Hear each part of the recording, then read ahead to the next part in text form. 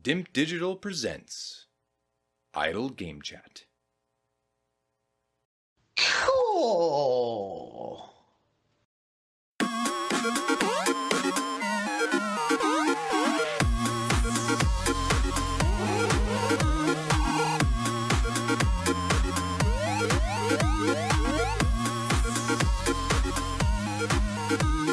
Biff, Mark Biff, Double O Cunt, MI6. Welcome back. Thanks for that intro. We're here to talk about 007 First Light. Not been out that long.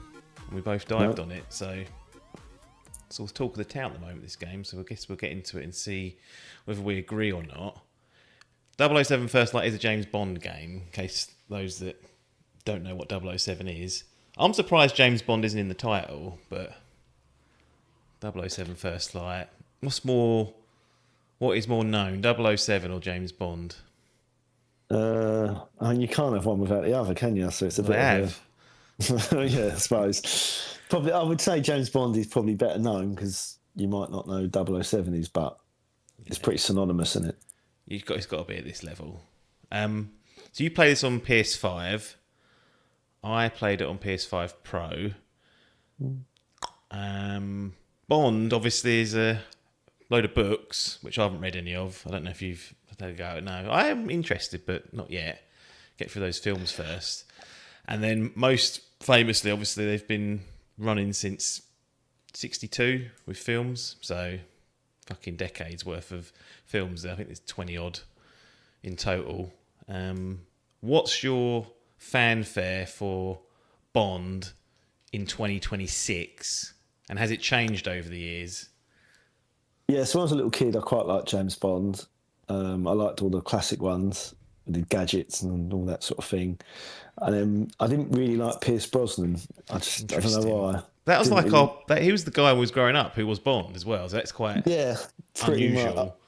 I remember watching GoldenEye, and I quite like GoldenEye, but after that, I don't think I liked any of the other ones. And then Daniel Craig come along and really started enjoying it again. I've liked all his films he's done, even Quantum of Solace, which I know it got shit on a lot, but I didn't mind it too much. But you can definitely, there was basically a writer's strike, I think, when that happened, and you can tell where the first half was written and the last half, they sort of... There was a rumour going around that he was coming into film and they hadn't got him in his script, and they were literally making it up on the day, like they were writing it as he was filming it, sort of thing. So I don't know how true that is, but yeah. But apart from that one, which I quite liked it, but it's obviously the weaker one out of the Daniel Craig films. But yeah, that was sort of my James Bond. I didn't really play any of the games. No, there's a few. There's been a few. Like GoldenEye is obviously the big one on N64. I didn't have an N64, but I played it round various people's houses, had like the big multiplayer nights a few times, tried the campaign, could never get on with it. But I remember there was a few games that had Daniel Craig's likeness in the game as well.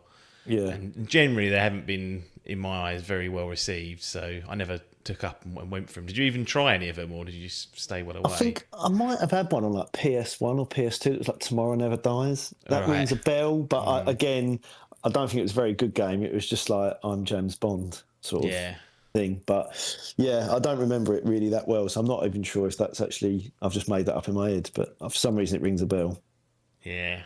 I've not really been the biggest Bond fan anyway. I've seen all the Daniel Craig ones, seen half of probably Pierce Brosnan. The other ones, like the older ones before that, whether it's Connery or Roger, I feel like I've seen like half an hour of every single one of them, but barely hit them all the way through because they're always just on ITV4 at a stupid time in the morning. But I've made a conscious effort to try and watch some of the old ones because they've had them on ITV, so they're sort of playing them Sunday or Saturday afternoon. So give them a They are good. The old ones are good. Some of them are. I mean, I quite like Sean Connery. Roger Moore was a bit of a sleazy bastard. Just, I don't know, I didn't really like him. There's one with, I forgot his name, Roger Daltrey or something? Yeah, he'd done a couple of them. Yeah, his was pretty good.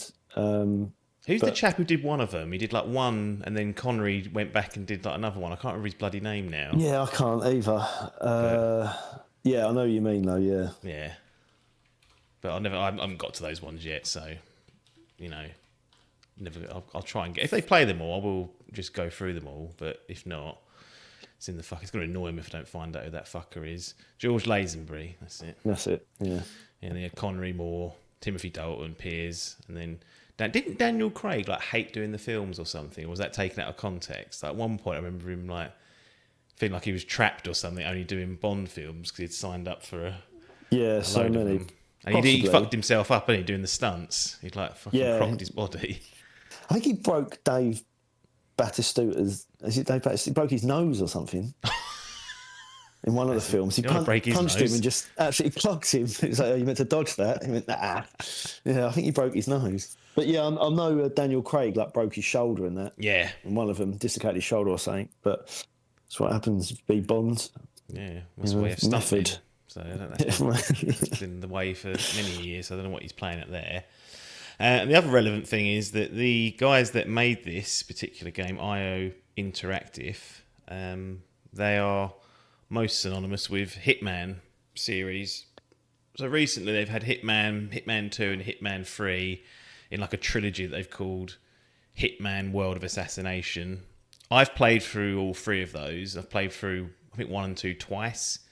So they did like an updated PS5 patch to the old ones and then put it into one package. So I remember I went through that from start to finish, not even that long ago, probably 4 years ago now.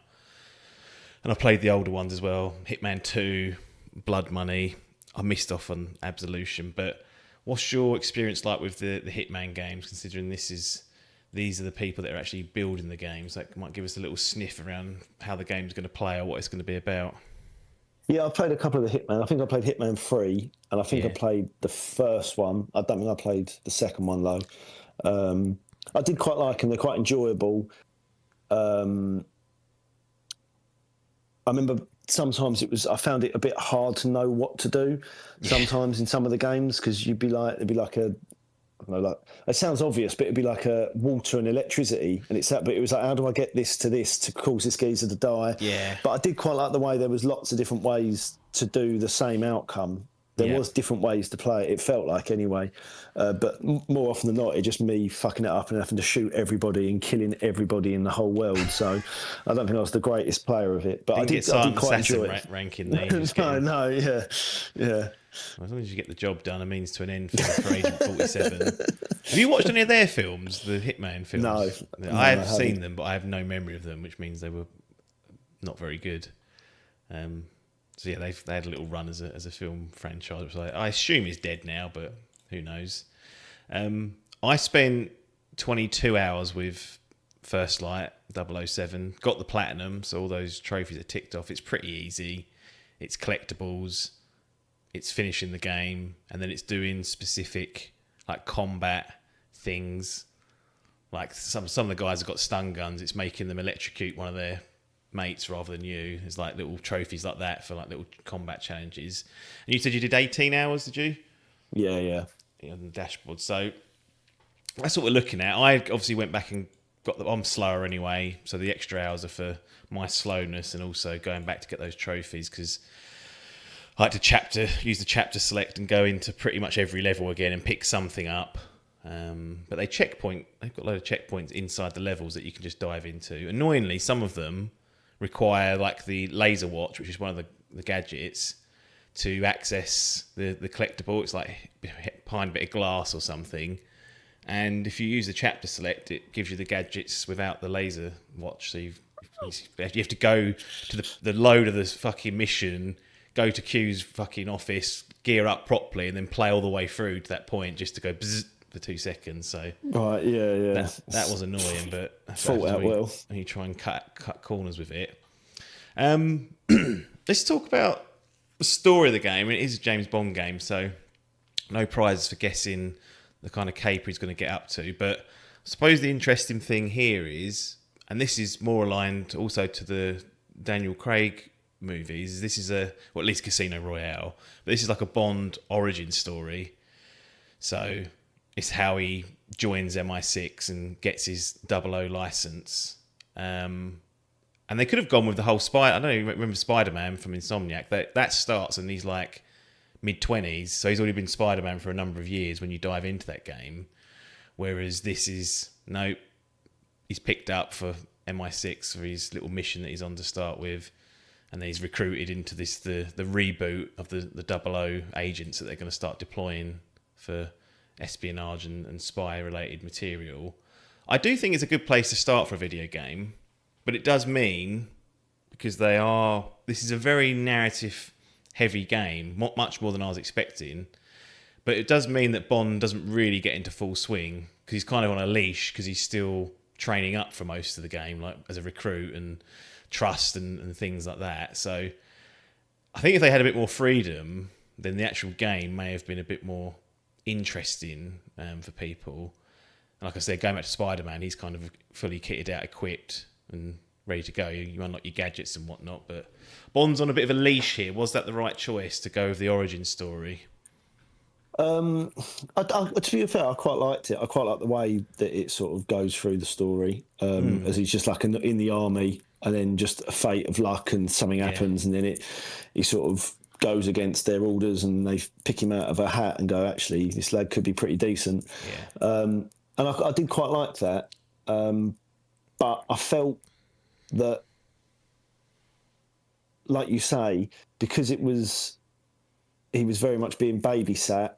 Everything he was doing was off the books, like he was doing it off his own back. I sort of get what you mean, and the fact that they wouldn't give him some gadgets and you're having to sort of wheedle your way through it. Well, it was a bit tenuous because it's like, would you want to get this done or not? Do you know what I mean? If this is a matter of, national security. Yeah, national security, give me the gear to do it. If you're going to, tie my hands behind my back and it all goes tits up, it's not me that's in for the chop, it's you, Q. So, But, yeah, I get what you mean. Like I say, I did quite like it. I thought it was going quite well, and then it sort of... I think it needed to pick up a bit quicker and get to 007 and maybe give him full reins give of him being like a full a 00 act agent. of being the full-blown agent. Yeah, I agree with that. Yeah, that would have, I think, picked up the pace a little bit.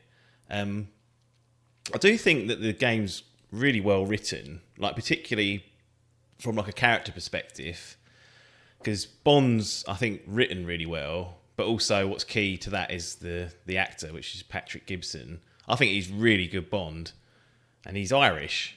So if you hear him in the interviews, you think, well, how's he going to do Bond? But I think he's absolutely nailed it. Like for a Bond character go, he's done a really good job. And even like the other characters that people might be familiar with, like M, Moneypenny, Q, Greenway, who's played by Lenny James, he's like a highlight as well. He's fantastic.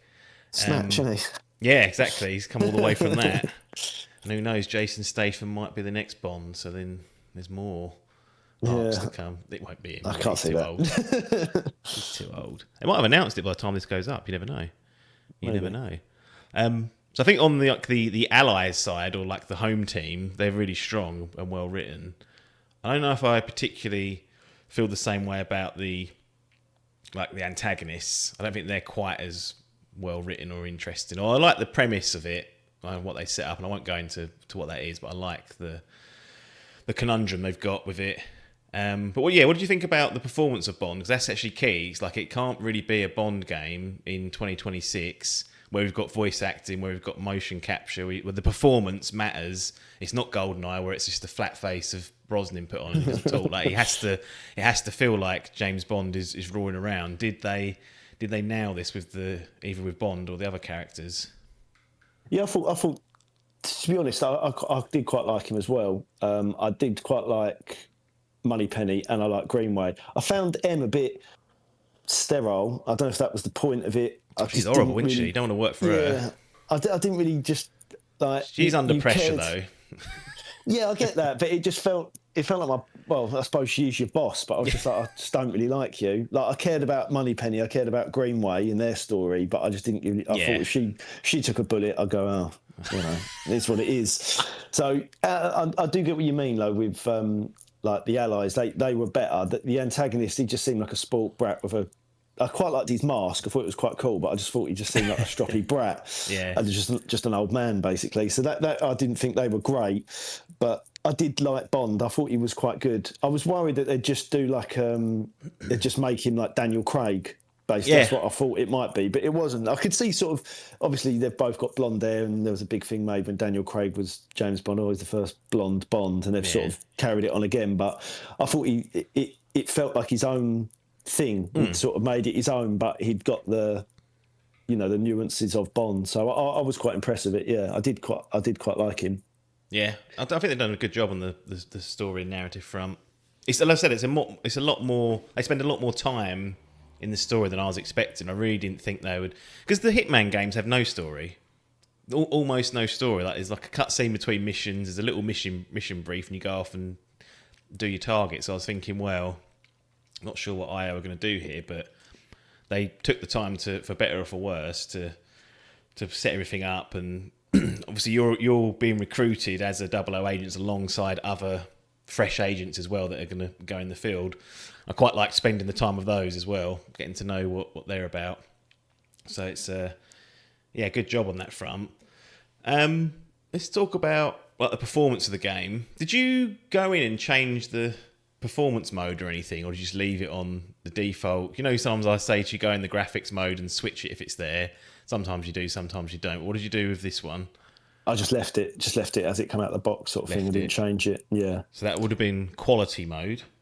So it was run. I noticed. I didn't think it looked. There was scenes where it did look good, but I noticed. I don't know if it's because I've only got a PS5 and the PS5 Pro is better, but there was like shadowing behind him as he was moving in places, especially in water. I noticed it didn't look. I don't know. I wasn't that impressed with it. No, I think it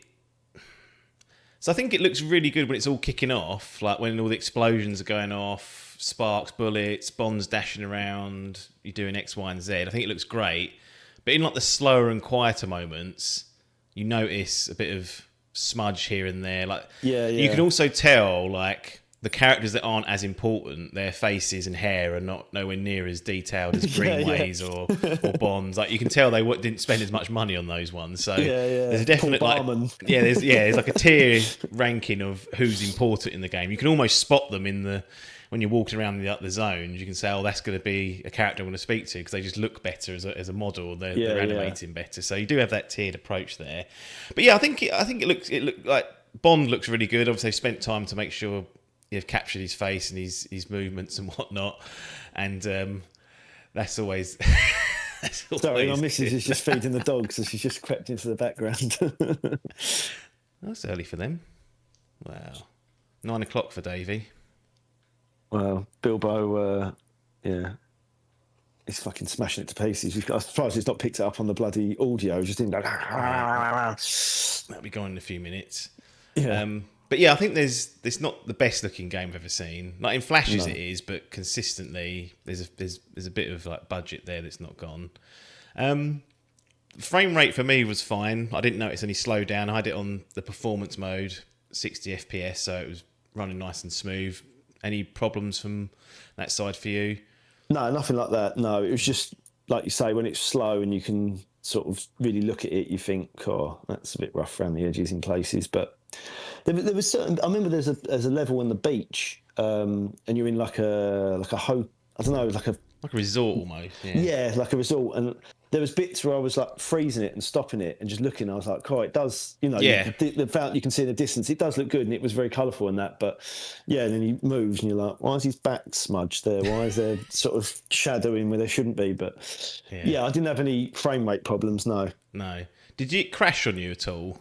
Yes. More than once? Twice. Okay, so it happened to me once.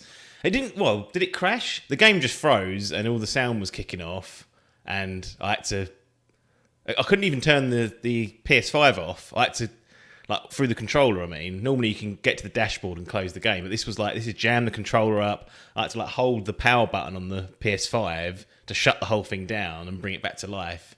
It only happened once, and it was in, like, the last third of the game as well, so I was really not happy with that. But just something to notice that there is some potential crashing issues there. You said you had 2 of them, did you? Are they similar types of issues? Or? Just a thing where it just says error, shut the whole game down. Right. It's one of those report or that sort of thing, fix bug, and then that happened twice. One thing I did notice, this is a problem with my Wi-Fi. Sometimes my Wi-Fi gets weak, and you're connected online, Yeah. and then it froze the game, and it was like you're now not connected to Bond online or something. And I was like, I don't care. Like it's not an online game. I'm not playing multiplayer, and it would freeze the game, and he'd have to wait. And it really pissed me off because a couple of times where there was something kicking off, I'm trying to shoot a load of gas pipes, and I got you're not online. I'm like, I don't care. It's not a problem. Like the game should still run with that. It shouldn't be a problem, but. That happened to me a couple of times. That did. No, that is the normal on Hitman because that was always online, and the menus were like it was always updating leaderboards and stuff. So you'd move like to go to like a different screen on the menu. It'd be like really slow whilst the internet's like pulling in the data. And I don't care where my ranking is. I couldn't give a shit. I think you can turn it on to offline mode for Bond, but that did happen to me. It cut out a few times as you've lost connection to Bond HQ or whatever, and then I just reconnected. But seems like I hate all this online connectivity stuff. It's just like, what's the point? We don't need that. So, recommendation there is just to turn it off. I think you can switch it to offline mode, then it's not a problem. But it'd be buried in the menu somewhere.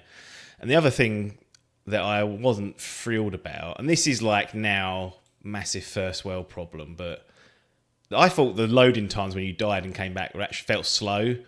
Yeah. Now compared to PS4, it's not like it's absolute lightning, but today's day and age, like you die and you're back within seconds, whereas this was like just long enough where I'd die and be tempted. I'd have long enough to think, shall I just look at my phone quick?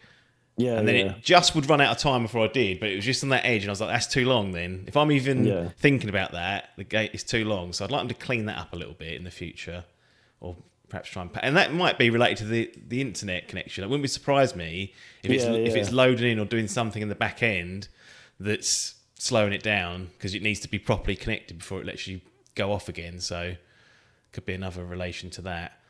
Anything else on like graphics or performance or that type of shit? No, not really. No, I think we covered all the bases there. All bases covered, he said.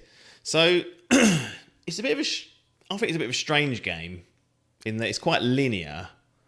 It's not a sandbox, so it's not Hitman at all. Like it's got a hint of Hitman. You know, Hitman's got probably a dozen or so different opportunities for you to tackle a mission. But this is not that. This is a linear game. Like you'll arrive to an area and you'll have to infiltrate an area. And at that point you might get, I don't know, a handful of different ways to get in where you need to go. You might find a disguise that you can help you get through like a restricted area. You might use a gadget to hack a terminal, or you might eavesdrop on a conversation and it'll tell you that there's a window open somewhere and you can kind of go off and do that. But it isn't like total freedom like Hitman. Like there's a very specific like couple or maybe 3 or 4 ways of getting into the said building, and then it'll progress like a linear game would. You can't just open fire and just slaughter everyone. So Biff's tactic of just slaughtering everyone with Hitman is completely out the window. And for better or for worse, you are Bond, so you're not going to be doing that.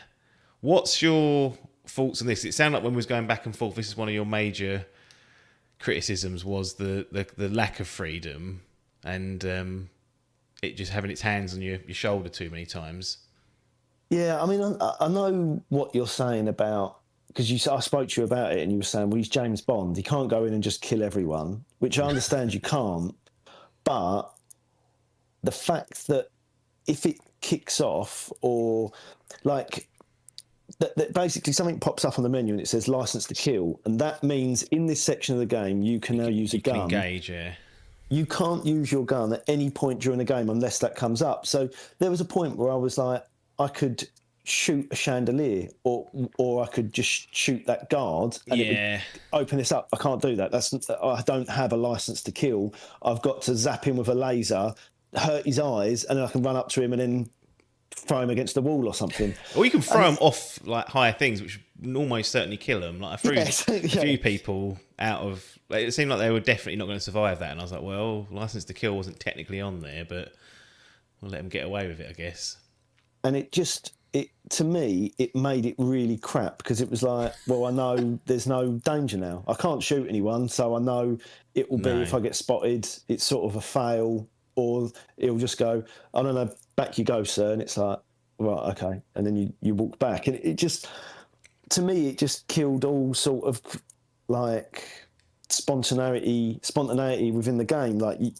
And like you say, it was so linear. There was only one way of playing it. You're gonna go through and do something with your Q watch and move a radio to turn a radio on, and they'll go, "Oh, what's that?" Yeah. But I felt like I was doing that all the time in every level. It was always the same sort of thing. It was, or dart someone and they go, "Oh, I feel a bit rough," and they move away from their chuck post. their lungs up. Although sometimes they'll forget chucking up and come and get you if you get too close to them. I was like, hang on, mate, you're ill. Stay in the bushes. But it just felt like it was so samey. It got really boring. No matter where you are in the world, there's always a radio that can be turned on, or a generator that could be turned on, or this or that. Sabotage a laptop and short circuit it. Who's leaving all these fucking laptops about? Why Well, you need them to get your fucking batteries and keep your watch topped up. Yeah. So I just felt it was a bit. It just to me it wasn't good. I just didn't really enjoy it in that sense. What's the solution to that in a Bond wrapper? Because you can't just mow people down. No, I suppose, but not put you in an environment where everything's always the same. So maybe drop you in an environment where you go, everyone in here is a bad guy. Do you know what I mean? Right. These are all, so you can open them up. Yeah, they all need to go. You don't have to do it, but if you want to, you could kill everyone, or make it so difficult that if you decide that you're going to shoot some person, you get attacked by 80 blokes, you'll never survive it. Yeah. But you might be able to kill one or two of them. Like, say if you killed 4 or 5 people, they go, it's too much. Everyone knows about this now, and you just get swarmed by 100 guards all with machine guns. So you couldn't survive that. So you couldn't play it that way. But it gives you the option to maybe kill one person or two person with a silenced gun or something like that, rather than go, no, let's rely on a laser pen and a fucking earbuds that create smoke. And it was just always this, it just felt so samey no matter what the level. It was just a reskinned thing of the same level. And that's why I didn't really like it. Shitting on it? Yeah. 88? Not for me. Not for me. Yeah, it's a tough one. It's tough. I think they could... Did you like it then? Did you like that playthrough where you were like, well, I definitely know nothing's going to happen? Yeah, because at that point I was like, I know you're not really doing much, so you are just like a vehicle that you're kind of pushing forward in the game. But often there was like chatter on the radio. There's normally a bit of like story going on in the background, so I didn't mind it too much. And yes, it did get a bit repetitive for sure. I'd have liked some other opportunities to do things. But I didn't hate it as much as you did. That's for sure. Because like even in like, I don't know, like GTA, there's missions in that. And this obviously GTA has the widest variety of missions you can get. But there are missions in that where you can't shoot. Like you have to just walk around a building and fucking drop fucking bugs around or whatever. Like you spend 20 minutes doing that and then you exit and that's the end of the mission. You're like, well, that's what's going on there. But I think they could have done a bit more around like having a level, like you said, where everyone's hostile, or at least your license to kill or to get involved is opened up immediately. More like traversal type puzzles, like having to like climb up things and find ways in that way. I think they could have done a bit more on the variety front, but I didn't hate it too much when it was all said and done. When I watched the trailer for it, they made it out like you could approach it 3 or 4 different ways, and I thought you can't. You'll go. Everyone will. No. You might be able to listen to a conversation, but that conversation will still lead you to the same thing. You can't play it 3 or 4 different ways. You're not gonna. If you play through it again, 90% of the stuff you'll just do exactly the same. There's no other way of doing it. There's like the first level they've showed at like the chess tournament, which was like the big blowout. Like you can get into that using like a press pass, so you can get in and then that way, or you can find a way to climb up the window. But ultimately, once you're past that checkpoint, it's that's the only difference, that you climbed in the window or you walked through the front door. Yeah. So going back when I was doing like the trophy hunting, I was doing a little bit of experimentation. I found a few cool things, but nothing game changer. Where it's like, oh, that completely arcs off. It's like, no, you're going to find a new way to infiltrate the restricted area, and then you'll be back on course for like the story. Well, I keep saying the game's much more narrative focused than I thought it was going to be, because it is all penned to that. It's all penned, even from your license to kill only activating once it's hostile. That's all to keep the continuity of the story. So I wasn't expecting that, but yeah, I think they could do with adding a bit more variety in there. And I don't want it to be Hitman where it's like a sandbox, because you don't know what to do half the time. I like there's a good like guardrail here for you to follow. Even if you're stupid, you can follow this and get through and get to where you need to go. Whereas Hitman, like you said, you're like, well, how do I get him to go over there and drop that chandelier on his head? But there's a happy medium, I think, between those two that they could utilise in the future. We mentioned the combat a bit, and the other, like all the, I guess, like the actiony pieces. So you kind of have all these, infiltration bits, and then it'll mix in like hand-to-hand combat, shooting. There's set pieces, there's chase scenes, there's stealth, and I said it will frequently like pause the game and slow you down for story bits and pieces. It's going to do that quite a lot. Let's start with like the hand-to-hand combat, which is really, it's combat where you can use hand-to-hand and guns. However, I found that I was almost playing those separately depending on what the situation was. But we'll focus on the hand-to-hand stuff, because I think the hand-to-hand like combat is really good. Like, it's so crunch. Like, you smash someone's face, you think, cool, he has broke Batista's nose. He's absolutely funded him there. And it's not that it's dynamic and it's different each time, but there are so many different environmental interactions and animations that you can like push people into or throw them, and it feels a tiny bit clunky at times, but it's always impactful, like smashing someone's head against the desk, and it just feels like absolute chaos when it kicks off. But I felt like I was in control of what's going on. I was able just to absolutely decimate people. I don't know if you ever played Sleeping Dogs, but that had a similar like environmental style hand-to-hand combat, and it kind of reminded me of that. But pausing on the hand-to-hand stuff, what did you make of this? Because I really liked it. I think this was like one of the strengths of actually playing the game. It's like, if I could get in a fisticuff, I would. I'd absolutely just slam someone's face into the wall and take it out. The hand-to-hand combat was really, really good. It felt film-like or movie-like. The way it was sort of the way it was directed, the cameras would sort of move behind certain aspects, and when you could finish someone and like throw them against the wall, it would change the camera angle to make it seem like that. And I really liked the combat. I thought it was good. It wasn't like ultra hard, but it was, you had to keep yourself on your toes because you could easily get pummeled by 2 or 3 guys. That came out a bit wrong.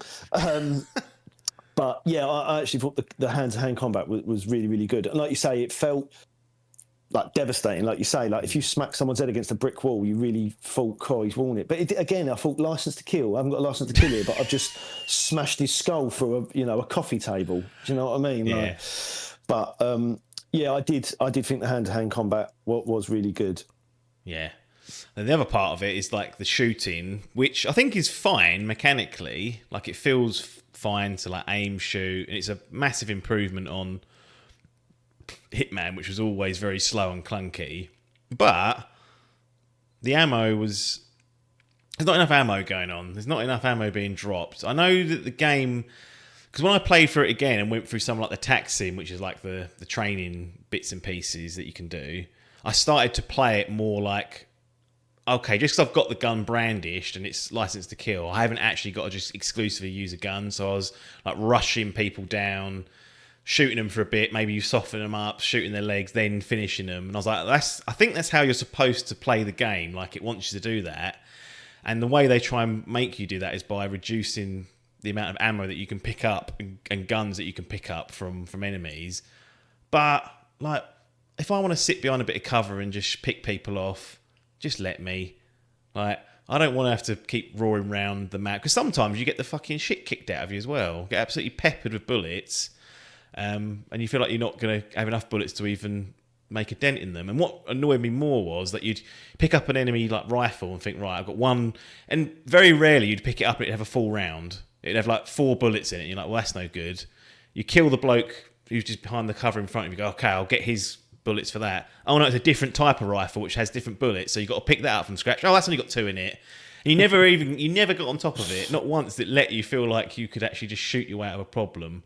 Now you can mitigate that, like I said, by using the hand-to-hand, but again, give me a bit more ammo, let me have some options, and I'll be happier. What say you? I quite liked having the pistol. I thought the pistol sounded and felt quite good. Like if you sort of shot 3 or 4 bullets, it'd feel like you were really shooting a pistol. It was really good. But the machine guns I didn't really like. I didn't find them very accurate.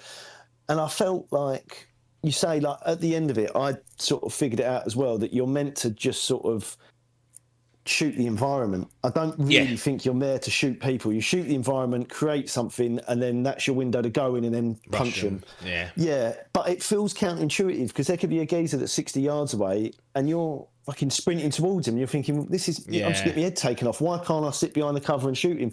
That's where it should be. Oh, there's different ways to play it. You could play it like get really close to them, or you could just shoot them from a distance. And I've just never, I mean, I know obviously it's James Bond and, you know, things explode, but I've never seen so many explosive barrels, gas pipes, fucking petrol tanks. Yeah.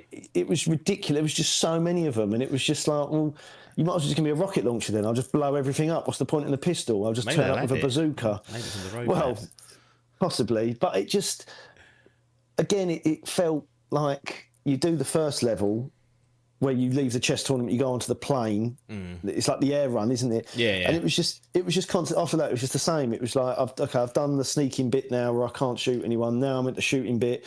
And for some reason, they've decided to just have barrels of explosives everywhere and bombs and gas pipes. Got to fuel those planes up. Got to make sure there's fuel. But it was just so samey and it got so boring. And no matter where you were, you could just shoot. And it was, like I say, I didn't really feel like I was there to shoot anybody. I was there to just shoot the environment, and that would kill 4 or 5 blokes. If you've already shot it and then someone turns up, I've got nothing to shoot now.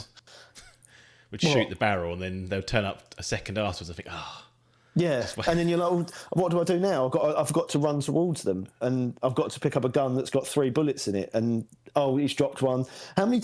Also, in the game they made it look really easy. I found it really difficult to punch someone, catch their gun. Yeah. I think I've done it like once or twice. I found it really hard to do. I also forgot to throw the gun at them as well to stun them. Yeah, I did. I did. Yeah. I do think there's something to be said about making this flow a little bit better, because I think that. Because when I got into a state where I was doing it that way, where I'd be like, pop, stun, right, run, smash, right, someone's behind me, grab him, smash him up, pick his gun up, shotgun to hit. Like, it felt really good, but that rarely did it come together in that flow state. Like, I was always scrambling around, like, crying, because I had, like, 2 bullets left, like, struggling to get things done. So I think it's kind of there, but I'm not sure it comes together as intended. There's also, like, one encounter where I went out. There's like a 2-floored, like, I don't know, building or whatever.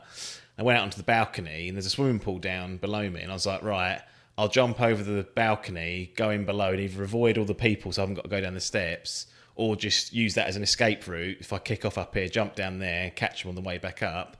But you can't. The game's like, the level is, no, you've got to do floor 1, then go down the steps, do floor 2, then you can go outside and go in the pool. And I was like, I want the levels to be much more open and expansive. Yeah.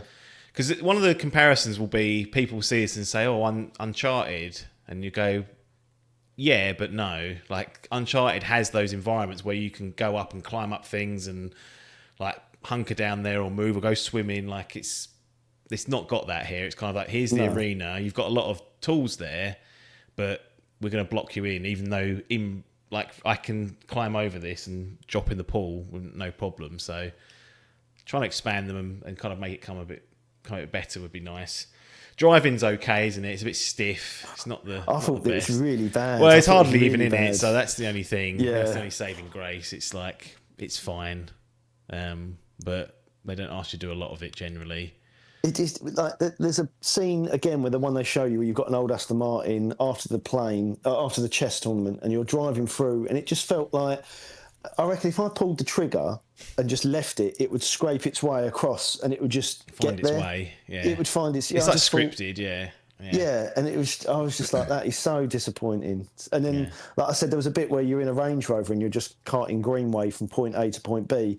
And I thought, I'm going to try and just crash it or scrape the side of something. And it was like, Put his hazards on or something. yeah, it put like driver assistance, and it just stopped the car. And I was like, right, Well, there okay. are cars that do that nowadays. Yeah, Even new ones always do, actually. You have to turn it off. I was just like, I was really disappointed by the driving. Final element is like stealth, which I think was serviceable. Like I would try and stealth as much as I could. In fact, actually, that's a lie. I would stealth, and if I got caught, a lot of times I was restarting it, so I was really feeling those load times. I wanted to be as stealthy as possible, but there's a lot of environmental things you can use to distract people, like we've mentioned. There's always something to use to distract them, different tools and whatnot. I think it's, if you want to play it that way, it's there for you as well. But equally, it's just more fun, I think, to just go in and smash their skulls.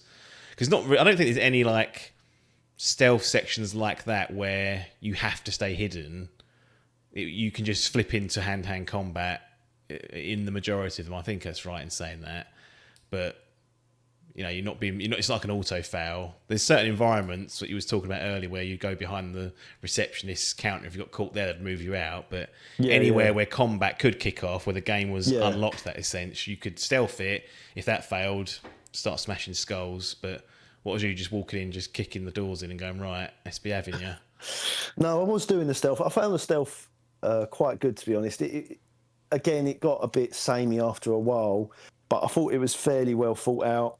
I found the characters a bit like the AI within the non-playable characters bit basic. Like you go, oh, you can't come in here, sir, and you go, okay, and you sit a foot away, shoot them with a dart, and they go, oh, I feel rough, and you just walk straight past them, straight in. I was like, right, okay, that's as hard as it is to be a Bond, is it? So, yeah, it was okay, it served the purpose.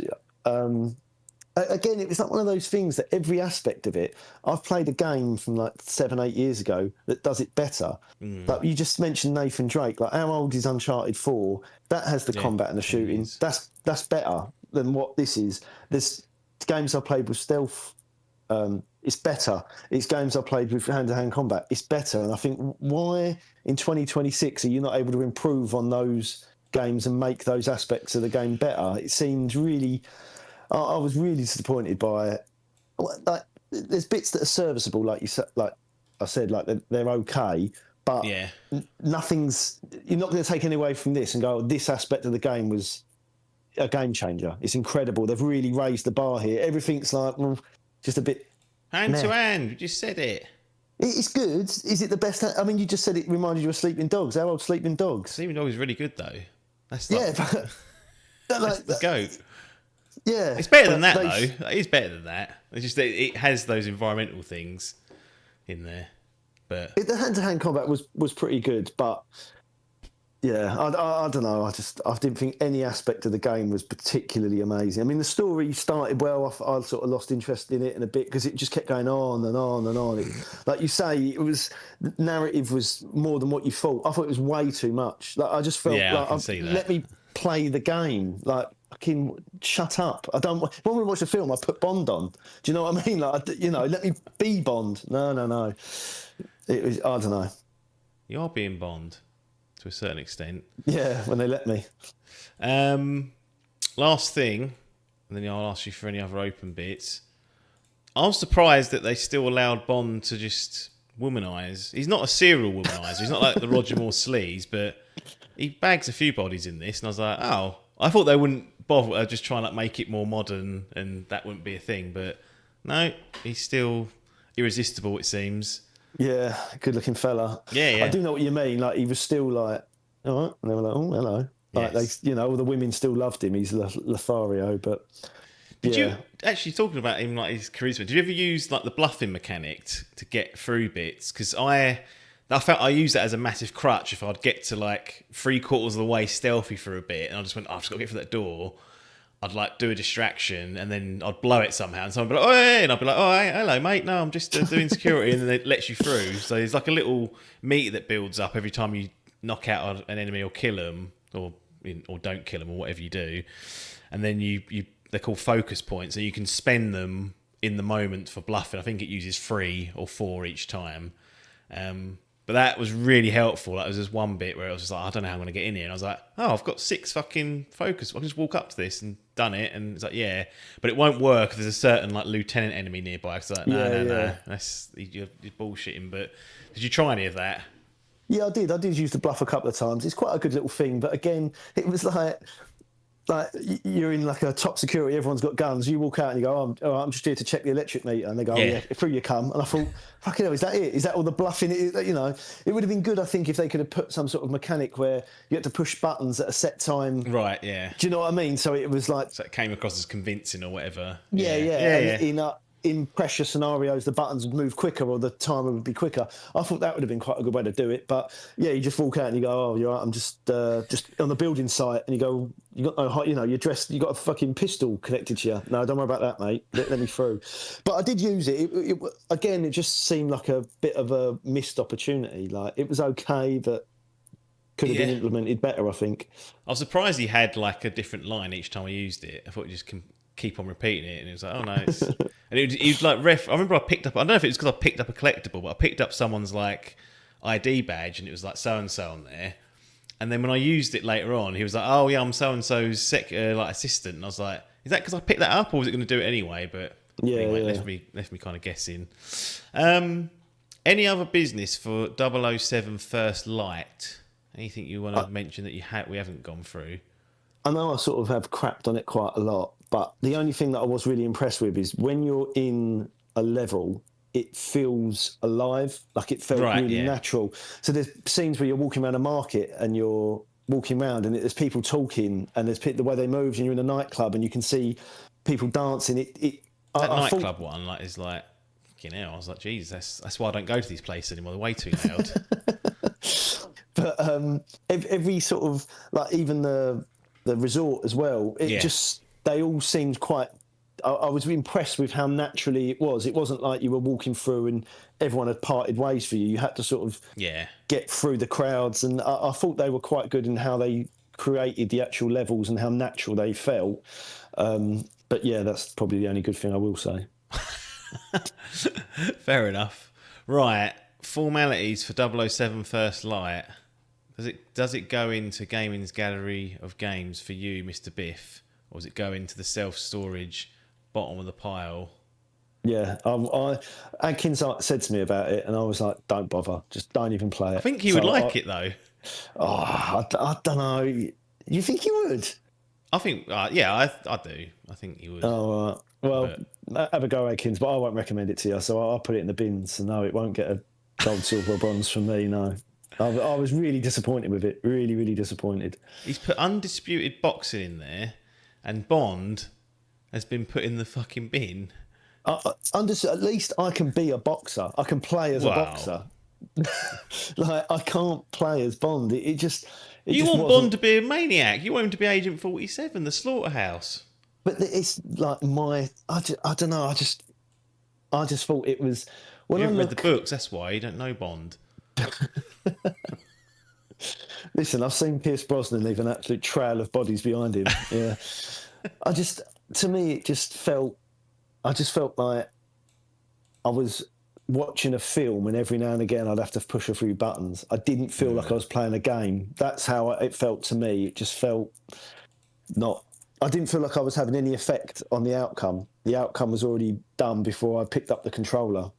But yeah, so it's not for me. Not a Biff game. Not a Biff game. So if and when the sequel arrives, I mean, it seems like it's doing obviously well critically. Financially, it seems like it's doing okay. Amazon own the rights now, though, so they'll have to get it through them, which might cause a bit of a problem. There was some reporting about that going back and forth, that they want to do it themselves, and I was like, I don't think that's a good idea. I don't know what Amazon have delivered that's other than tripe on the gaming front since they've had their department. So perhaps just leave it to the experts. But if there is a second one announced, same people, is there a way back for it for you, or is it just a dead franchise now? Bond Second Light, they call it. They'd have to change a hell of a lot. The thing is, never say never. Do you know what I mean? But all I will say is that, I buy a game. I have like the disc version of the PS5, so I buy a game and then I sell it normally on Vinted. Yeah. I've been on Vinted and I've tried to get Batman Lego, there's about 3 or 4 copies. Yeah. 007 Dying Light, there must be 60 people selling it. You cannot move for fucking Bond Dying Light. They cannot get rid of it quick enough. So I know it's sort of probably sold well because lots of Muppets like me watched the video and thought, oh, it looks really good, played it and thought, this isn't what I was signing up for. So I think they will have to change a hell of a lot if they make a second one to make it successful. But I might be in the minority. It might be, I might be the... I mean, I still can't believe we got an 88 on the Open that is well in excess to what I was expecting. Like, I was surprised. I thought it was going to be not very good at all to a certain extent. But ultimately, when I saw those scores, I was like, what? And I think they are too high. Like, don't get me wrong, but I would give it a silver. So it's sort of in the middle ground. But I think it coming in and people are like, oh, it's game of the year. And I was like, I don't know if I quite agree with that. I think it's a bit messy in places. But when I went back to it and started messing around with it more, I was like, oh, actually, there's actually a lot here. Like, I was just in the tax sim for ages, fucking about with the scenarios, with the combat, and I was like, Wish I played more of the actual game like this, but I was too scared. Kept reloading on a fucking stealth getting blown. So they've announced a roadmap for it as well, which obviously you won't be partaking in, but they're going to be adding a new story mission. New Game Plus will be there. There's a new gadget, tax sim missions, etc. So be interesting to see what they do in the future for it. But a silver from me, and then into the storage, the self-storage outside for Biff, 007 First Light. Pick the bones out of that one. We've left them with no easy way to who to believe. It's up to the audience now to make a go of it. But that's it. No more Bond required, and it seems like they're not going to get you back on board anymore. We're about halfway through the year. What's on the menu for the rest of the year? Like, obviously, GTA's in the horizon. That's a little ways away. Is there anything else that is on your mind that you might think, cool, I'll have a go at that? So there's quite a few, actually, I'm quite excited for. I want to play the Batman Lego game. Oh, yeah. And give that a whirl. If you come back and give that a fucking platinum, I'm going to get round there and... It's the game Bond wishes it was. Obviously, I'm excited for Wolverine. Yes. I'm really looking forward to that. Halo Combat. Oh, yeah. I'm looking forward to that. Campaign Evolved, yeah. Campaign Evolved. And there was Assassin's Creed Black Flag Resynced. Yeah. I'm excited for that as well. So quite a few coming out. I haven't got an Xbox, but I would have liked to have played Gears of War E-Day as well. And it would have been on PlayStation until they changed their mind a month ago. So they pulled the rug out on that. Maybe it's a flop. Might have a jam-packed second half of the year then. Yeah. Interesting. Well, once you've got through one of them, we'll get you back on for sure. And I know that he's also sniffing around Doom, wasn't you? But I don't know if you've bailed out of that. Yeah, the Doom, the Dark Ages, and I've not played the Resident Evil Requiem either. Oh yeah. But you said it's quite short, didn't you? Yeah. Yeah. I mean, it's I think 10 to 12. God, fucking hell. Yeah. 70 quid for that. Makes Bond look the absolute dreamboat when you stack it up like that, but high quality game, so I guess that kind of makes up for it. Right, good to speak to you. Bond in the bins for you, Bond a silver for me. We'll bid everyone adieu, and we'll see you on the other side.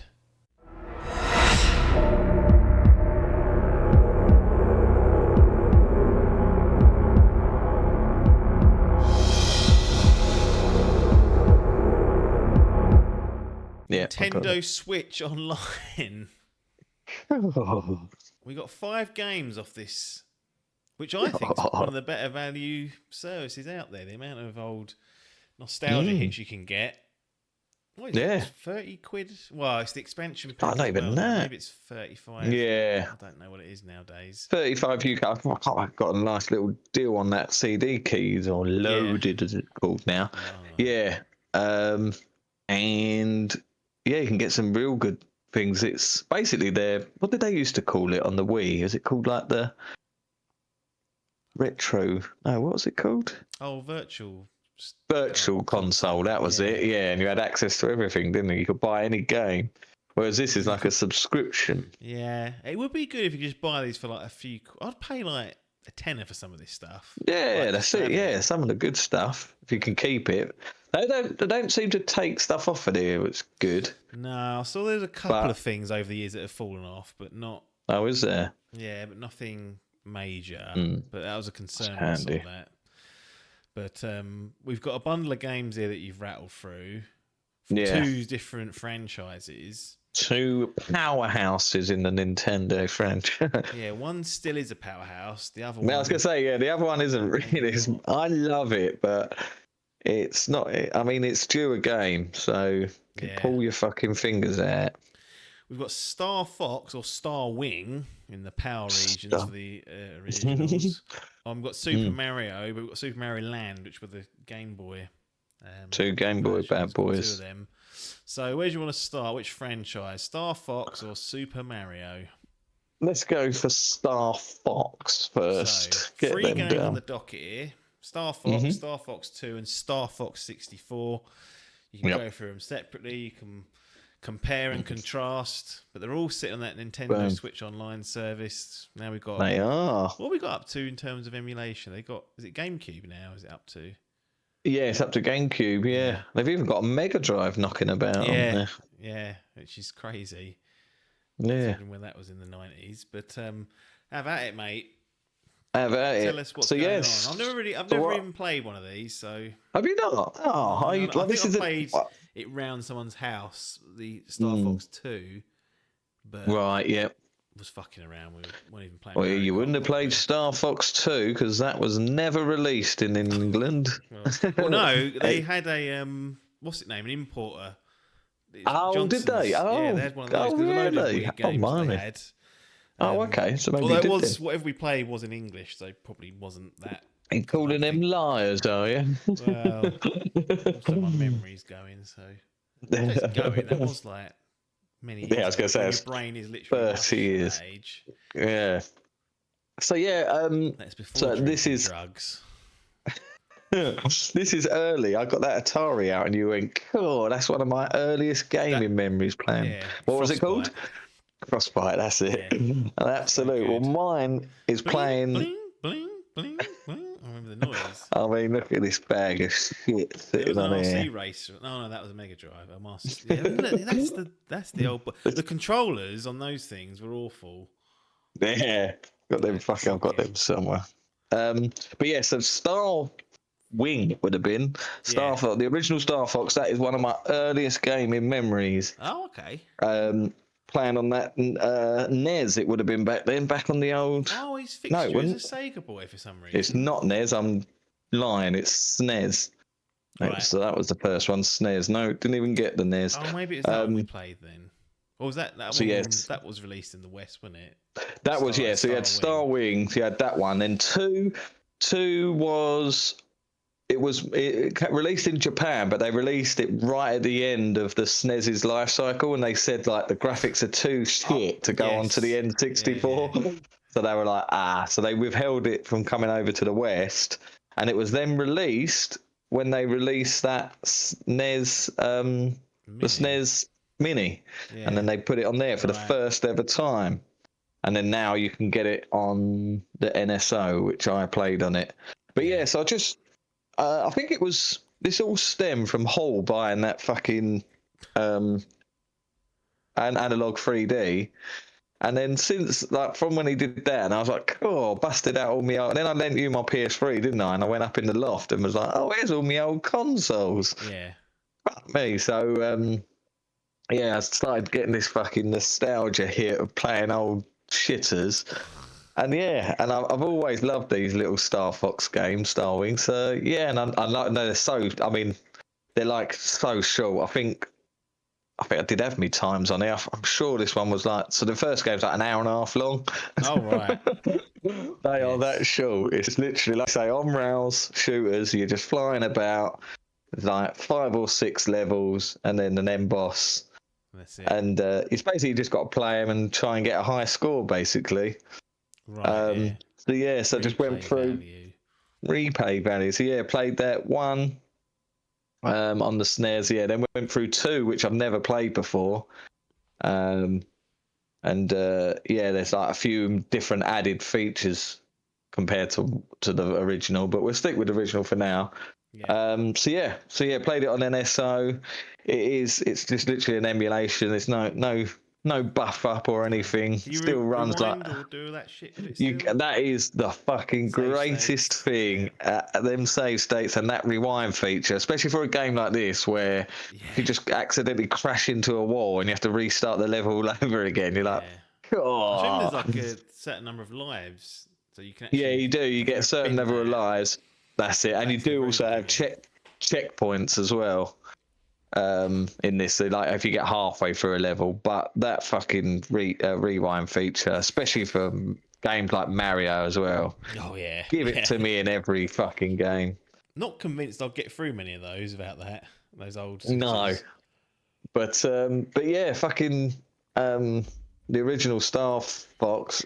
I mean, there's little very to talk about. It literally Yeah. is a little isometric plane, and you go through little bridges like goals basically to get points, and you shoot as many things. In each level ends with a boss.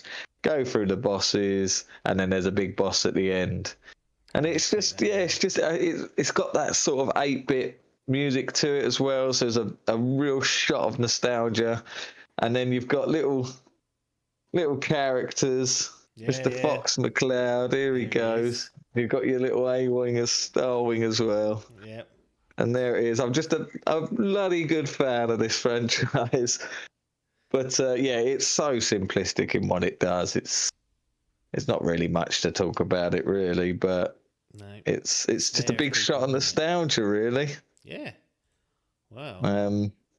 That's Star Fox OG. That's Storm Fox. Straight in the bin. Straight in. somehow rate To this. be fair, it probably is. It probably would go straight in the bin to be fair. It's hard to do. That original one, I mean, it doesn't hold up. It runs at about 14 FPS. Oh It's right. Yeah. literally, and I mean, it's just fucking shapes. I can make it on paint. There's no voice acting. It's just blah, blah, blah, Yeah. with a little bit of right, and they're talking to you throughout while you're playing, while you concentrate, so you can't understand anything because it's all subtitles. You're not reading it, and yeah, it runs like shit, plays like shit. It is shit, but there's something about it I love just because it's a nostalgia hit, Yeah. and yeah, straight in the bargain bin. You want to put it in self storage? Let's go in self storage, poor thing. Fair enough. Well, we move on to Star Fox 2, so the forgotten game over in the West that's finally Yeah. drops its arse out in this SNES Mini. Does this improve upon, or was they right to never release it over here? It does. I don't know why they. Well, I suppose I do get. Like I said, they didn't release it because the N64 was coming out, and you had 3D graphics. You're about to release the likes of Mario 64. Yeah. This, it's the same gameplay, and it looks the same. The only thing you have on here is you have like an open map area. So it's like a planet. There's loads of planets that you go to. But rather than like basically in the original, the levels were planets, and you just was like a line that you went through. In this, it's like an open world, but it's like an open galaxy, and you can actually fly around this galaxy and go to the next level and planet. But there's also like enemies attacking you whilst you're trying to get there. So there's another sort of game Is it inside linear? where Do you you have to go to set planets, or can you? Is it like free? no, you you choose can go from? to all different ones. No, there's about 10 planets, I think there is, and you can choose. You can skip some if you want. There's all And they're different levels routes pretty to much, are they, taking. these planets? Yeah, they're all levels. Some difficult than others and stuff. So you can choose your own sort of difficulty. And again, it is very linear in its sense. You go through these levels. I don't think you have to play them all, but you can play 5 or 6 of them, and then again ends in an end boss. Yeah. But yeah, it was like a good sequel for the first one to it. It sort of improved upon it. Like I say, the graphics never did improve. It looked a bit more colourful. Yeah. Still no voice acting, just the sort of the voices of like Animal Crossing. And yeah, just talking to you. But yeah, they sort of try and build the world out a little bit. The characters, there's like a little story throughout it. Yeah, yeah. I think it's a good sequel for Starwing. It managed to keep the name. It was never called Starwing here because it was never released. No, that was it. So we got Star Fox 2, but yeah, plays exactly the same. There is level where you turn into like a mech. You can turn your ship into a mech and you can walk about. It's like a sort of like a Star Right. Wars sort of walker type thing. So you're on the ground and you can like turn into a bit of a tank type thing and drive around a bit. So it did change it up a little bit, Yeah. but graphically it was exactly the same as the original and ran pretty similar. So toot in both senses. Double tutor. Double toot. And I think it's earned itself another self-storage. Back in the trunk room for Star Fox 2. Then Yeah. we've got Star Fox 64, known 64. as Lilac Wars in Power Regions. Lilac Wars. What the fuck are Correct. they playing at there? Now, this can go one or two ways, because I'm assuming we're getting some 3D version of Star Fox. However, it's on the N64, which notoriously, performance-wise, for 3D, Yeah. sometimes you had some absolute howlers, and the control schemes with 3D games, we're still getting to grips with getting that right. So, Yeah. did they deliver on Star Fox 64? Was it, this is it, the next generation, the big leap and the improvement to get it in the gallery? I think so. This one, I mean, this is my game. I love this game. This could be one of my favorite games ever. The trouble is, this is my game. This isn't an amazing game by It any sounds like a stretch. recommendation for everyone to play it. Yeah, I'd like people to try it because this is when I think of Star Fox. This is the game that this is the game. This was the first one that had voice acting, and you had the little characters actually talking, and you got Cloyd in the flesh. Facts As I clown in the live and flesh, and breathe. you got the Oh, do you a babe. barrel roll quote. Yeah, you must have heard that. Do a barrel roll, do a barrel roll. So you had that. The level again, it's on-rail shooter. Still got But rewind yeah, in this NSO environment, or does it not work for N64? that's a good. No, it must do. Yeah, it has. Yeah, it has. Yep, Okay. they've got it on all of it, on everything they have. I'm pretty sure they have. Unless I don't. Actually, no, they didn't for the GameCube. I don't think. No, maybe not for the GameCube, but they did for the N64, and it worked fucking brilliantly for this. Because yeah, on-rail shooter, this could be a disaster. Because there are some levels that are quite tricky in this. Definitely some of the bosses. But yeah, no, this is the quintessential Star Fox game. And I think just because of the music and, like I say, it just reminds me of my childhood. I loved the N64. I think it's one of my favourites of all of them retro consoles. Probably that and the PS1 or 2 maybe. But yeah, yeah, this game, Hold on. it's It says here it's a reboot of the original Star Fox. Is that? is it? Is that? Yeah, I suppose it probably is. Yeah, I mean it's. Well, yeah, there's not a lot to go on with Star Fox 1, is there, I guess? Yeah, I mean it probably is, but they're just. It's hard to tell, like I say, because the first game is Tell just. the wheelchair ones. It literally is just shapes going through a level. Yeah. Yeah. To be fair, I didn't know that if that is true. Fair enough. But yeah, so it's. I mean, they're all essentially the same game. You just go through a level and kill a boss at the end. Yes. Yeah, maybe it is. Just trying to think of like what the. I'm sure there's added levels though that are not. Maybe it is, yeah, because the boss is the same actually. To be fair, it's just a big face, big ape-man face. But How much longer is this one compared to those two? This one's about 2 hours long. Okay, so it's still pretty short then. Oh, they're still massively short. 70 rubs for this back in the day. Yeah, exactly. Yeah, you'd be fucking livid. That's what they've got you, didn't they? Went, yeah, but you got to get the high score, and you got to play it 3,000 times. Like that Pac-Man, you just complete that in about a minute. But yeah, so yeah, just again, this one is even more than a shot of nostalgia, just because this is what I grew up playing, and yeah, this one.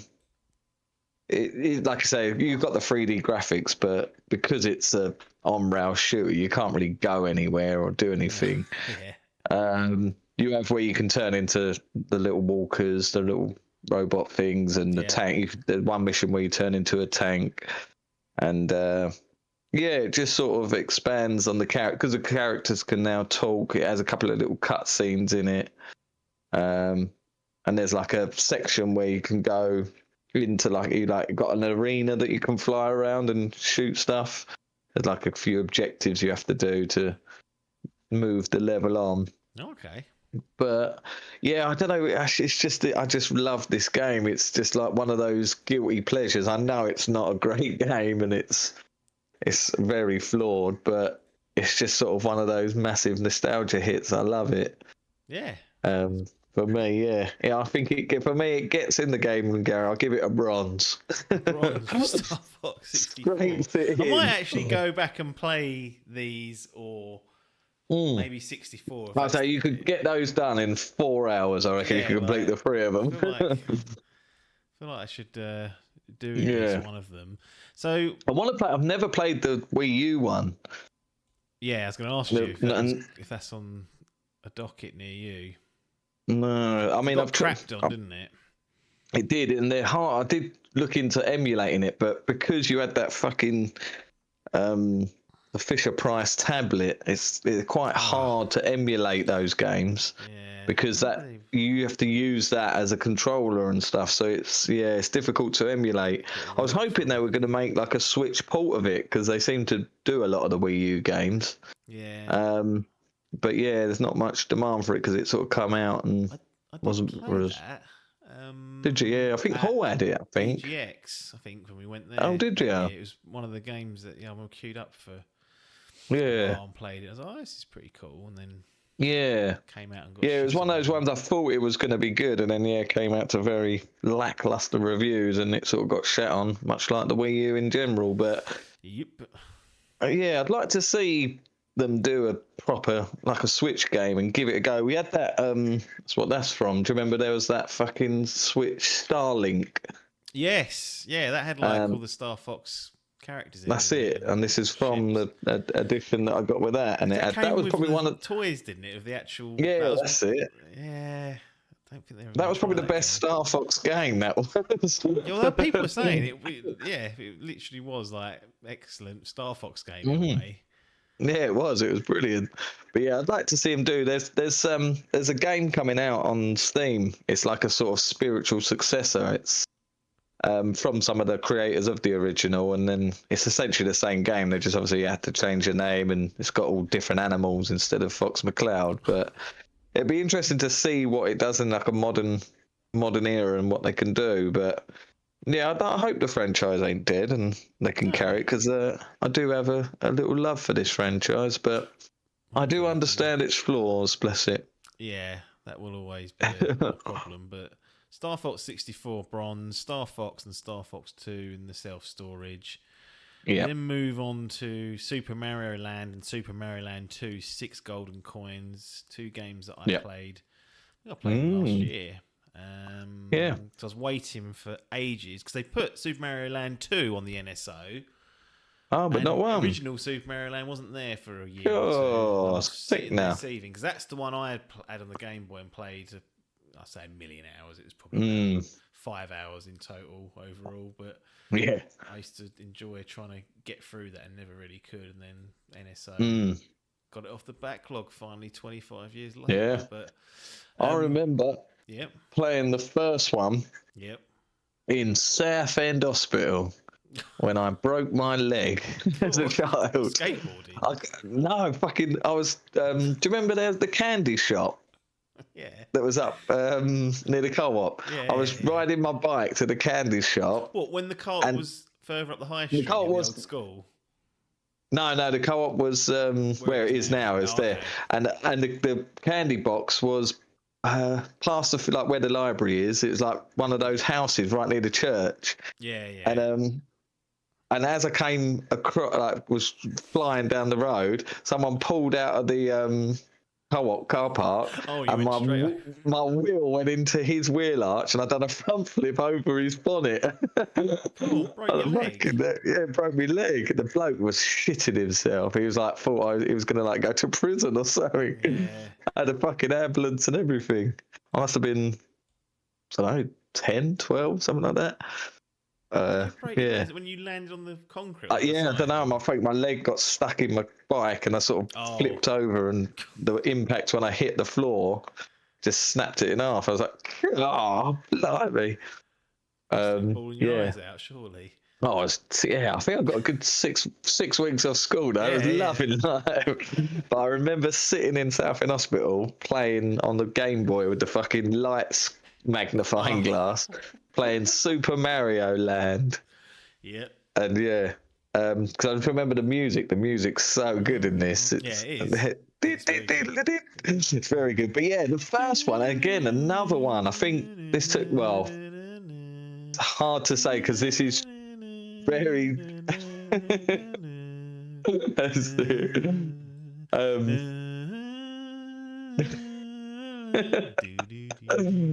It is an absolute banger, isn't it? That's like the second world, I think. The second world, didn't it? Yeah.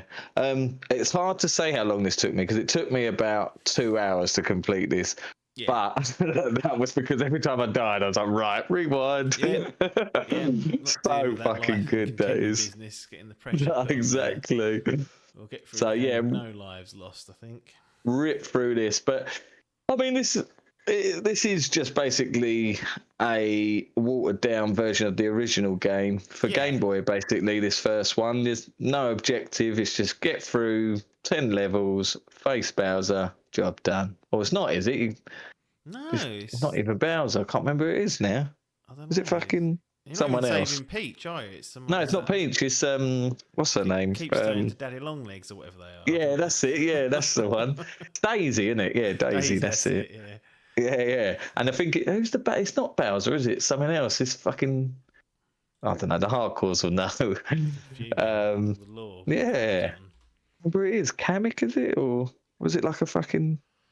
It's like a turtle or something. It's an alien, isn't it? It's an alien. That's it. Yeah. I remember he keeps changing, doesn't he? You think he goes, "Thanks for saving me."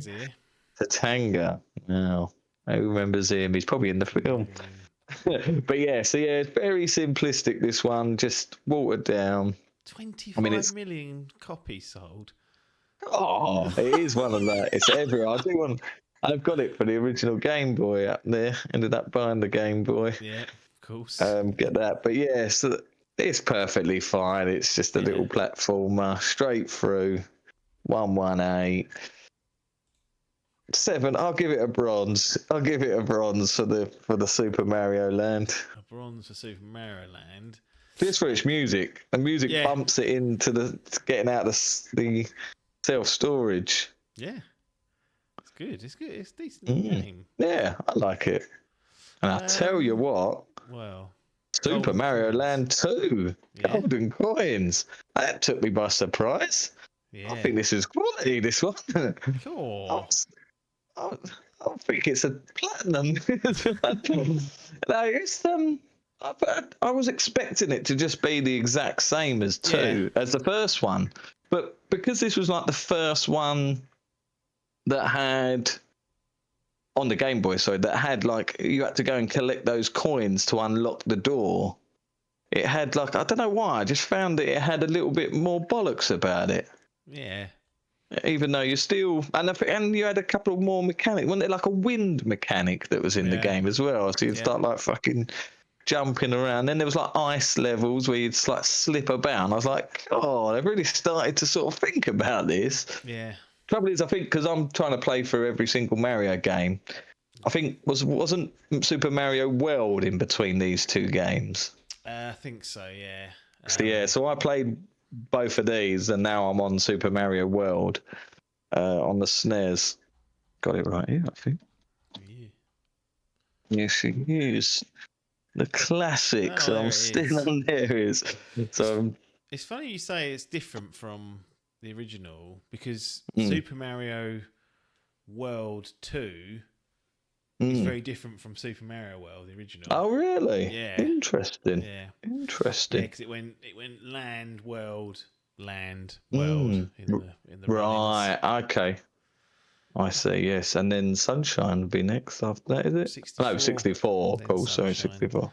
Then we Then get into Sunshine. like I've never. new Super Mario Bros, and I can't remember if they've been Yeah, we had redone. It gets a bit confusing. yeah. There's a couple of Wii ones and three DS ones. Yeah. That's going to be hard to have to buy them. Chuck them in But the bin, I reckon. yeah, but yeah, no, I think yeah, I quite enjoyed it. I think it just sort of shocked me. I didn't expect, I'm sending it out the river. It's not an amazing game, but I just People think just just putting up their switches just to put this on. yeah, just to play it. I just think I weren't expecting it to be as like involved in how it was. I just expected it to be another Mario game of just bare bones because it's on the Game Boy. Yeah. But because you had a bit more of an objective to do, and then they started to add like new mechanics in there. I think again, it probably took me only about 2-3, might have been 3 hours. This one, maybe. Yeah, extra hour, I reckon, at least. Extra hour just to get those doors unlocked, and then you get the final door unlocked. And I can't remember who was the boss in this. Was it Bowser, or was it someone else? I forget. I don't know. That's the trouble with these games; they go out the window once they're finished. Yeah. Yeah, enjoyable music again. Use the same music, but very fun. I enjoyed it. I'll give it. It's Wario, isn't it? Oh, of course it is. Yes, of course it is. His first. I think it's his first appearance. Yeah, I think it is. You're right. Yes, you're right. He's the problem. He's there behind the fucking door. Of course it is. Yeah, and yeah, 'cause you have a boss battle against him, didn't you? Yeah.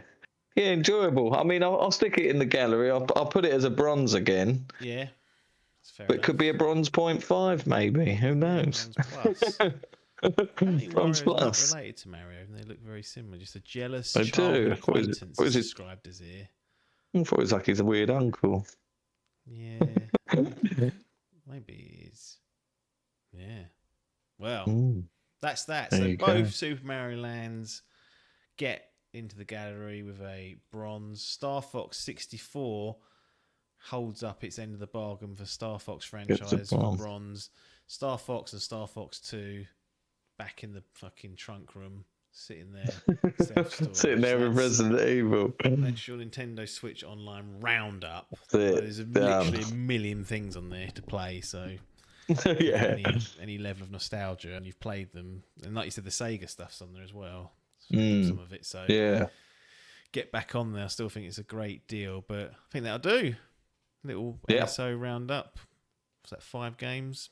Done. 5 games, bosh, Let people done. get on with their lives. We'll bid everyone adieu, and we'll see you on the other side. Right.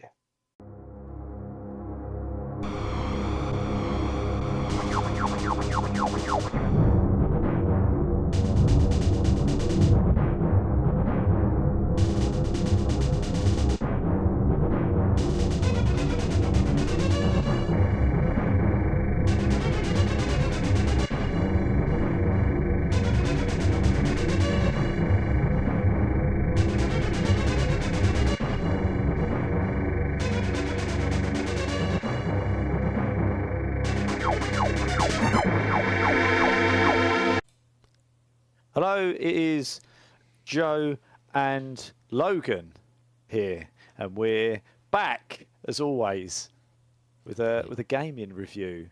We don't do anything else really these days, do we? Or do we? Just pure.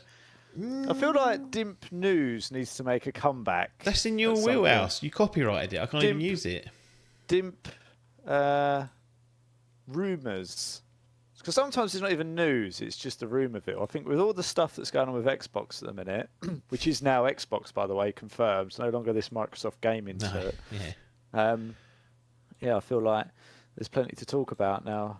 Phil Then it's Spencer more friend effort, of the isn't it? show's gone. It's... It is. Yes. But I would say it should be a ideally, 10-minute slot, but we can't do that. Ideally, what you do is all jobs are quit, and then you just put a live stream on every day. You play, just go through. and then you say, "Oh, it's 2:00. Do you want to do a review?" I go, "Yep, do that, and then you go, oh, let's talk about the news. Go, all right, then that's all in the live stream, and then later on it just gets cut up and Clipped. posted, and then That's what is his name? Asmongold. That's right. exactly what he does. He literally sits there on Twitter, right, or X, whatever it is. He opens up X, right, and then just Probably got banned from shit.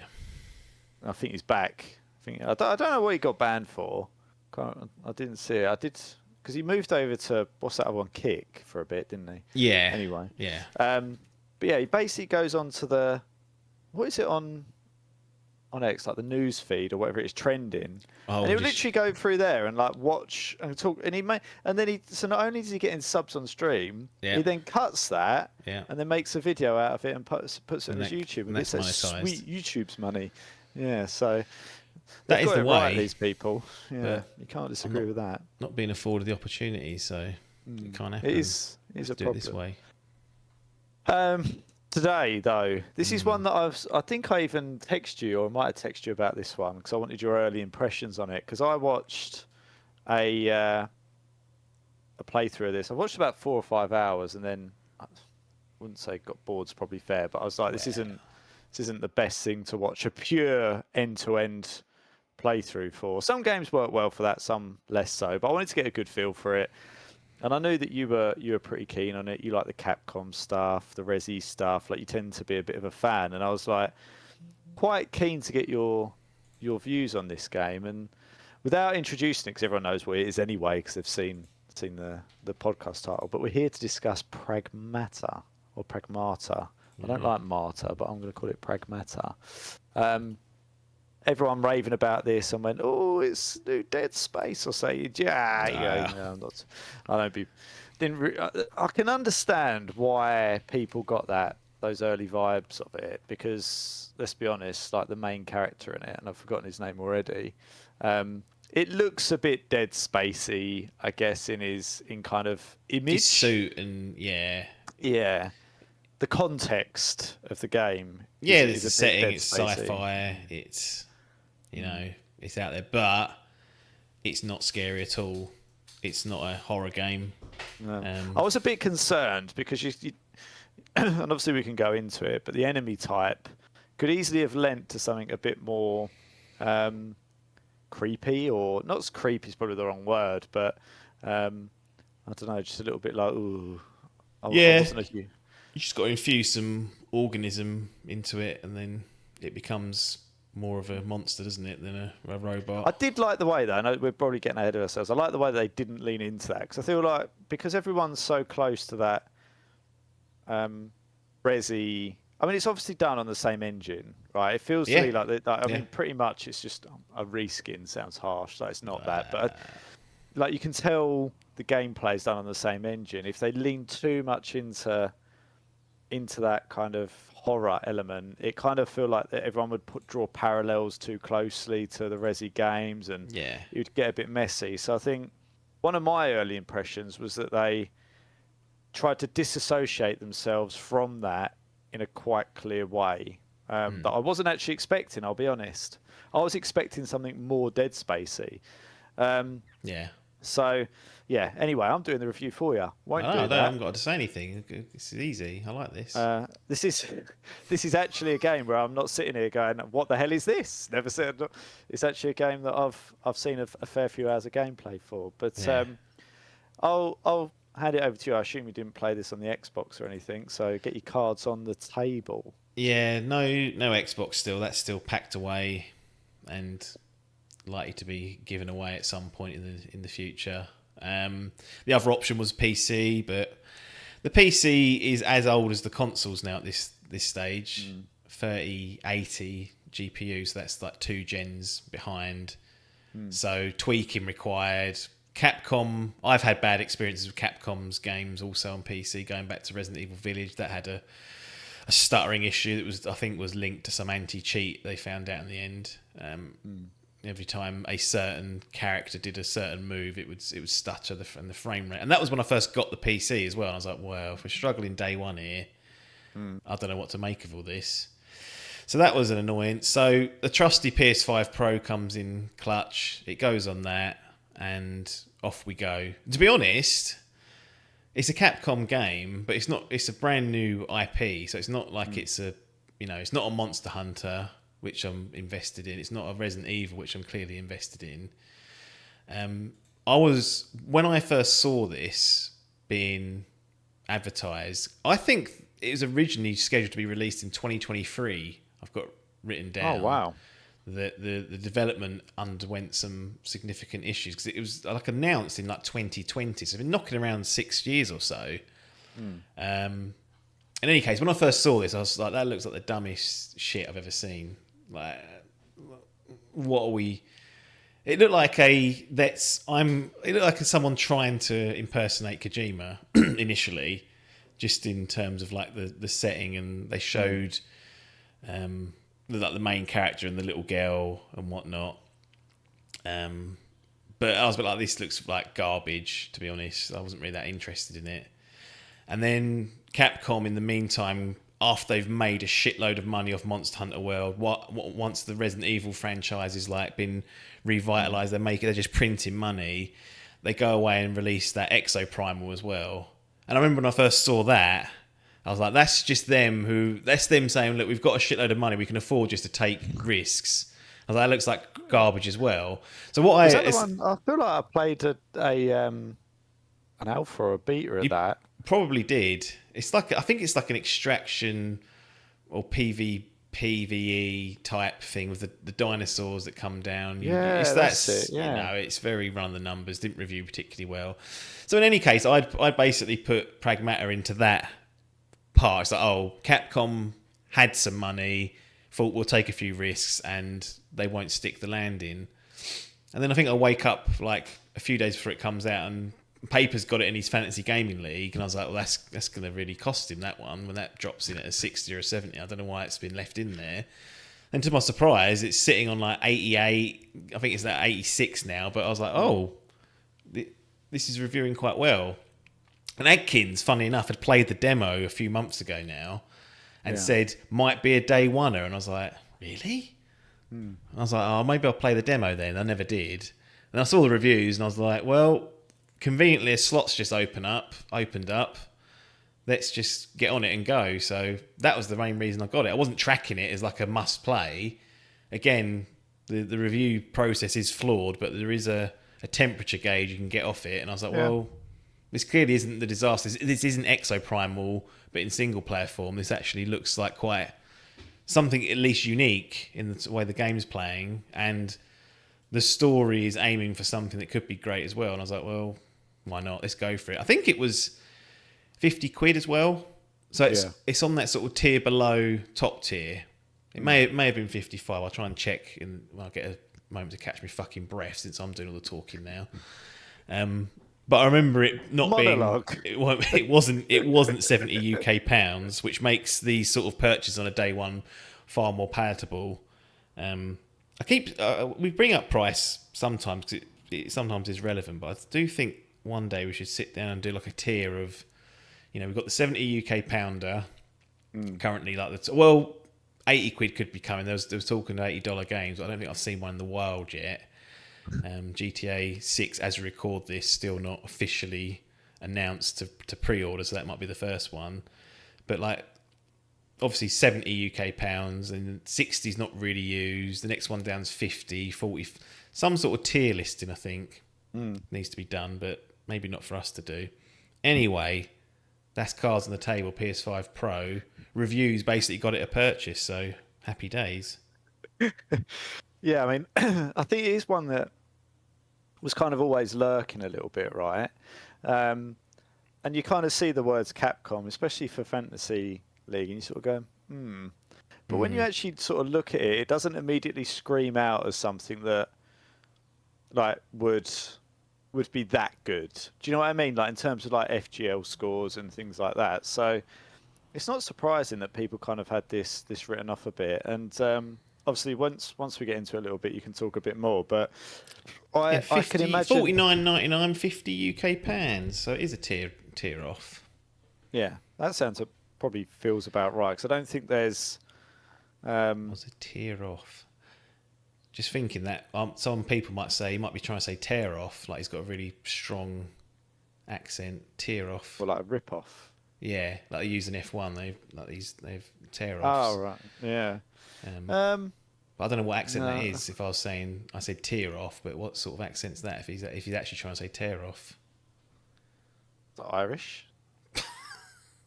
Maybe. ask them. We'll see what they say. Derailed him again. You have derailed me quite That's my aim in successfully. these things, is to derail people.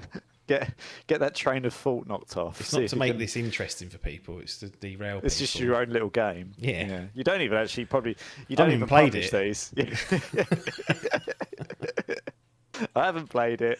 I'm just not publishing the podcast. I'm just doing this all as a ruse. Yeah, I just make games up that I've played to Logan just to try and catch him out for 45 minutes to an hour. But yeah, I think broadly it doesn't look like anything special, right? I think that's clearly like where you kind of see it. Yeah. And then, I mean, I'm not saying it is a special game or anything like that, but you know, you look at the review scores and everything that have come in, and it seems to have hit a note for the majority of people, right? And I think that's why it gets bumped up the priority list, because it's sort of games crop up like this every year where they're not on the sniffometer as we have called it, right? And then out of nowhere something crops up. It's like, where did this come from? And yeah, I didn't know this had been out there for sort of like 5 or 6 years pre-release. I can understand why it's got shunned down the priority list. But yeah, it feels. I didn't play it, but it looks like something where it's got something in it. It doesn't have a hugely long campaign mode. I don't think there's a huge amount of replayability or anything to do post game, maybe, unless there's some sort of difficulty thing like they did with Resi, where they sort of get you to do 2 or 3 playthroughs for all the achievements. Yeah, there is a. We'll talk about it towards the back end, but there is like a mode that unlocks afterwards, which encourages you to go back and clean up things. But yeah, I mean, it's not like Resi where you're unlocking like powerful weapons and things like that. Well, you do get access to newer stuff, actually. That's not completely true. But you don't start the game again and then be more powerful. And it's not that. It's designed to be done a few times, I think. It unlocks the hardest difficulty once you've finished it once. And you need, if you want the platinum, you have to finish that. So that excluded this game from that run. Otherwise, I would have been semi-interested in doing that. But yeah, it's kind of like a campaign of done, not like Resident Evil. They want you to go back and replay it with cool stuff. Not that I ever do that with Resident Evil games, so it's not really ever bitten me, that bug. I've seen people that do like the hard mode with like the rocket launcher and stuff like that on that, and I can understand it. It is an incredibly satisfying way after struggling for a little while to go back and blow everything away that caused you problems. Like those lickers, basically, you just become a non-issue. But yeah, I can kind of get why people do it. I don't think it's something that I would do. Yeah. So let's kind of get into it then. So this game, as far as I can tell, is kind of.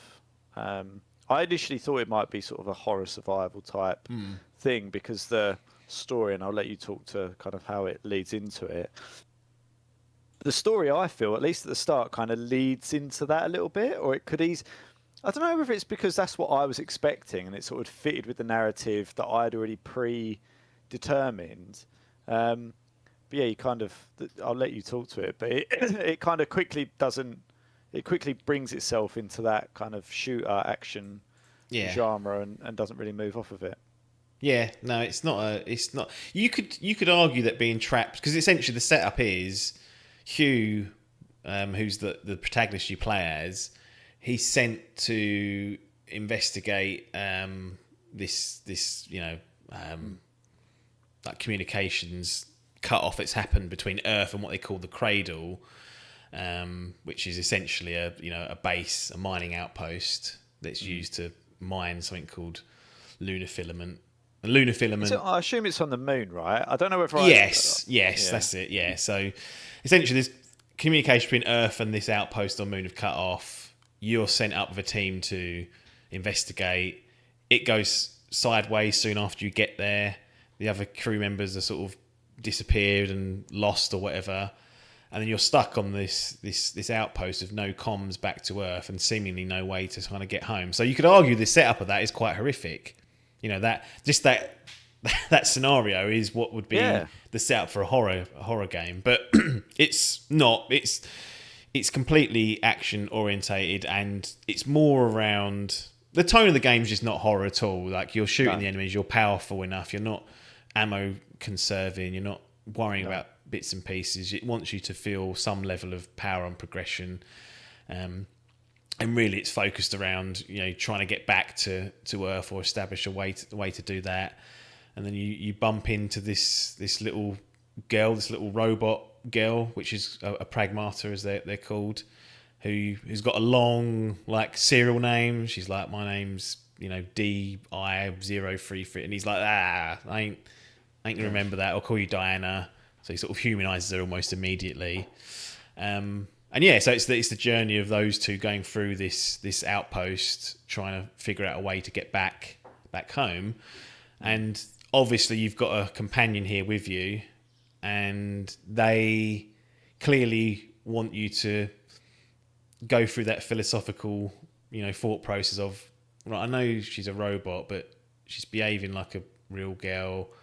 Yeah. Is Hugh or is the player going to be attached to her in that way that if she was real? And you can see what they're aiming at, and that's the kind of things that they'll press on in the background outside of get me out of this fucking hellhole, because not only are we trapped here, all of the AI seemingly is put it into lockdown, anti-hostility mode, so all the defense robots are now causing the problem, get in the way, and that's what you're fighting against. So that's kind of the setup. And you could turn the lighting down, you could change the sound design, and you could make the ammo more scarce and create a horror game out of this. But it's not. It's bright, it's nice to look at, it's interesting, it's more around the action elements that the game's got.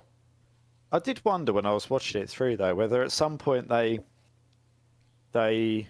wondered about the direction they were going to take it. Do you know what I mean? Because I think everything is, as you say, the setup and the environment and everything could easily be moved towards something a bit more jumpy. Maybe that's why it took 6 years. Maybe they got trapped and was like, we don't know what we're doing here. Like something clearly went wrong and had to change, because if you aim for 2023 and you come out in 2026, it's a long old time. It's half the development cycle for some games, if not over that. So it does make you wonder whether they had a change of heart or couldn't decide on a direction to go. But ultimately, what we ended up with was pretty good. So I don't think having this as a horror game would not work. But also, I think given the uniqueness of it, it's better to be an action game. I wonder if that come later, or because obviously that wouldn't lend itself, if like that the mechanic that's in it wouldn't lend itself to a horror mode, because you'd just be in panic stations. I wonder if they were sort of trialing it as something that it's sort of not now, and that they had, as you say, they had a change of direction on it at some point. Yeah, it was just something that I just noticed throughout it. There is this, I think there is an undertone for me, and I don't know whether it's just because there is a likeness to Dead Space, or whether it's the setup or whatever it is, that's just, it feels like it could easily have been, or was sort of intended to be something a little bit different than what it's kind of turned out to be. Because as you say, like in Resi, obviously weapons are scarce and ammo's scarce, so you've got to be very intentional. But this just chucks out, like, one of the things that I noticed quite quickly was that it allows you to chop and change weapons, and like you don't have to worry about, you think, oh, if I drop this I might need it later. Like, it chucks out all the different weapon types quite frequently, or comparatively frequently, to something like Resi. So it is a completely different flow of game in terms of how you play it, right? Yeah. Your main weapon that you use throughout the game recharges on a cooldown rather than ammo that is gone once it's gone. So you've just got to manage that part of it. The other, there's special weapon types that are split into categories. Like one, I think, support, one's offensive. I can't remember what the other one is now, but essentially, using the D-pad, you switch between those 4 types of weapons. Those do have finite ammo that you have to pick up, but your main weapon, if you're ever in a jam, is that sort of top D-pad pistol that you'll use throughout, and you just have to stay out of trouble for 10 seconds, and you got 5-10 more bullets to use. So yeah, they've made a deliberate choice there not to restrict that, and left the more powerful weapons where you've got a little bit more of a strategic element, because you're like, do I use that here, or do I save it in case a bigger boy comes through later? So yeah, it's more around balancing the mechanics than it is concern yourself about dying or running out of ammo, for example. Yeah, that's the next bit I kind of wanted to get into, really, was the actual mechanic and your thoughts on that, because I'll let you explain it, but I can imagine for some people they're like, this is just why am I doing this?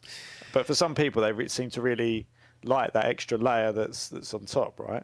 Yeah, I'd be interested, because you look at the game, you look at someone playing it, I bet you watched it and thought, how is he even keeping on top of what's going on? Because watching it, and even when I explain it or try my best to explain how it works, people are going to sit there and go, that sounds impossible. But you just have to trust me when I say it's actually not that difficult. It's actually fairly straightforward. You'll be surprised at what your brain is able to do once you've kind of done it a few times. And yes, the complexity ramps up and up and up as the game goes on, but you'll become a master of it, and it'll just be a challenge of your skill rather than, this is impossible to do. Essentially, when you bump into an enemy in a corridor or wherever, if you shoot them with any weapon to start with that's designed to do damage, you'll do like chip damage, like 1, 1, 1, 1, 2, 2, 2. So most of the healths are like in the thousands, so really you're going to be there for fucking forever trying to do that. And what the game wants you to do, and this is how they tie in your sort of companion Diana into it, is that when you aim at an enemy, it'll bring up in the top left-hand corner a little grid, basically. I think it's square, it might be rectangle. It changes depending on the type of robot that you're encountering. And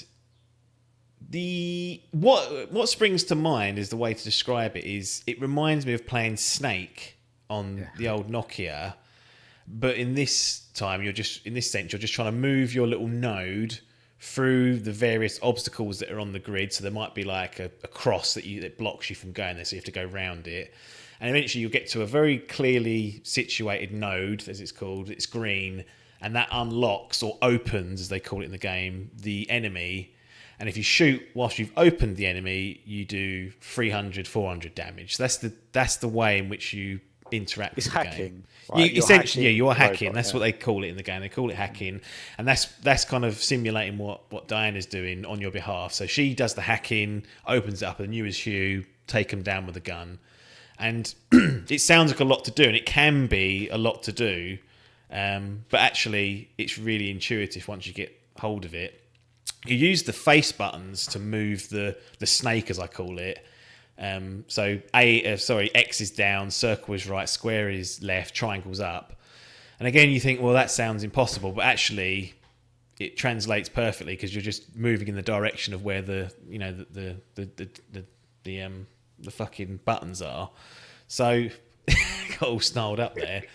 So yeah, you're essentially you'll open up the enemy, you'll shoot it, kill it, blah blah, and you'll kind of rinse and repeat that.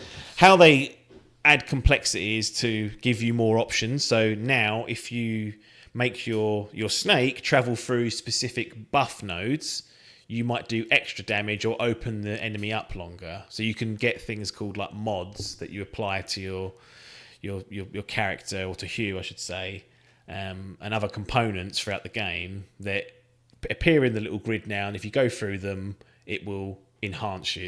It might make them more susceptible to heat damage.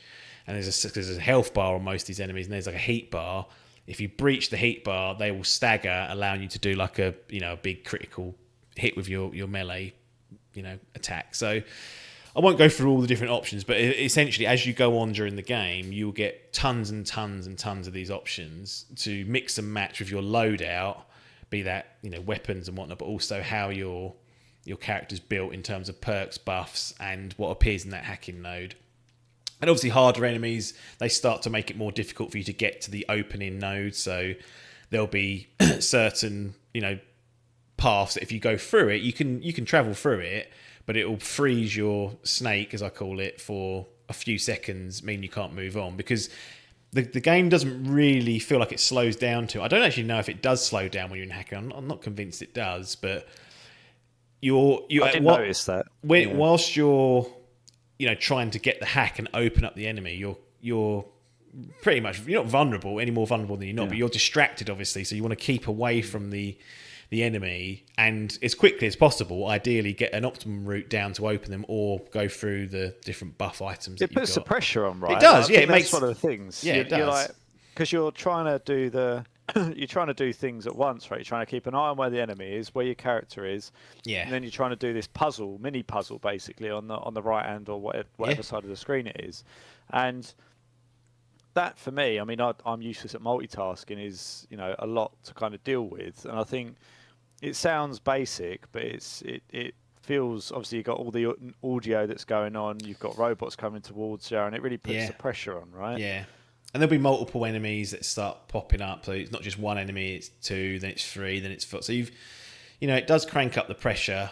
I wouldn't say it's particularly hard. Like I probably died on one boss. I died maybe 3 times, and then I might have died twice outside of that. So I wasn't like getting absolutely slammed. And again, I always say I'm no pro player. I do think the way in which they've got the shooting and the hacking and the options that you get is quite intuitive. It just looks and sounds like a nightmare to play, but I just don't think for most people when they sit down and play it, they'll have that experience. I think they'll be surprised, and then you'll feel like, oh shit, I'm actually doing like 4 things at once here. I'm not even, I'm just naturally doing it, and you start to improve. So, and I think as you do that, you can get a bit cocky from what I can see. Like, and you start sort of going, I've got this down now, and as you say, one more enemy that you've on top of it kind of just blows you out the water, I guess. Or if you haven't got the right way of dealing with it, stopping them, slowing them down, all that kind of stuff while you're figuring it out, then they give you some good like options to avoid damage though. Like just being able to use the thrusters to evade things is really helpful. Obviously being able to sprint, you can jump and thrust as well. So sometimes an enemy will jump and do like an area, what's it called? AoE attack, essentially, area effect. And you can be outside of that, obviously, but if you don't feel like you're going to have time to get out of that area, you can jump and then dash out of there. So you've got, Hugh can move around. His suit enables him to avoid a lot of damage. You can't really block stuff. There's very few enemies that fire things at you, which I think makes it a lot easier to negotiate, because if everything's firing shit at you, like it just becomes you can't even settle. And now things do fire stuff at you, but it's not like that often, and they don't tend to over egg that. A lot of the enemies will need to be in close to hit you, or do some sort of very easily telegraphed sort of dash attack for you to avoid. So you can be you'll be laughing within a few hours of this and be like, I'm good at this. And that's not to say it's the bosses are a bit of a challenge, but they felt like a bit of an art of being patient, avoiding damage, picking your spots, slowly whittling down, doing like the mechanics that are required to stun them or to get them into a state where you can actually attack them properly, and just keeping yourself out of trouble and for a length of time, because you won't just blast through the bosses. You'll be there, a while getting through these bastards. So they're not to be taken lightly. You just got to keep your nose clean and chip away and not get impatient. Yeah, I think that's one of the things I notice is it does lull you into a bit of a sense of security, and it encourages you to experiment a bit as well with different weapons and and you sort of find things that work and don't work, and I think through that experimentation process you probably get a death or two or get close to it. And then there's some cockiness that always creeps in.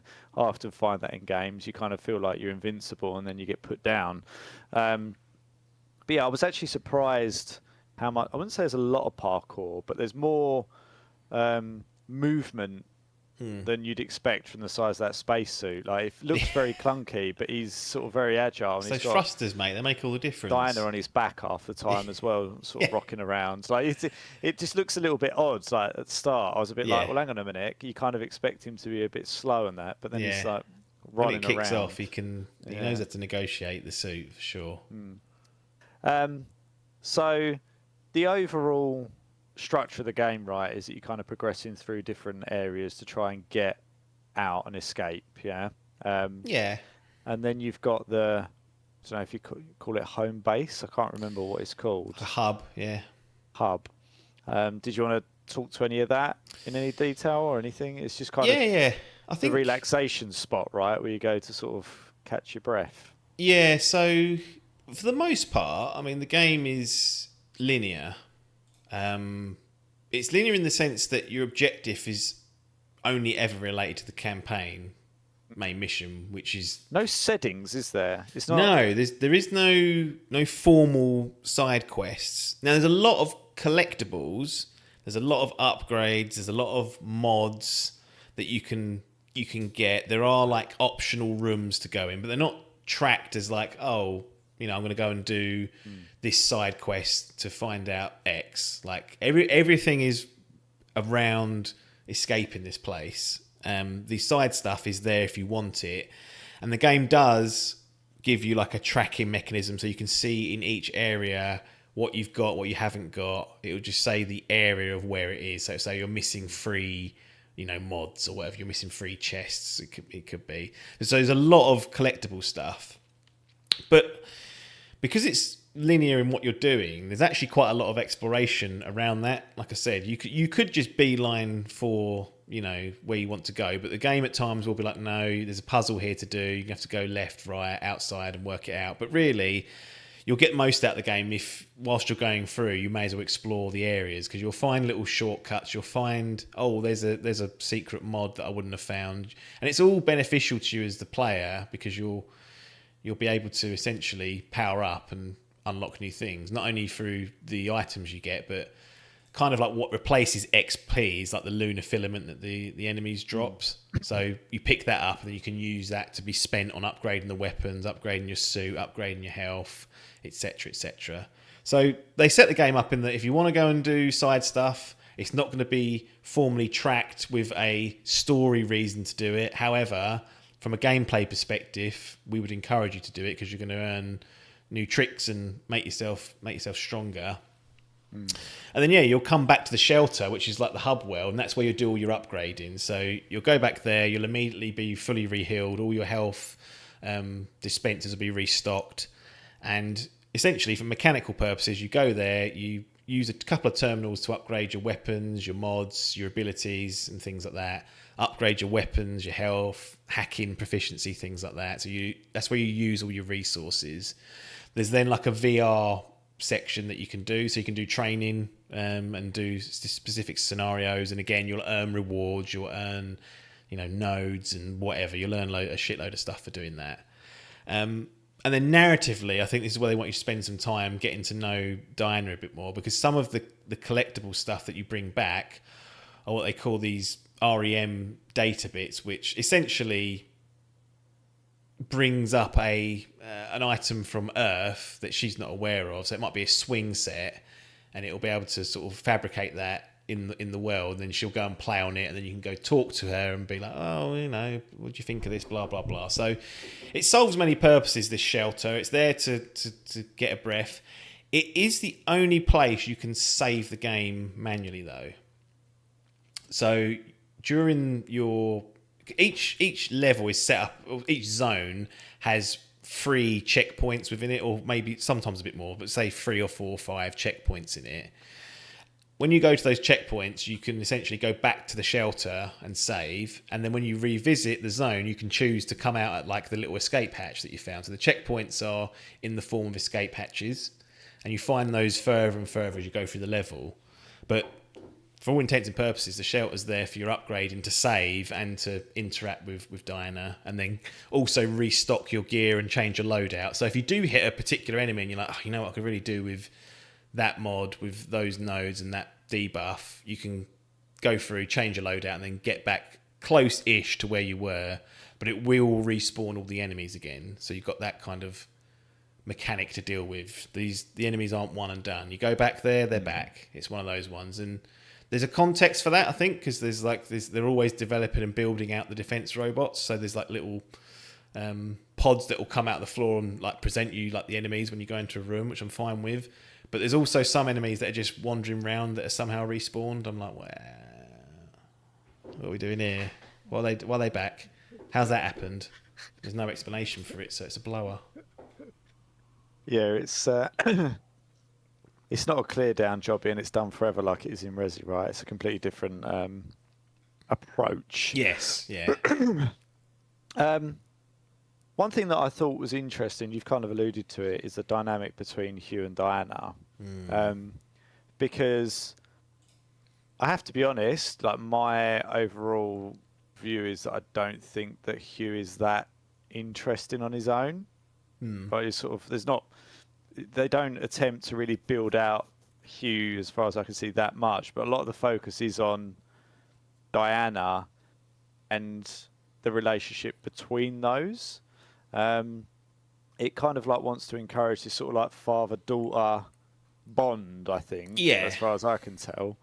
And that kind of gives meaning and jeopardy to the overall story.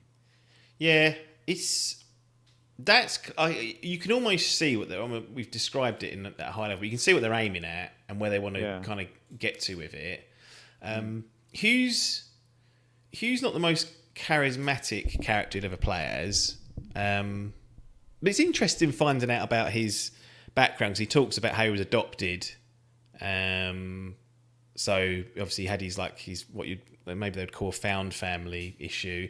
He doesn't have any kids or anything like that. He kind of lives as it's this sort of bachelor life, it sounds like.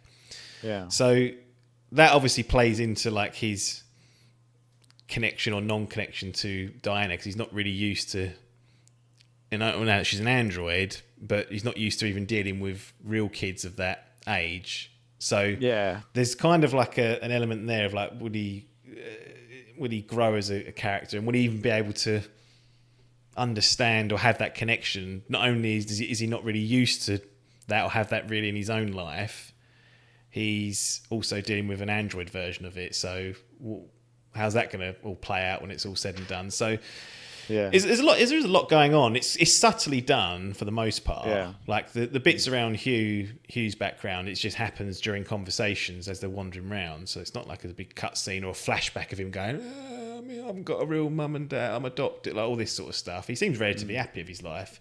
He travels a lot. He's all over the place. He's telling her about all these places he's visiting. So he really is this single life that he's living. He's absolutely taking the mickey out of it and going everywhere. So you can kind of see what the setup's going to be like. This is almost like the Sony blueprint, like God of War with Atreus, obviously The Last of Us with Ellie. These companion type games, and this is kind of another one of those, albeit it's slightly got the twist on it, isn't it? It's an android girl rather than a real one.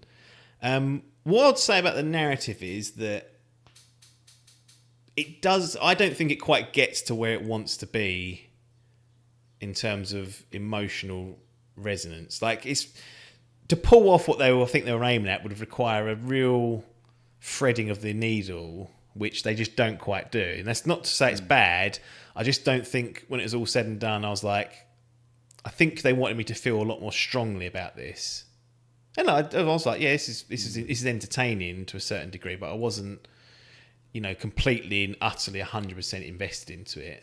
And you could argue that's kind of like an experiment or a case study in terms of like, I know that she's not real, so is that just a barrier that's immediately up for people? But I get the feeling that they were aiming for something slightly different, slightly stronger, and that didn't quite land for me. So I wonder whether some of like the real tippy top scores are from people that really got on board with it and was like, oh yeah, this is really an interesting kind of scenario that's set up. So yeah, from a narrative perspective, I think it's good, it's entertaining, it's perfectly serviceable, it's interesting. But clearly, when you're setting up some level of connection between characters, particularly when it's an adult and a child these days, they want you to really, really be like on tenterhooks about that, and I just wasn't. So it kind of lost its a little bit of an edge there. I think it kind of depends on which side you fall down on, right? Like, because do you just sort of go, "This, I know this is a robot," so you immediately like, you just go, Biff, don't play this. because you're just immediately not going to be able to get that. It's just going to. What I know what he's going to say. What does it matter? It doesn't matter what she says or does or what you find out about her past. Yeah. He's just going to be like, it's a robot. He'll use. Yeah, And he'll never be able to get over it. So there is absolutely a demographic of people that probably saw the scores, jumped in it, and gone, "Fucking hell, what are we doing here? Like, who gives a shit?" If you can't get like, it's just that dilemma. Like, if you can go, I know she's a robot, but she's got enough human qualities that it kind of blurs the lines between. Like, she's not just a tool, potentially. Yeah, like is that enough? But as you say, for some people, they'll just go, "No, robot, what are we doing?" Yeah, like it dressed up as it's that whole iRobot thing, right? Oh yeah, yeah. It's the question that not quite there yet, but obviously people are always talking about AI and whatnot. We've got under the hood, but it's always the age-old question. Release, I would say. Like, is it? In many ways, like the delays put it right in the amongst of this big AI revolution. Probably more by coincidence than intention. Oh yeah, I'd imagine. But it's interesting that it kind of leans into. Obviously, we're not at that point yet, but the direction of travel and the topic for everyone is a point when AI becomes agentic and kind of becomes more self-sufficient and things like that. Like, it's just an interesting time for it to be loose. But yeah, I found it relies heavily on the mechanic element of the action, and then the narrative element is the relationship between Hugh and Diana. And I think if you don't particularly like, I mean, this probably goes without saying, if you can't get invested in the relationship and you don't think that mechanic is doing it for you, like, you'll probably be going, what are we doing here? Like, you've had it. It's a non-starter at that point. Which feels, I don't know, as I was saying it, I was like hanging your hat on two things. Like, if you go, Last of Us, if that wasn't fun to play and didn't have the direct, like, do you know what I mean? It's kind of like there are two fundamental things. It depends on how the game presents it, though, doesn't it? If like, there's games that don't present their stories important at all, it doesn't really matter. Like, it does. The games eventually will set in a pattern, and you'll understand. Okay, here's what they want. We're spending a lot of time here talking to her, so clearly, like, my time needs to be switched on. So, and I always wonder, seems like, to actively encourage you to spend time engaging with her, which is an interesting thing, right? Because generally, in these games, they when it's like characters to speak to, it's just going to be pointless. Essentially, you just sort of, very rarely do you get anything interesting out of it. But for this one, it is important that you devote, I think, like, the time to see what she's basically got to say. Because I do. You know me, I like to speak to the character. If I can interact and get dialogue out of characters, I'll keep doing it until they repeat lines. So I was doing that often here, just to get a feel of what's going on. But I always find it interesting, like, how people on board these types of stories. Like, do they feel? Does the player feel the connection to Diana in the way that, let's just say that it lands completely? Does the player themselves feel a connection to Diana, and then they're like, oh, this is my Diana? Like, they sort of put themselves in Hugh's shoes, or much like when you read a book, for example, or watch a film, you're not in the shoes of the characters. You're observing. So you're observing the relationship between characters. I wonder how. I feel like people tend to in games be like, oh, it's me. Rather than just being able to be outside on the window and watching the relationship, and then because then you haven't really got to be as critical of it, because you're just watching the interactions between two people. I think because people get sucked into, like, oh, this is, I'm doing this, I'm doing X, I'm doing Y. Oh, but I don't like the robot android girl because she's not real. Whereas if you were able to step outside the window and just watch the characters interact, you might think it's stupid, but you also might be able to just say, oh, I can see why perhaps Hugh's coming around to this, and getting attached to her. Whereas if you're put yourself in those shoes, you can never get yourself out of the headset, because that's the end of it. That's an interesting one, because it's obviously a third-person game as well. Like, could encourage this sort of idea that you're just sort of watching as opposed to play, but you play as Hugh, right? So it's an interesting quandary where you sort of like, you could take a different view at different points in the game, or different people might feel differently about it than others. I mean, I definitely feel like when you're playing through it, like you are Hugh, and therefore you're invested in that relationship with Diana. Like that is what it felt to me. It's even more interesting for me, right? Because I'm not even playing it. No, I'm sitting out here watching someone else play as Hugh, and like so it's like another layer removed. Yeah. But I must admit, for the little bit that I watched it, sort of like half the story probably, and I will go back at some point and watch the end of it because I want to know kind of what the end of the story is. But you do, or at least I felt a level of like care. I don't know if that's the right word, but I was invested in Diana. Like she seemed, but I was also, you know, you sort of also going, there's this thing in the back of my mind that goes, it's connected to this AI in a way. So I'm sort of like, So I sort of had this investedness in the human personification of her, and then, but there's always this sort of thing in the back of your mind that I was like, can't be trusted. Yeah, gonna go fucking AWOL me in a minute and start cutting my guts out. Well, then that's what again, the environment. You're sort of like, this doesn't, you know, this kind of lends to something that's sort of weird that's going to happen. So, it's an interesting one. I put in Pragmata in this AI to see what it kind of aggregates for me, and I just wanted to see how this kind of resonated with some of this with you, right? So it says, Pragmata is a highly acclaimed new sci-fi action adventure IP from Capcom, built on the RE engine and praised for its innovative dual-layer combat system that blends third-person shooting with real-time hacking puzzles. So that's obviously correct. And then, released in April 2026, the game features a heartfelt narrative centered on the relationship between astronaut Hugh and his android companion Diana, set within a visually stunning 3D printed lunar economy. I think that's seems a pretty good summation, right? Yep. Now, this is the bit that I kind of want to get from you, right? The game is often compared to classic Xbox 360 era shooters and Dead Space for its atmosphere and mechanical depth, with many critics calling it a Game of the Year contender and a standout example of original AAA single-player gaming.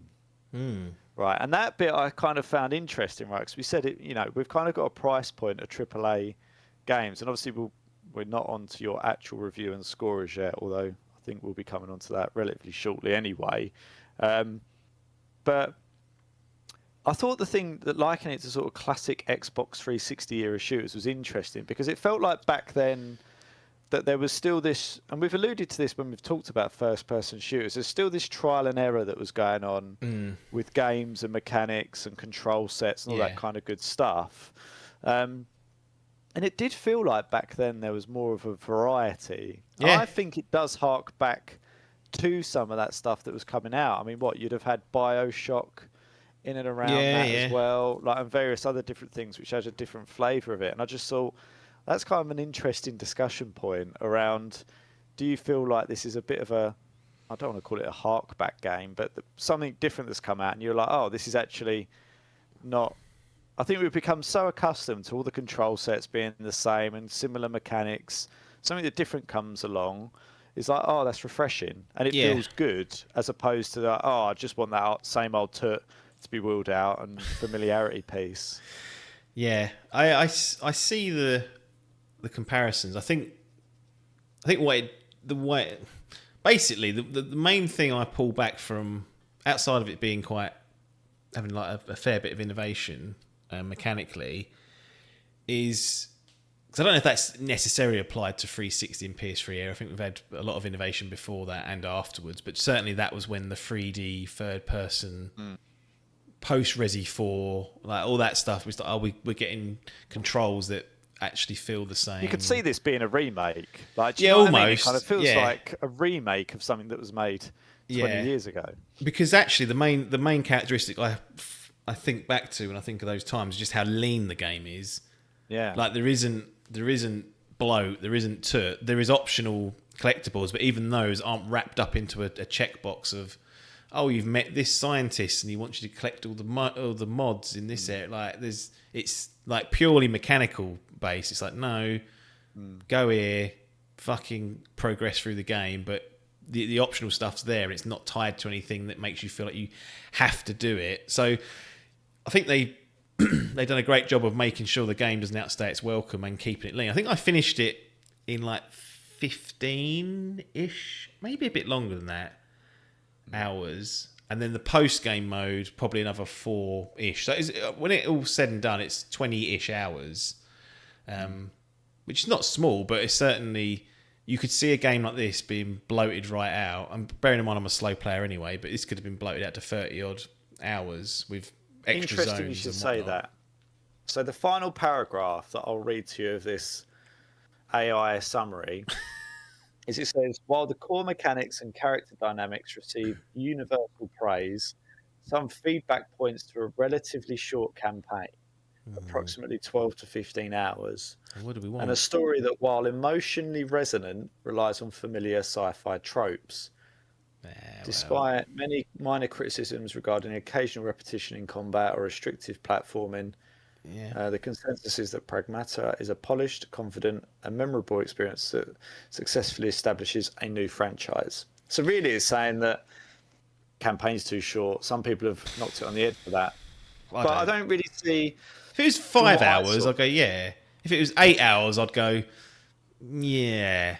But 12 to 15, I mean, I finished Resident Evil Requiem in less than 12.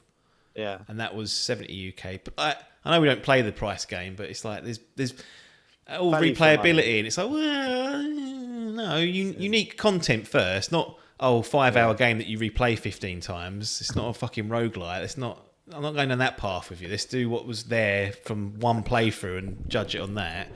Yeah. But I think that's look, it's tit for tat in it. Like, it's two wrongs don't make a right. But I don't think at all that the game's too short. I would agree that I think they'd got more criticism if it was longer, because everyone had gone, you feels like you've dragged it out. Yeah, you have. basically. You've bloated it. You didn't need that bit, X, Y, and Z. So that's definitely a thing. One thing I would ding it for in terms of its design, because whilst it's very lean and like I said, linear, but you do have exploration options constantly, and this does feel like a 360 PS3 era problem. Constantly, you'll walk into an obstacle, which is a box, which is like waist high, and you can't get over it because it doesn't want you to go up the stairs. They don't want to deal with that being a playable area. Like constantly, you're like, okay, there's invisible walls, fine. That's the thing really from that era that I think sticks out a little bit still in this. Yeah, you'd but probably say that game design's moved on, right? If you've kind of been trained nowadays that if it looks like you can get up there, you usually can and should be. Like there'll be something hidden away, or there'll be a reason. Yeah. And normally you why. can, but you just got to take the one path they designate for you later on. Yeah. It's a shortcut that you find if you find the hologram wall that lets you in there. So it's not the ultimate freedom game. It's not. It's there's a clear game slapped over the top of this in terms of design, but it's not a problem. Again, that saves a lot of time though, because then you're not piss farting around In the trying wrong to spot. fuck about and again, brief runtime. I mean, I'm not against having sort of a lead put on me to stop me from wasting my own time, because I'm my own worst enemy playing some of these games. Yeah, Give me a fucking open world and I'll be off. And then you're like, well, he's Yeah. not coming back, is he? I go, no. And then I'll complain how long the game was, because I didn't fast travel either. So sometimes it's needed, these restrictions. It's a problem. Yeah. All right. Is there anything else that you particularly wanted to mention about this game that we haven't covered? I want to mention this extra mode that unlocks. Yes. Yeah. Okay. Because when you finish the game, it unlocks this mode called Unknown Signal. Essentially, what the mode is an opportunity for you to go back into the game and clean up your collectibles. So you go back to a point in the story, before the end or the final act or whatever it might be, and the whole place is open. You can go through, clean up all your shit, get your trophies, do all that stuff. And you're like, okay, from that perspective, it's fine. It's actually not a bad idea. However, they commit what I think is a bit of a cardinal sin, in that there is a secret / additional / extra narrative wrinkle ending if you carry out the specific, task they give you in this unknown signal and then finish the game again. So you go through the final act again. You'll then be presented with something that you didn't get the first time. And I really hate it when games do this. Dead Space is the remake, another sin maker of this. It locks an additional scene, again, like an ending sequence, behind New Game Plus. And you go back through New Game Plus, you collect all these shards that didn't appear in the base game, and then you get the ending. And I'm like, well, contextually, what we're doing sense? Here, how's that make sense? Like, and again, here it's the same issue. Like we're going back in time, and then for some reason, magically. So this is, I said there's no side quests. Yeah. This entire unknown signal essentially opens up a new room where you go through and you complete extra challenges, like in VR pods. Yeah. And then you unlock new mods and really cool stuff actually that you can use in the main game. Some of the things to unlock them involve you going back through the world and redoing the bosses you've played against, but harder versions, etc., etc. Like, it feels like a side quest or a DLC that they thought of and thought, at some point we're not going to charge this or put it as a separate package. We'll bundle it into the main game. But I was just praising it for being lean and not being bloated. But really, this should have been a side quest that you chip away at throughout the game. It should unlock, 25% in. Oh, here's the signal's gone off. Go in there, and then it makes very clear that this is like an optional thing to do. But then you as a player I could have essentially gone through, done all that, then gone through the game once and got all the narrative pieces that it entails. I just don't like the idea that it had to be a separate mode that then doesn't make any sense because we've gone back in time all of a sudden. I just think, by the sounds of it, and ignorantly from my side, it sounds like they've made some... I don't really want to call it bloat feel, but obviously then you've just got a potential 15-hour campaign and nothing else, no replayability, no reason to go back, really. Yeah. Unless you want to do the harder mode and perhaps... New Game Plus is there, yeah, I mean, yeah. But I suppose it's just that... But then the game could have been a 20-hour... You could have argued it's a 20-hour game. A 15-hour critical run, 20 hours optional. Now, all they've done is just made it in a separate mode. Like, yeah, it would have made so much sense as well. Like, there's a lot of synergies between having that in the main game, just as something that you chip away at, and you can ignore. You're not going to lose any major sleep over not doing it. Most players probably won't do it, but it would have been a really nice reward for those that want to clear it down to have just done it in one fell swoop. And then the game offers you the save, before the final act or whatever, for you to go and do your cleanup. It just seems almost as though that at one point they said this is post-game DLC we're going to do, which again is a little bit more forgivable because once the game's been sent out, having a separate mode as DLC is not a terrible way of doing it. However, they thought, well, even at launch we're going to have this here and still separate it. It just didn't make a lot of sense because also by the end of the game, like, you get through and I'm always like, there's always a sense of relief of doing it, and then it pops up and goes, unknown signal mode, and I'm like, what's that, some sort of challenge mode? And it's like, well, it kind of is, but it's kind of not. And I was like, I've got to play the fucking back third of this game again, haven't I, at this rate? So it was an annoyance thinking I was done with it, and then it pulled me back in. Whereas if it had been paid DLC, I mean, look, I'm not advocating that you pay extra for this mode because it wouldn't have been worth it, but I don't know. Things get dropped later on, don't they? Title updates, this could have been added to that. But the main sin is that there's a narrative piece locked away behind this, which doesn't make any sense. So stop doing it. Like if it was just, you get some new mods and you do the challenges and that's it, fine. I probably wouldn't have even done it. But it was like, oh no, there's like a scene extra bit. And I was like, for fuck's sake, what are we doing here?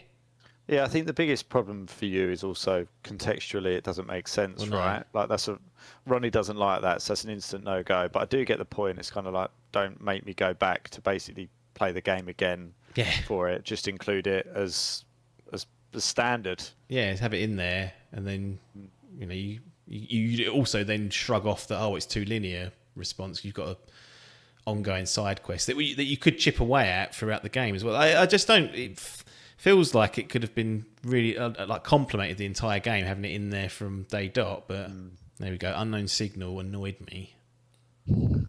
So there's a drag factor of that. Yeah. Like as we said, Maggie Gyllenhaal in The Dark Knight. Yeah. There's also some. There's also some instances where the checkpoints aren't particularly well thought out. Like, 'cause I didn't die that often, so it's hard to say if this is a real problem with the game. But there was like one in particular where you die before a lift. You die after going up a lift, and then you have to go up the lift again. I'm like, just move the fucking checkpoint up to the top of the lift. I don't want to be sitting here to go through 2 floors because enemies spawn in on 2 of the floors. They're not hard, but it's just a time sink. I'm like, Annoyance, yeah. These sort of things should be right at the cusp of a boss or whatever it is if I'm likely to die. So I can just go back to that point. On that same note, if you do die in a boss, at least the one boss I died on, it doesn't just replay the cutscene like it's never happened. Like, you go back and it pops back out, and then they reference saying, right, we're going to try this again. I was like, so even your failures are contextualising the game, because you don't actually die. Essentially what I've interpreted is that she drags you away back to the shelter. So you're then fixed back up and you go back out. But, I quite like that little wrinkle, because the amount of times it annoys me going back to a boss, it's like, you haven't met, Eros for the first. It's like, no, I've seen this 8 times, mate. Like, we're trying to get through this now. Whereas it's like, no, they just spawn out of their area, and you're like, right, we're in. We're going again. I suppose that is a nice, interesting way to look at it. Like, you don't actually ever die. Like, no, yeah. You just she just basically got you back. So yeah, I think that does feel good. Because obviously, like, if you're playing, I can understand what you mean. Because, like, if you take Resi as an example, you get your head ripped off. Yeah. And then you go back there 2 seconds later. Like, there's no way of contextualizing that. And they've tried to do that at times in those games, and they go, just like basically reattach your hand or something, like the olden ones, wasn't it? And you go, well, what we do? How does that work? Yeah, so I do like it when games think of like death as part of the game or failure as part of the game. It's one of those Dark Pictures games I like, because you just roll on. Like, the character dies and they've had it. You're like, well, that's the end for them. Yeah, it's quite a nice way of including it, because the simple reality is in a lot of these action games or whatever it is, horror, like, you're going to die. Yeah, like, you're going to go down. It's going to happen. So how they navigate that as part of the story, most of them, 95% of them, just respawn you back in. It's like there's no fail state, so you can't be having that. Yeah. Right. Shall we go to the Dimp Gallery? Yeah, Gaming's Gallery of Games. Dimp's Gaming Gallery of Games? Maybe. So I suspect this one is going in self-storage, so I think we might as well just skip it all. Yeah, that's it. No, I mean, I would be surprised if you don't want to put this in the gallery. Is that a fair prediction? Yeah, no, it's going in the gallery for sure. It earns its place in there. Yeah, enjoyable. Few little bits that perhaps ding it a little bit, but there's nothing major that would keep it outside of the gallery for sure. It's very good for the most part. Yeah, I kind of expected that. And based on the aggregate kind of critic scores as well, it's done a lot better than I think. Yeah, I think the thing that I'm struggling with is it's like there's nothing that fundamentally innovative about it, and it must just be that little tweak with Diana that's just added a layer that people have gone, that's refreshing. Yeah, the hacking, having just overlaying that is definitely, it changes the game completely. It's not. So I think if you take that out, leave everything else. Yeah. They're doing something else, or you're just dragging her through it, or whatever it is. It's less. It's certainly a USP of it. It's absolutely. Like, it's probably a from what is an aggregate kind of 85 score. Yeah. I wonder if it goes down to even like a 60s or a low 70s or something. I think it'd be like a 70, mid to maybe a late 70, but yeah, it wouldn't be. I'd be surprised if it was in the 80s still. That's the name of the game, isn't it? Video games, gameplay, mechanics. It is, ultimately fun. Wow. Something fun to do. So I'll hand it over to you, and I'll let you do it. Do you want me to do a prediction? I'm happy to do a prediction, but I feel like obviously we don't discuss this. You can discuss it off air. I just kind of get a temperature check with what your feedback's been and kind of what the overall critic score is. I would say that I would expect you to put this. I mean, it feels right in silver, I think, but it could go either. I would allow it to go either way from there. I think Would you? probably. You'd allow me to have my opinion Well, go either way. I could kind of understand if it did. Like if you went, you know what, really did have a good time here. We're going up towards the goals. It's so unique. It's so refreshing. I wouldn't expect it to go down. I think I'd be surprised if there was. I mean, I think that extra mode thing must be a real drag factor for you to drag it down to the bronze. Yeah. So I think that's kind of where I'm at with it. Feels like a silver. You'd be correct. It is a silver. I think I've got to know that brain after all these years, unsurprisingly. We'll see on the next one. I think the unknown signal was an annoyance for sure. That's probably enough to do it on its own. Like that. That's how annoyed I got with that particular inclusion in the game. But if it wasn't for that, then hand on heart, to say that the story didn't grip me in the way that I think they wanted me to be gripped, just sort of confirms it in a silver spot. I think if you take out my annoyance around unknown signal, it's very close to a gold. But I just think the story is just lacking just a smidge, like 10-15% just needs to be recalibrated in some way. I think overall it's really, really strong performance in its gameplay and its design, and graphically it's fucking stunning. Runs really well on the PS5 Pro. A lot of people have said that it looks great on like console, like everyone sort of says, imagine how good this would look on the PC sort of thing.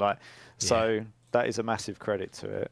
Yeah, it's wonderful from that RE engine is just, it's really good when they get it singing on all cylinders. So really the story, I think your mileage will vary on that in terms of whether you connect with it or not. So keep that in mind. And obviously the annoyance around the mode is, I don't think anyone else in the world's going to be that bothered by that, but I have to. It annoyed me, so it goes. Ronnie is unique. Dinged.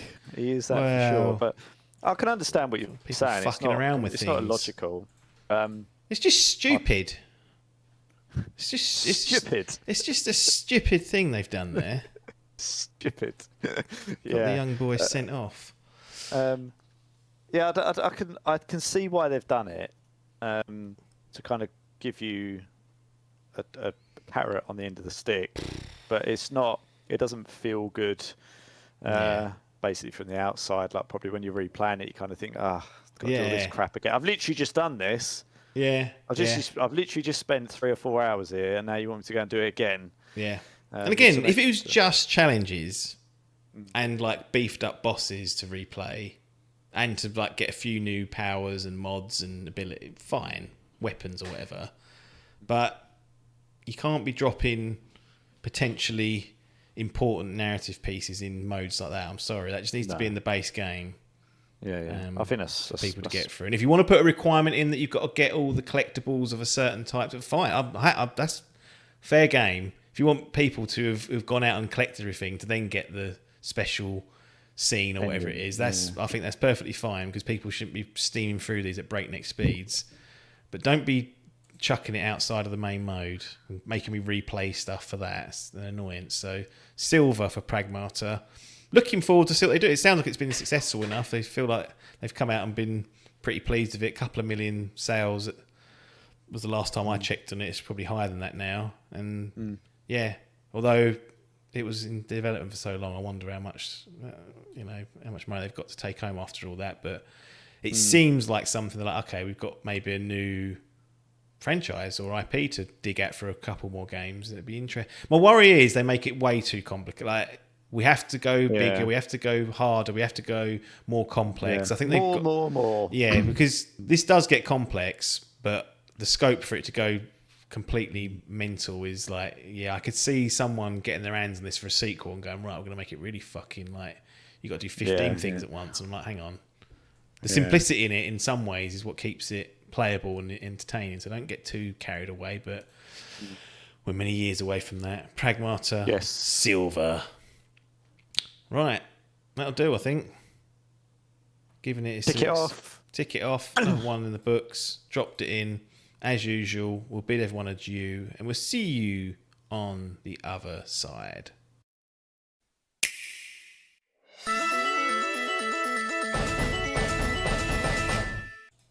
Adkins, Returnal, and Hades. Arnold. And Hades. So usually we'd do these things with like a franchise where you've rattled through a couple of them, smaller games. Yeah. These Two standalones. two standalones, not related in any way, different developers, different franchises completely. However, they do fall into this ambiguous bucket of Rogue-Lite / Rogue-Like. I don't know. Well, my understanding is Rogue-Like is very specific in that you don't carry any form of progression over. It's supposed to be turn-based. It's supposed to be random each time. It's like a bit more rigid. And Rogue-Lite is what I would say is a better version of it, like a more modern version of it, where they've cut out the friction and made it more replayable. But if you read the store page of Returnal, for example, it specifically says it's a roguelike. So I don't know what to believe. People getting annoyed left, right, and centre. Who's the chap that makes Smash Brothers? Sakurai. Oh, yeah. He says, just call them roguelikes. He's sort of sick of it as well. So He's sick as well. I'm not surprised. they are in that bucket, though, of this sort of, not an emerging genre. It's been around a while now, but definitely there's been a lot more focus on this. And they're completely different in their perspective and whatnot. But I thought it'd be interesting as a case study to do them together. And we've got Saros, which is out in the wild now, which is a sort of a spiritual successor to Returnal. So Housemarque there taking titles. But where do you want to start with these two? Because they are very different, but you have played them relatively close together, so you've got a bit of a handle on. Back to back. I finished Returnal first and then went on to Hades. So both on Steam as well, so the PC follow suit. Consistency. Yes, although Returnal was played with a PlayStation controller. To get that haptic triggers. Haptics, yes, which do play into it. Yeah. With Alt Fire. That's it. So both played on the old stems. Yes. Both relatively similar playtimes, I think. Yeah, because on Hades, you got the credits, did you? I did. Yeah. But not the... Well, we're going to that. But not the true ending. Yes. Technically, I didn't get it either, so... No. I rolled credits on both.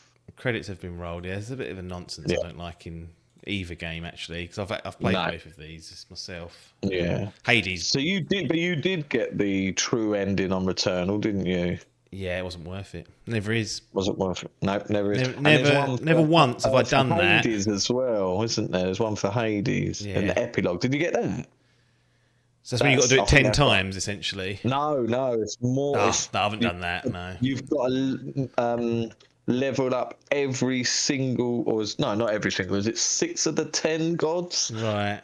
You know, you had them hearts when you sort of give them you have to take them gifts and shit. And yeah, that's it. So you have to do 10 and then, fuck, it's ridiculous. No, I didn't do that, no. Nah. But again, they've locked it. It's the official epilogue of the story. And you're like, why the fuck would you put that behind that? For fuck's sake. It really annoys me when games do this. But quote unquote, we've rolled credits. Yeah.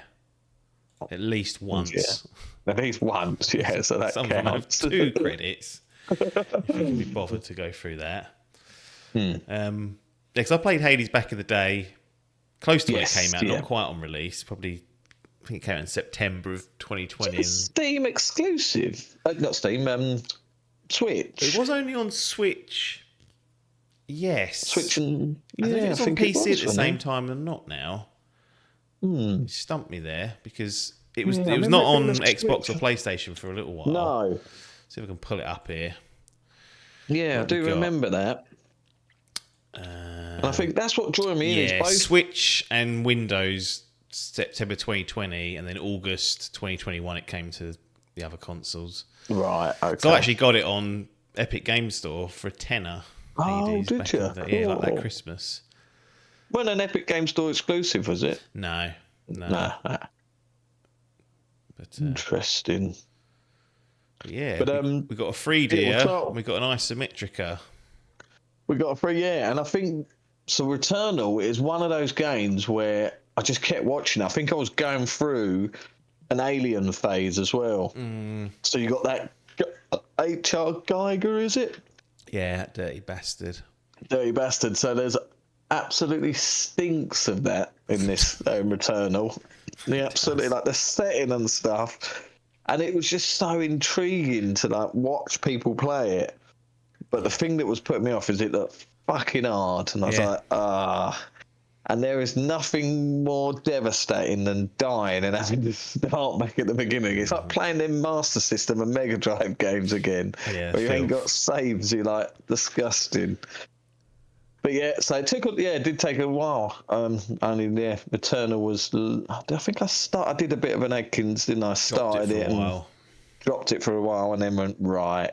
I've got to get these done because I wanted to get Returnal done because I knew Saros was coming.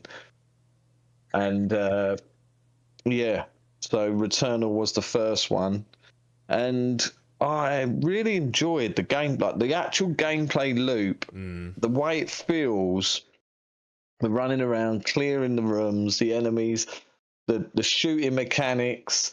It's sort of like the Metroidvania of it, of sort of unlocking these things, and you can look up and you think, I can't get to that yet.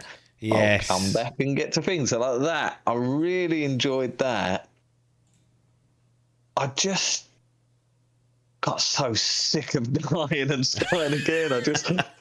And having completed the game, I wish I could say it was worth it. Yeah, the narrative is a shocker.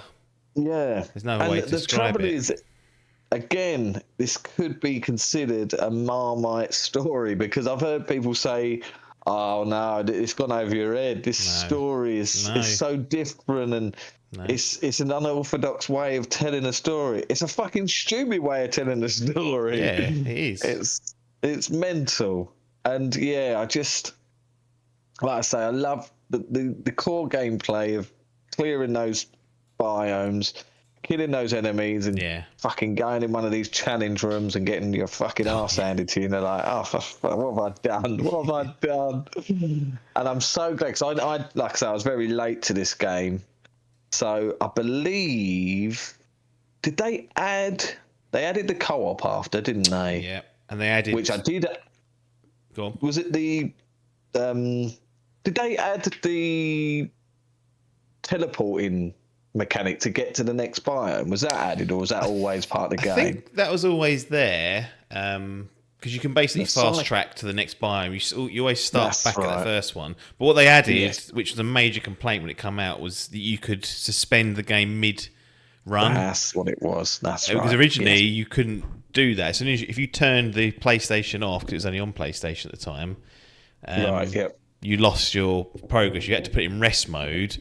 And then you're in the hands of the gaming gods. Whether I always found that it just fucked your PlayStation up if you I never use it. Never ever. I use the rest mode, but I never leave a game open and come back to it. I always close it down. Right. Yeah, I've never had a good experience of that. So yeah, that was the only way to do it. Right. So they added that. I tried the co-op, but to be honest, I just found it more of a hindrance than it's not. It's not like Monster Hunter where it's a slam dunk that you're going to get some absolute aid. You're going to just...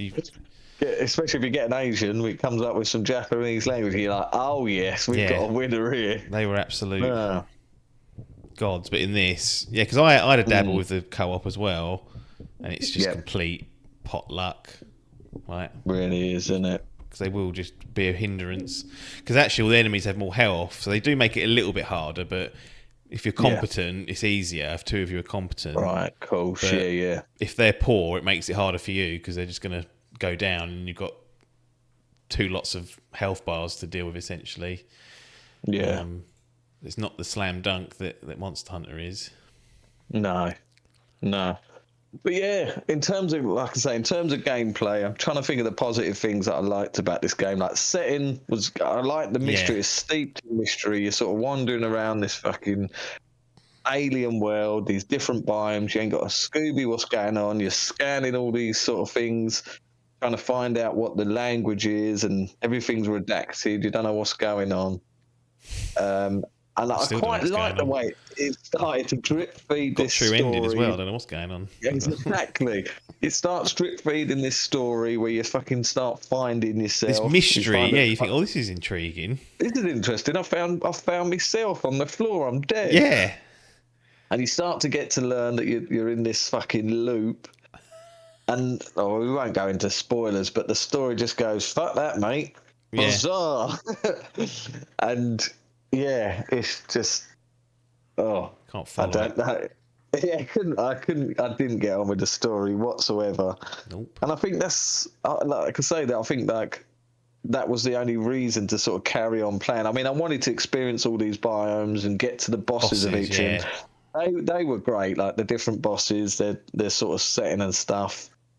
Them orbs, I mean, the Housemarque. To be honest, I've never played a Housemarque gun. I didn't ever play that Rezo gun or I think I Dead played Nation. I played Dead was it? Nation because it was like one of the Or was it early. PS Plus Yeah. game? Yeah. Yeah. But they look very similar. You know, they love those fucking bullet hell things, Yeah. and it is fun jumping around the world. It's not fun when you fucking jump on a fucking laser beam when you're No. 45 minutes into a run and you Yes. think you're doing good. It can But unravel yeah, so quickly. You can be like an absolute god, and then you've only got to make one error, and it just snowballs because you lose like your. It's like you build up an adrenaline meter, which means you that's right. get buffed out basically. The more enemies you kill without getting hit, and then one hit, if there's things you can put on to give you additional hits, but if by default That's one right, hit yeah. will reset it, and then you feel so weak all of a sudden, and you That's can right, have yeah. it. Like you pick up the wrong fucking parasite, and you're like, well, That's it, the parasites. So that's they're the really ones that fucked give you the me. buff, but Yeah. they also give you a fucking debuff Shit as on well you at as the well, same yeah. time. Yeah, I think the run I was doing so good on it, and then I picked one of them up, and it was one that I think it hurt me every time I picked up a fucking container. Yes, I yeah, went it's to get horrible. milk, and it got me, and I was like, oh, for fuck's sake. He really is down to the fucking RNG gaming gods. You're at the mercy Yeah. of them. You are. And like you say, you'll be like, right. So I found that the best thing to do was to go through these biomes and sort of level yourself up. Try and get your health bar up as much as you can. Get that weapon proficiency up. Yeah. Find a gun that I feel comfortable with. I found the handgun one of the most Yeah. the carbine. That was pretty cool. And there is a handful of different weapons that you can try. You get a laser sword that you can use as one of your Yeah. upgrades, and that sort of that implements into the gameplay.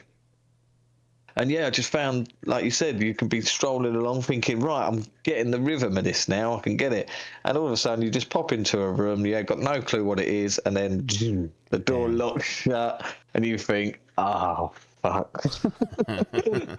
Fuck's sake. Had it. That's it. And then, yeah, ordinarily, I think I would have got to a point and gone, I'm done with this. I'm done with this, yeah. But for some reason, I think because of the mystery, I was like, I just really want to continue this to see how I wanted to see all the biomes, I wanted to see all the boss, and I wanted to get what the fuck was going on because there was Yeah. so much mystery. And unfortunately, once that was all concluded and those credits rolled, I was left scratching my head and my arse at the same time, going, I don't know what the fuck's just happened here. And it's a shame because, like I say, the setting of the game is really cool. It's a fun game to play, rich gameplay. But yeah, I was just sick of it by the end of Yeah. it. That's not how you want to feel. You want it off your plate. Not if you play, yeah. Yeah, it's just a shame. Well, dovetail that into Hades because it plays very differently. Hades, yeah. But I think Well, the thing with narratively, Hades, it probably It's is full the of complete soup. opposite in a way. yeah. So Hades for me was more my style of game. Like when I see the over the top sort of hack and it's essentially a hack and slash game, Yeah, isn't not it? far off, is it? Not far. Reminded me a bit of Darksiders. I know that's more sort of over a shoulder type Yeah. thing. Bit of Diablo-esque, like you've got more control, you're controlling thing. But Hades, yeah, Hades. I really enjoyed the game, but I'm trying to think what I prefer the most in terms of gameplay. I mean, they're very both different games, apple and oranges. Again, with the story though, for me, again, it didn't really hit for me. Did it for you? Well, I think the It's story, more you can follow the coherent. story for one, Yeah. and I suppose what I liked was that every time you died, yeah, it's fucking annoying, but it would push the story along a little bit. Yes. Yeah. I thought it was a clever way of weaving the narrative into this type of game without the complete mystery that is Returnal. Like, it's quite transparent what's going on. That's true. Yeah. Get out of the underworld. And that's that. So, yeah. I just think it had a bit more charms. Well, it's a different tone completely, so it's not. It's completely different. It's hard to meld them together just because they're in with a roguelike. They are two different separate games, but it is that dying and starting again and minimal progress. I mean, that was the one thing. I mean, I felt like I was progressing more in Hades. You get much more permanent option. You get options. You can choose your fucking weapon to start with if you want. That's right. Yes, that is true. It's not completely random. No. And there's resources that you carry over that can, which you do get in Returnal, but it's not for anything permanent. It's for only to unlock a new item that you might run into later on. I mean, the only permanent thing in Returnal is the proficiency on your weapons, which unlocks, which makes them more powerful. But you can't start with the weapon, so it's luck whether you even get it. That's true. You've got a load of things you can pump points into on Hades, health and Oh, of course, yeah. Because you got that. Is it the mirror? That's the it. Mirror, whatever it's called. That's right. So yeah, you do. Oh, of course, yeah. Forget about that. You have got that. And then there's weapon. I mean, I think I've done when I've done my before. I did my first actual exit of the, completing a run, and they weren't even realise that I could upgrade the fucking weapons. I was like, oh, blimey. Jesus Christ, I don't know how I'd done that. Because once I cleared it once, then I dropped it off. And in my head, I was thinking, nah, I don't want to play this anymore. No. And it weren't until you were like, no, you've got to go through it 10 times. I was like, oh, for fuck's sake. Yeah. And I think after that first run, I reckon I've probably done another 10 runs and I couldn't get through. I was just fucking really struggling. But like you said, it gives you the tools to make that easier and sort of chip away, and that's what I felt. I felt like each of those 10 deaths weren't in vain. Like it wasn't a fault or anything. I needed to get through that and die. And the more you play it, the more you start to learn the enemies, what they do, their move set, what you got to get out of the way. Those two fucks. I think I must have died to those. Oh, what, the Minotaur and fucking whatever his name was. I think I must have died to them two the most. That was so fucking infuriating. I fucking hated those two. Yeah, but it's brilliant because you die, go back to them, and then they'd reference that. They'd be like, "Oh, you again," and it's very clever the way it done that. So yeah, no, I don't know. To be fair, the story and it is a lot more coherent. It's just I think this style of game just really isn't for me, and I think that's. But again, by the end of it, I was so glad I'd done it. But by the end, I was just sick of it, and I was like, well, the conclusion I've got here isn't the best. It's not warranted. I'm not sitting there going, nah, that was fucking, that was the shit. I'm ready for Hades 2. Let's fire this up. The way I ended this was like, oh, thank God I've done that. I don't ever want to play a fucking roguelike ever again. I've got Hades 2 sitting there. I've got it on family share, so I can play it whenever I want. But I can't see me playing that anytime soon. It's meant to be even harder and more like they've added like 15 layers to the complexity as well. So not for the faint-hearted, that one. No. Anything you want to say on either Returnal or Hades before we do a quick formalities and then have a quick chat about their sequels or successors? Yeah, successors. No, I mean, in terms of video games, like I say, they're very competent, both in their gameplay. You know, both look fine. Like you say, they're very apple and orange. They're two different styles. Don't look the same. One, like, what's it called? Returnal is a graphical darling. Got, you know, its biomes are incredibly looking. You've got all these fluorescent fucking orbs coming at you. It can really look lovely. And then again, like even Hades on a Switch, it looks incredible because it's got that sort of arcade cartoon look. And the characters are brilliant, all based off of like the Greek mythology. Yeah. All the characters in there. So it's a great take on that sort of mythos that people are into. Yes. And again, competent, fun, engaging gameplay, great mechanics, just a story that's more coherent. You actually feel like you're we can actually going through the game and thinking, right, now I want to know what's going on. Yeah. Whereas with fucking Returnal, you're like, right, where's that fucking astronaut? I need him first off. Yeah. And now I can get to the next cutscene. You watch the cutscene and then you're like, right, why am I walking? More questions. Why am I walking around the house now? That's in the middle of nowhere. What's going on here? And but again, two lovely games. Just not for me. Not for him. We've got the Gaming's Gallery of Games.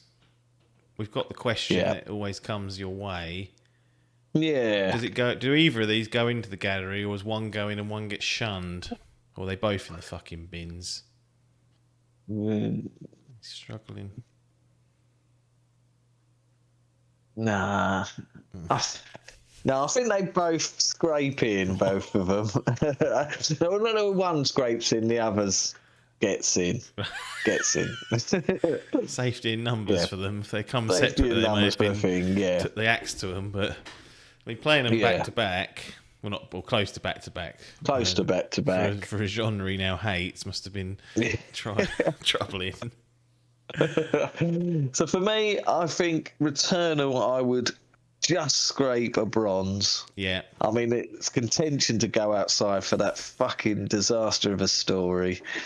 I mean, you put me through the fucking paces. I just feel like I weren't progressing at all. It was a chore to play.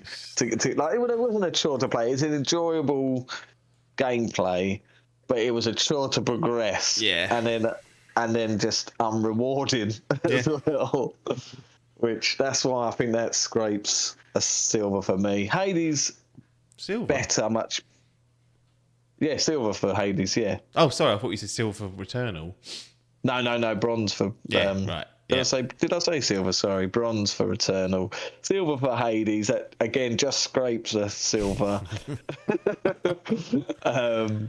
Because by the end of it, I was deflated. And but yeah, it definitely offers more, I'd say, in terms of that style of game, and a coherent story, which is hard to come by in this sort of thing. It seems to be, seems tricky at the moment out there. Does, but my lasting thought is, I don't want to play one of these games again for at least for a little while. Well, so we've got Hades 2, which has been out. Since last year. It was in early access, wasn't it? And it's now full release. It's on it? 1.0 now. First time Supergiant have done a follow-up, not a new game, so that's interesting. Oh, cool, yeah. It's actually, I think it's the highest scoring game of last year. It was very rated, wasn't it? It was up there. But is that a no forever, or is it a no for... Not a no forever, but it's going to take a lot for me to get back into it. I enjoyed, like I say, I enjoyed playing the game. If it was one of those games I could happily play and not complete, because I've seen that people reviewed it. I saw someone reviewing it the other week, and then when I looked at their trophies, they'd never even complete. They played it for 30 hours and never completed Yeah. a run. And I was like, if I could do that and just enjoy my time with it, but it would fucking gnaw at me, not Rodney won't complete the allow run. it. No, So exactly. it's not doable. It's not. And I know how much that it physically taxed me playing that game. I felt more taxed playing that than I did playing a fucking horror game like Resident Evil or something. So yeah, it's not a no forever, but I can't see me jumping on anytime soon. And Yeah. I liked Unless Hades a they lot had more a- than you, and I'm a bit put off by what I've heard Yeah. about 2. They're like, more complexity, that's more it. difficult. I'm like, no. No. I don't need to be fucking farming or whatever they've got you doing in this one. There's all sorts of shit going on. And I was like, Like, there's like an ulterior version of the. I'm like, it's Come hard on. enough to get my head around it the first time. And that was, yeah, in hindsight, seems like it was quite straightforward compared to what they've done here. no. And the thing with these games as well, when you look at the statistics, I think I messaged you about this, and it was like Crimson Desert. It was the complete rolling credits on both games was under 5%. Yeah. The 90, and these games have been out years, 6 years, Yeah, some not of them, new. haven't they? No, they've not been 2 months old, and that's it. 95% of the player base is not completing it. Yeah. And I mean, the true endings, they're like 1% or something, which is, it's just bizarre. I just don't get it. It's just not for me. And like I say, there are a lot of gamers out there that are into this style of game and that. It must But be that quite puts me off. efficient to make them as well, because they haven't got a. Exactly, yeah. And then, yeah, reuse. with Saros, I mean, Saros sounds like they've sort of taken on the feedback of Returnal and gone, Yeah. right, we need to look at this stat. No, hardly anyone's completing the game. It's obviously too hard. People have thing. But now people are saying that now Saros is too easy. And they've, Lovely. and, you know, That's music to my they've- ears. yeah, I'd say that. I love a Now game the that just question is- plays itself for me and I beat. And I go, yeah, Exactly. beautiful. Now the question is it an actual rogue game? Because Oh, right. Yeah, it's not. you can start your run in any of the biomes. Yeah. You're like, well, is that considered I don't know. Who knows? Yeah. But the thing is, I'm more open to playing Saros than I am I think Hades I am as 2. well. Yeah. But I am not willing to pay 70 No, UK yeah, pounds. that was the same with Returnal. When it come out, I was like, oh, I've not like the look 'cause of that that. was but as a 70 was a UK, that's the full first one I price, think they wasn't did at 70 UK pounds, and I was like, Yeah. that doesn't feel right. I Nah. don't like seeing that. I don't like seeing I didn't that. like seeing that. So, So, yeah, I with waited till it was Saros, I think- £15 and then went. That's it, exactly. And I think, I picked Returnal up for about Oh no, I 18. didn't. It was on the Essential. It was on the PS Plus thing. Oh, of course it Just was. played on Yes, that. yeah. Well, that put a bit of pressure on Yeah. because like when they're going to take this away, it might just fall off in a week, and then I'd have been left fuming. Imagine that. Bum up arse. Got to pay 50 UK pounds. Yeah, it's been sitting there Whatever it's fucking now. 4 years on it, and I've decided to get on it with 1 week left and then put the pressure on. But yeah, I'm more inclined to play Saros, but it's going to Yeah. be a deeper sale Yes, yeah. for me Down the pipeline. because they're for not. me, I don't. This isn't like these roguelikes, these roguelites are fucking my jam. They're not. But No, I will. no. I'm happy to play them every now and again. Yeah. Yeah, I feel like you have more enjoyment than I did. Yeah. But, yeah, just I couldn't put myself paying full price for a game that's at the end of it, I'm going to be pissed off. Yeah.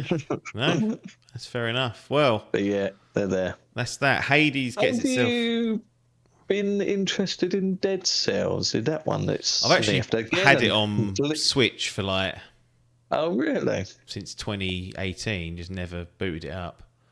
Right. I think that's that to me might be the worst of all three of them in some way, just because I think the thing that I think Hades has that decent, like, it feels less RNG Hades. It feels like more skill based to a certain extent. Yes, yeah. Returnal is RNG to the absolute core, but the third person shooting, the mechanics are super engaging, and once you get into a flow, it's a joy to play. Yeah. Whereas Dead Cells sounds like RNG, but mechanically is not as perhaps interesting. And it might just be a perspective thing, because it's not a over the shoulder shooting game essentially. But yeah, it's one of those games. I bought a load of stuff on the Switch. Owlboy, just never played it. Like, I was I reckon there's about 80 quid's worth of games on there. I just thought I'm never gonna play it. Not on that platform anyway. Like, no, it's not going to get switched on for that. So, no, I think I've made my peace of Dead Cells not getting looked at. I think Evan played it. And he hated, did he? He's like hated it, like, and he's like us. He had to finish it, but he hated every second of it. my man. Yeah, I agree. Won't be beaten by these fucking games. I had it wish listed. I think someone may have even bought it on Steam, and I've got the option to play it. But after playing those two, I don't want to see it. No. I don't want to see that. I don't like seeing that. No, exactly. But there you go. Hades a silver, Returnal a bronze, and that's that for your rogue-likes. I'm going to call them rogue-likes. Have that. If Sakurai can say it, and so can I. That's what I say. Beautiful. The creator of Smash saying that, and Kirby Air Riders at last. Yeah. That came and went, didn't it? It looked like it was going to, because who the hell asked for that? Yeah. But that won't be being played by me ever. That's wonderful. What about Star Fox? You're going to get Star Fox? Well, funny you should say that. Star Fox remake. What's going on then, Adkins? Because you've played through Star Fox. It's funny, isn't it? Because I did. Well, I knew I played this before the hype. I was the hype master. Yeah. Of young Mr. Foxy. Yeah. Here he is. So I love these games, and yes, I will definitely be buying it day one for me. Yeah. Although I was let down by the announcement, just because I love these games. They are, again, a Marmite game. They're old now as well, so you've got to take that into consideration. But there was rumours this game got leaked that it was going to be a new game in the Star Fox franchise, and that's what I was expecting after not playing the Wii U version, because no one fucking played it except from Hull. Star Fox Zero. Star Fox Zero. At least that was in the HD realm, so it was like a 1080p game. I played it at EGX demo. Oh, that's right. Yes, you did. I think, I do remember you playing that. Yes. So I never played. So I wanted a new game in the franchise, setting it sort of a soft reboot of setting it up. And I suppose they've sort of gone for that, but instead they've just gone for a remake of Star Fox 64. And straight off the bat, the fucking characters look shit. There's people saying that this version of old Foxy looks worse than what's in the Galaxy movie. It's just kind of Super Mario. Like, why don't they just copy that? It looks worse than the real cover that they put on Star Fox and Star Wing for us. Yeah. And that's one thing that's weird. It's going to be the first Star Fox game in the UK. Because we had Star Wing, Lilac and then Wars. Star Fox was Lilac Wars, Essentially, I assume that the companies that it sounded like have all been liquidated. Yeah. So, we're getting... But they've called it Star Fox. They've gone for the old corporate logo as well, black and white. Yeah. So it does seem like they're going to... What I would have preferred is if they would have announced this, and it's coming in June, so it's, it's all been done. On top of it, yeah. So I like the short turnaround that they announced it, and then it's out within 2 months. And this is why I think it would have been better if they'd announced this. Like, here you go, you hold that, and now we've got a bigger project coming, the next Star Fox game. Maybe we might get that. Maybe they're holding that for SGF or. Well, it's funny because they kind of did it with Metroid Prime. Like they Yeah, remastered the that's first true. one, and then was like, "Oh, when's 4?" I mean, it took a while for 4 to come, so maybe it's just they don't seem to That's line them up true. that well. But it's normally a No. precursor to something new, because obviously the framework of Star Fox 64 might. Because just looking at the reveal, I was a bit like, that doesn't. It's not very expansive, and it's not. No. Those games aren't. But I was wondering what a 'cause this is the modern thing. take on it could be like. Exactly, yeah. I mean, it looks like they are extending it, but only Yeah. really in terms of fucking cutscenes and stuff. There's not. They've added challenges to it, so there's going to be a bit. Because that's my biggest concern: is this type of game going to cut it in 2026? Yeah. Because I mean, that game literally you can complete it. You could probably fucking breakneck it in about 45 minutes. You said that, yeah. It's 40 quid or 50 quid for 50, a or 45 physical, minute yeah, game. 50 UK pounds. And it's one of those games, because it was back in the N64, the fucking Nintendo 64, that you'd play through it and try and, it's got that sort of high score thing, so you'd have to go, it's a fucking roguelite. You've got to get better each time you do it. And, I just wonder if it will cut it and being 50 quid. I mean, it looks nice. They've sort of updated the graphics and, it's fully voice acted like it was. But yeah, the character design as well, they've gone for a realistic take on the characters as well. They're sort of, obviously the characters are based all on animals. You've got fucking toads, fucking rabbits, foxes, and whatever the fuck Falco is. Yeah. A bird. But yeah, it reminds me of when they did the fucking Sonic film, and that he came out and everyone was like, oh god, he looks weird. And then they went away and fucking cuted him up and made him a bit more fucking likable. But with this game coming out in a couple of weeks, it's about 8 weeks. But it's like, what is it, 26th? 25th. So yeah. when this goes live, we're a week away. Oh fuck yeah, cool song shit. Yeah, it is, isn't it? It's that short of turnaround. I know. I've just been on here because I saw you guys pre-ordering it to get the patches on the physical edition. It looks like you can get it on the digital version. Oh, would you get the patches and the pins? Yeah, it's like Velcro. Nice. Oh, it's on the Nintendo store, isn't it?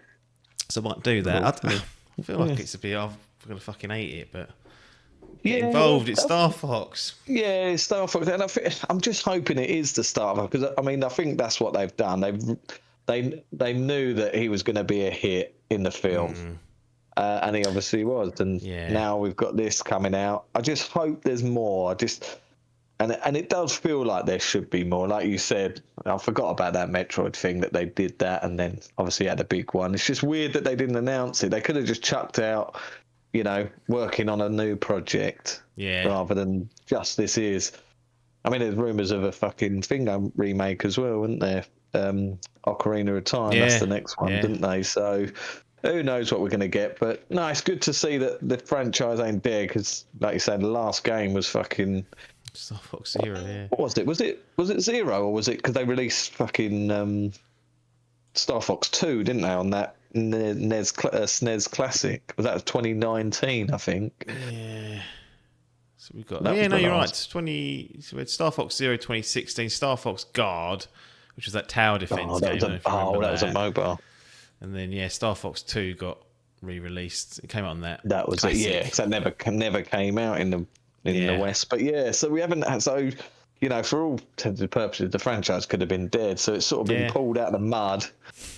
It's just, I do have concerns as to whether how much of nostalgia will play out and how much will this game cut it in a modern society. So we will see. But I don't know, £50 is quite a lot for what it is. I heard there was 30 being quoted, which would have felt better right for a 45-minute game. But who knows? We'll see. We'll see indeed. Star Fox, 25th of June for people out there. So not long to wait. No, maps of weeks, wasn't it? No. But Hades Silver, Returnal Bronze, Star Fox remake on the fucking way. We'll bid you all adieu, and we'll see you on the other side.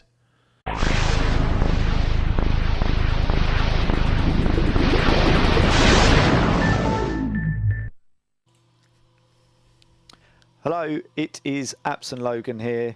I say we're back. I always say we're back because we are technically always back. Depends what we're doing. But we are back and we're here.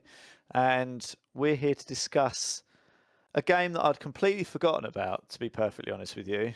Not that that's hard for me because I tend to forget about most games after 6 months. But Assassin's Creed Mirage, Yes. which, if you asked me to list out all the Creeds by name, there's literally no chance I'd have remembered this one even existed. Nope. But I watched a quick gameplay trailer just to refresh myself, and I literally immediately 5 seconds in remembered the whole trailer basically from when I watched it a few years ago, because I was hoping for another Valhalla that I could get absorbed into, but that wasn't what I was given or promised. No. I was promised a back to roots. I don't know if OG is the word, but back to kind of the roots of Creed rather than this big open world exploration RPG style. Not really, like, stealth doesn't really matter. It's not really a thing and whatnot. So when I saw it, I was a bit like, oh. Yeah. And it then just completely fell out of my brain and my radar. But here you are, what, 3 years-ish or something later, Yeah. Yeah. going, yep, we'll give that a go. So Absolutely. what are we doing? Well, I did want to play this when it came out, but for whatever reason, there's many reasons why you wouldn't play something when it came out, but I didn't, so that was the end of that. I don't think it is. Just quickly on that, like, what would you have to see from one of these to, like, push it up the list? Because there's usually a ranking, right, and things can go immediately up the sniffometer or down it, right? What would a Creed have to offer you to go, right, I want to play that, I'm going to bump that up? I think the What do you have to location. see? Well, for me, Creed they're now tied and in some ways judged by their location and where they decide to situate themselves. So we go back to Valhalla, which is the one that we both most recently played. That had an interesting hook because it was set in England for the most part, and you get those sort of Nordic bits as well in the snow.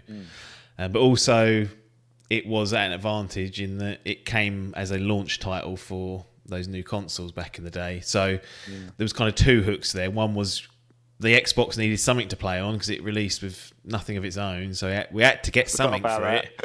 Yeah. We had to. And also, I was like, actually, Vikings, that's a good take. I wasn't particularly into Origins or...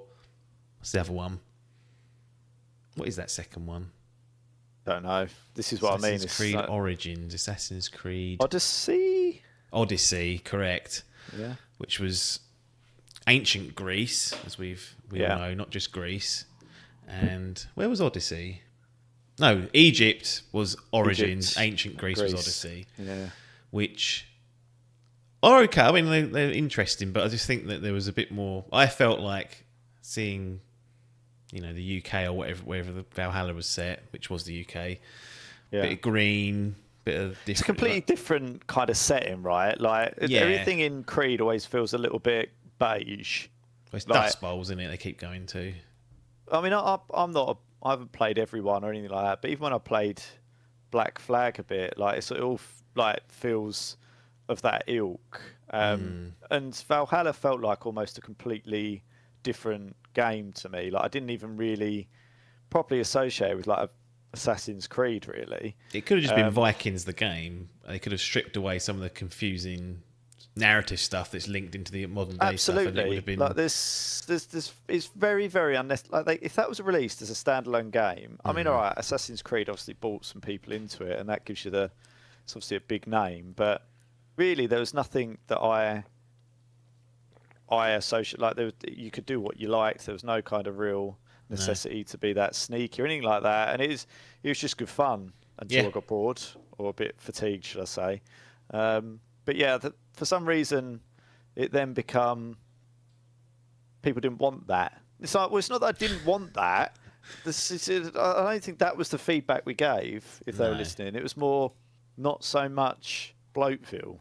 And that was ginormous, wasn't it? That was absolutely ridiculously big Valhalla, especially when they started adding DLC. Most of it was free. There was like an expansion as well, but they added a hell of a lot of stuff. Yeah. Even that last chapter, I mean, that arrived. That felt like arrived the same year as Mirage. Even I think it was. Let's have a look here to say here. Oh, the last chapter was December 2022. Mirage came out October 2023, so we didn't even get any year's gap. And that was one of the other reasons why Mirage was shelved. I was like, I feel like I've only just finished with Valhalla, and it was less than a year because I played the last chapter. Yeah. I'd played the DLCs as they were coming out, and I was like, I need a goddamn break from this franchise. And so yeah, it was a number of things. You know, the setting doesn't. It's set in Baghdad. It also had Basim is the main character who's in Valhalla, and I was like, not my favourite character of all time. So again, that's another sort of hook gonna miss. And yeah, I'd played too much Assassin's Creed, 100+ hours put into Valhalla, so no slouch. Yeah, so I felt I'd earned myself a break, and then as time goes on, you forget about it, or you think, well, I've gone this long without it. Do I need to be playing it? Adkins fortunately had it on disc, so before he'd cut off and gone to full digital, he had the disc version and lent it to me. Had that for about a year, if not longer. And really, like he started to get worried about it. He was like, "Oh, are you ever going to play that?" And I was like, "Well, you knew the deal." What are you worrying? Oh, well, yeah, that was my response. I was thinking, what's it matter to you? Give it. What are you going to do with it? You're not going to play it, are you? On the shelf. No, yeah. I'm looking after it better than him. He's got kids roaming around. They might be treading on it and stuff, getting grub. I don't know.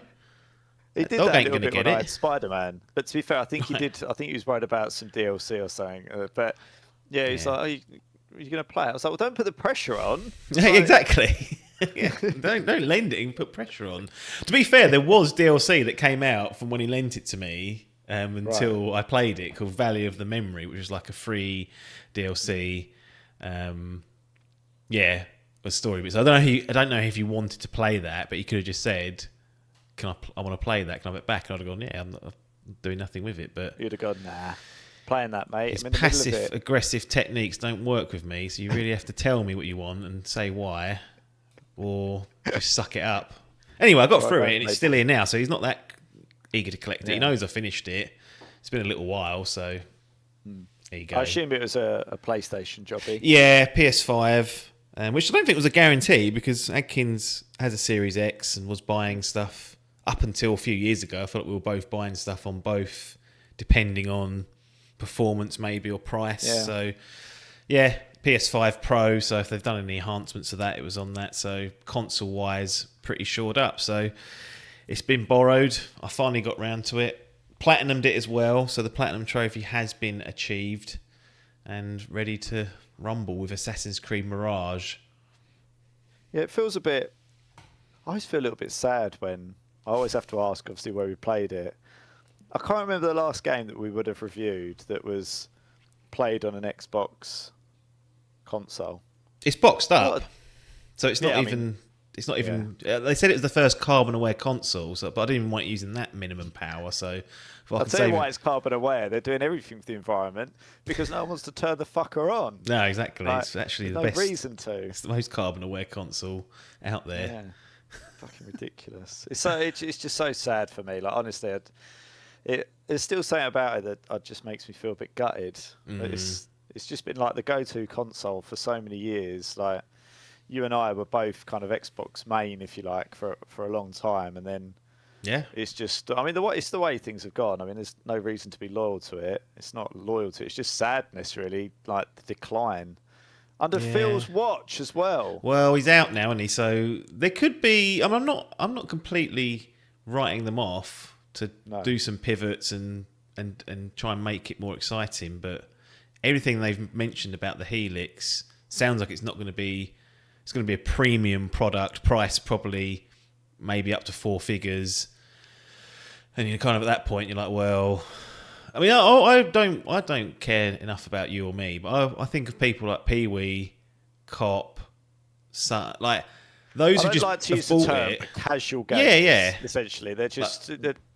Well, they just stay on the Series X and be like, okay, it's fine as it is. I don't need to spend 800, 900 quid on the Helix, whatever they call it. Probably. I think I don't know where people are going to go. I mean, ultimately the answer is PlayStation, but then the whole kind of social aspect kind of gets thrown up a little bit. Unless, like the thing is, would I put it past Xbox to release an app? Yeah, Like, and on you've a got Discord PlayStation, as well, so- which can. It's not great on PlayStation. I've used it, but you can, connect via that if people are on different platforms and whatnot. It's a bit of a minor ball ache. But Yeah, I agree. It's doable. But yeah, I just see it's more just like the whole social and connectivity element. I mean, it's basically gone now on PC, right? It's like Yeah. it's really not an issue. And I can't remember the last time I used Xbox Party Chat or anything like that. Like, it is basically consigned to the bins. But yeah, I just feel a little bit like I don't know if it's nostalgia, because that's what we all used to do. Like, it's just the go-to place, and PlayStation was kind of there for the single player.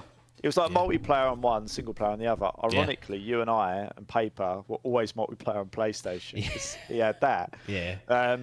But yeah, anyway, we digress. So, Mirage, PlayStation Pro, PlayStation 5 Pro, I should say.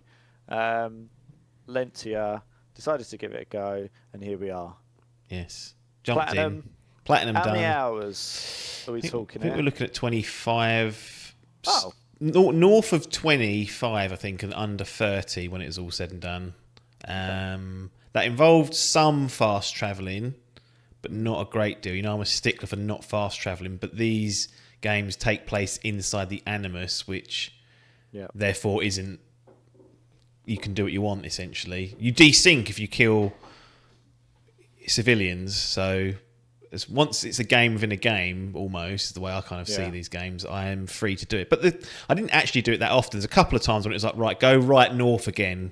I was like, I ain't getting on that fucking donkey and travelling all the way. Well, not donkey, was it? It was a camel. I ain't doing that. It does have the follow path thing, though, which is one of my favourite things in gaming, where you hold down I think it's X or triangle, and it will follow the path that's set in the map. And if you've put a marker down, you can hit triangle after that, and then it'll take the route automatically to your destination.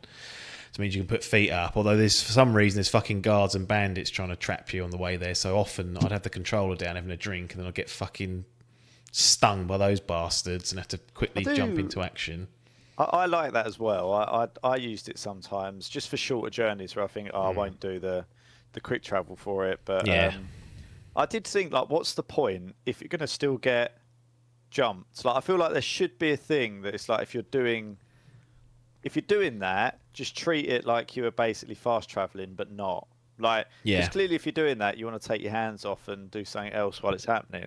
It always feels like a bit of a weird, like, why would you be sitting there just going, I can't be asked to steer, but I'm still sitting here with one hand on it. Do you know what I mean? It just, I didn't really get that angle to it, but it is a good little feature. I agree.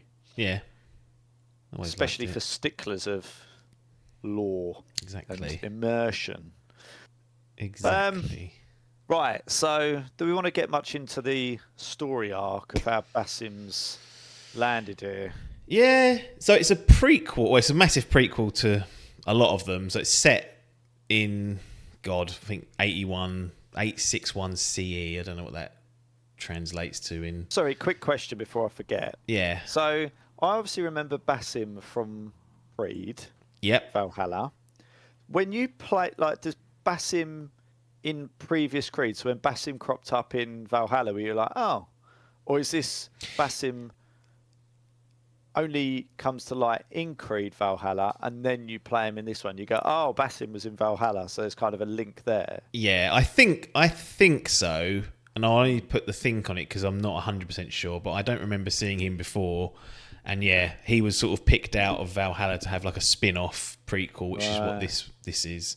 Because he's kind of representing in Valhalla like the hidden ones or the assassins or whatever they're called at that point in time. He's like one of your contacts in there. So this is more of like I guess it's like a journey of how he becomes one of those.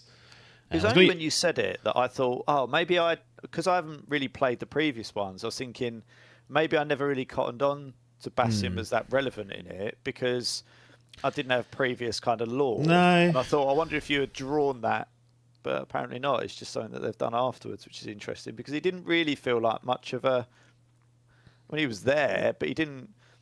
It wasn't one of those things where I was like, spending a lot of time on him, or he seems really interesting or relevant. Like it was just sort of there in the background a bit. Yeah, it's interesting because although what we deal with in the game is a prequel, so it's set before Valhalla.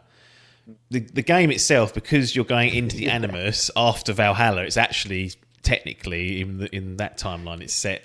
It's a sequel, but they're obviously reliving his memories via the DNA or however they fucking do it nowadays to do it. Make it up as they go along. Yeah, but I will say on the sort of modern day stuff, it's barely in it. Like, it's the very beginning, you can kind of hear the voices, if you've played Valhalla, kind of setting up this one. They're like, oh, we're going to go into this time period, and that's pretty much it. There's no like coming out of the Animus and wandering around, which you do in a lot of them. There's none of that. It's completely like, here you go, we're going into this memory, goodbye, and then it's Basim's stories. They've kind of stripped back on that modern day stuff, probably for good reason.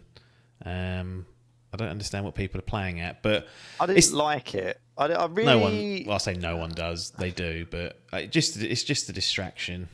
It's just not required. I kind of think it should be attended to, but I really, really disliked it in Valhalla when there was bits like outside. I was like, this is just really like, because you get really immersed in the world, then you kind of just come out of it, and it's like, well, I don't give a shit about anything really. It's not relevant to me. Like, I'm having fun in the Viking world. So I don't. None of this is relevant to me because I'm not invested in the whole arc. Like, that's the friction of this series. Is that's always been there. It probably got worse as time went on because they got more convoluted in the modern day stuff and kind of did some major things and then never really kicked on. It feels like they don't know what they're doing with that in my eyes. And then, like, you get like the tourist people like you that come in for the setting, coming for the Viking game, and yet are then subjected to this stuff that makes no sense. Even if you've been playing them like I have, it's still very, very difficult to understand what really is going on. And yet you're then expected to walk around for 15, 20 minutes every few hours to listen to stuff that you're like, I don't even know what this garbage is. Like, why are we going outside this cabin? What's going on here? Yeah, I mean, I had a high level understanding. It was their excuse to basically keep launching around. Like, it was never part of the design, right? It was literally like they were like, we need to keep releasing games, and how can we keep doing them in different places, locations, and times with it making sense? And they basically went, it's just using memories, mate. Yeah. In this, so it's just been crowbarred in. And I mean, if it's a good explanation and gives you the context you need, like for Ronnie, for example, it gives him the perfect excuse to enjoy them, right? Like, I think without that, it's a struggle. It's definitely a struggle, but yeah. So that's where this one's set, and yeah, like I mentioned, the story is basically his rise to becoming part of the Hidden Ones, as they're known at the time. So the Creed, the Assassin's Creed. They uncover that the Order of the Ancients are operating in Baghdad. There's conspiracies going on related to powerful people. It's the standard sort of stuff, but they try and focus it more on Basim and his struggles and whatnot. And then you've got Valley of the Memory, which is the DLC, which was added for free. That's more around, I guess, Basim's parents and father. Like, he's trying to find his father in that particular one. So there's a little bit of a personal story there, set in Saudi Arabia, and you're off there. So they're the sort of two narratives you've got. Valley of the Memory unlocks maybe after maybe 2/3 of the way in, so you can go off and do it in the middle of the campaign. It's not something you have to complete to get to, but nor is it ready from the outset early. Like, it's further on in the game when an NPC will be like, oh, so and so wants to see you, and you go there and they go, oh, we think we've got word on where your dad's hanging out, and you're like, all right, I can choose to do that or finish the campaign here and then perhaps go back to it and do it. But that's as far as I'll go with narrative. Overall, I'd say that it's fine. They're okay. Not particularly enthralling, just by the numbers, really, would be my opinion of it. There's probably stuff I've missed or overarching lore ramifications with the modern day stuff that I've just not picked up on. But you release this many games, I've played them all other than one. I don't know what more you want from me. I can't keep watching recap videos every time you release one just to keep up to date with it. So knock it off. Yeah, it's they haven't made it simple. I think that's what I'd have just asked for, is that you just know it's in the background. Like, you don't have to be explicitly kind of shoving it in your face, but just go, look, like a quick cutscene at the beginning, getting in the Animus, maybe something that explains why you're going there, what's going on, done. Yeah. And then you don't see it again. Yeah. That's kind of what you get here. But what you're left with is Basim's actual kind of story in that time. That's just not overly interesting. So it's a struggle, but it's Creed. I don't expect fucking BAFTA award-winning writing, but you know. No. I mean, it's a bit of a weird one because you kind of, I suppose, at this point, to a certain extent, are invested in that over story, if you want to call it that. I don't know. Or are you just thinking? I just can't remember what it's to do. Like, I think when I pick up a new game, I'm like, oh, okay, I roughly remember what's going on here, but I'm not like sitting there waiting for the next. Like, Shadows has been out long enough. That's been left in the sidelines because this hadn't been done. So now they're bringing out Black Flag Resynced, which maybe we'll talk about towards the back end. So they sped up a little bit of these releases. So you've just got to keep on top of them. But that's not going to happen. So yeah, there's a lot going on. I think they've tried to simplify it, but the tendrils are in. Like, you need to address what's going on, and they need the excuses for going back into these memories at different times. So it's a piglet for them. Well, they've got it sussed to a certain degree anyway. They've got their out. So basically, the report is on the story not that interesting. Not still. Overly. I don't think so. You're basically playing it because you want to play an Assassin's Creed mechanical stealth game, I guess right? So. Oh, you go in supporting that. Yeah, it's fun. I've heard that again. There might be things in there for people to. A bit like Hitman, I think, is one of the games that you sort of play Hitman. There's a story around it, but really it's kind of the mechanics of Hitman that you're there to kind of explore and find fun ways of dispatching people and solving that kind of puzzle and mystery, whatever you want to call it. Like, whereas this, you're just playing a adventure game, right? Stealth adventure to get through it, and there's a story supporting that. Exactly. Yeah, it's funny because this started out when it was leaked was like meant to be an expansion to Valhalla, and at some point it transitioned into a full game. A full game, a shorter version of it. It's priced.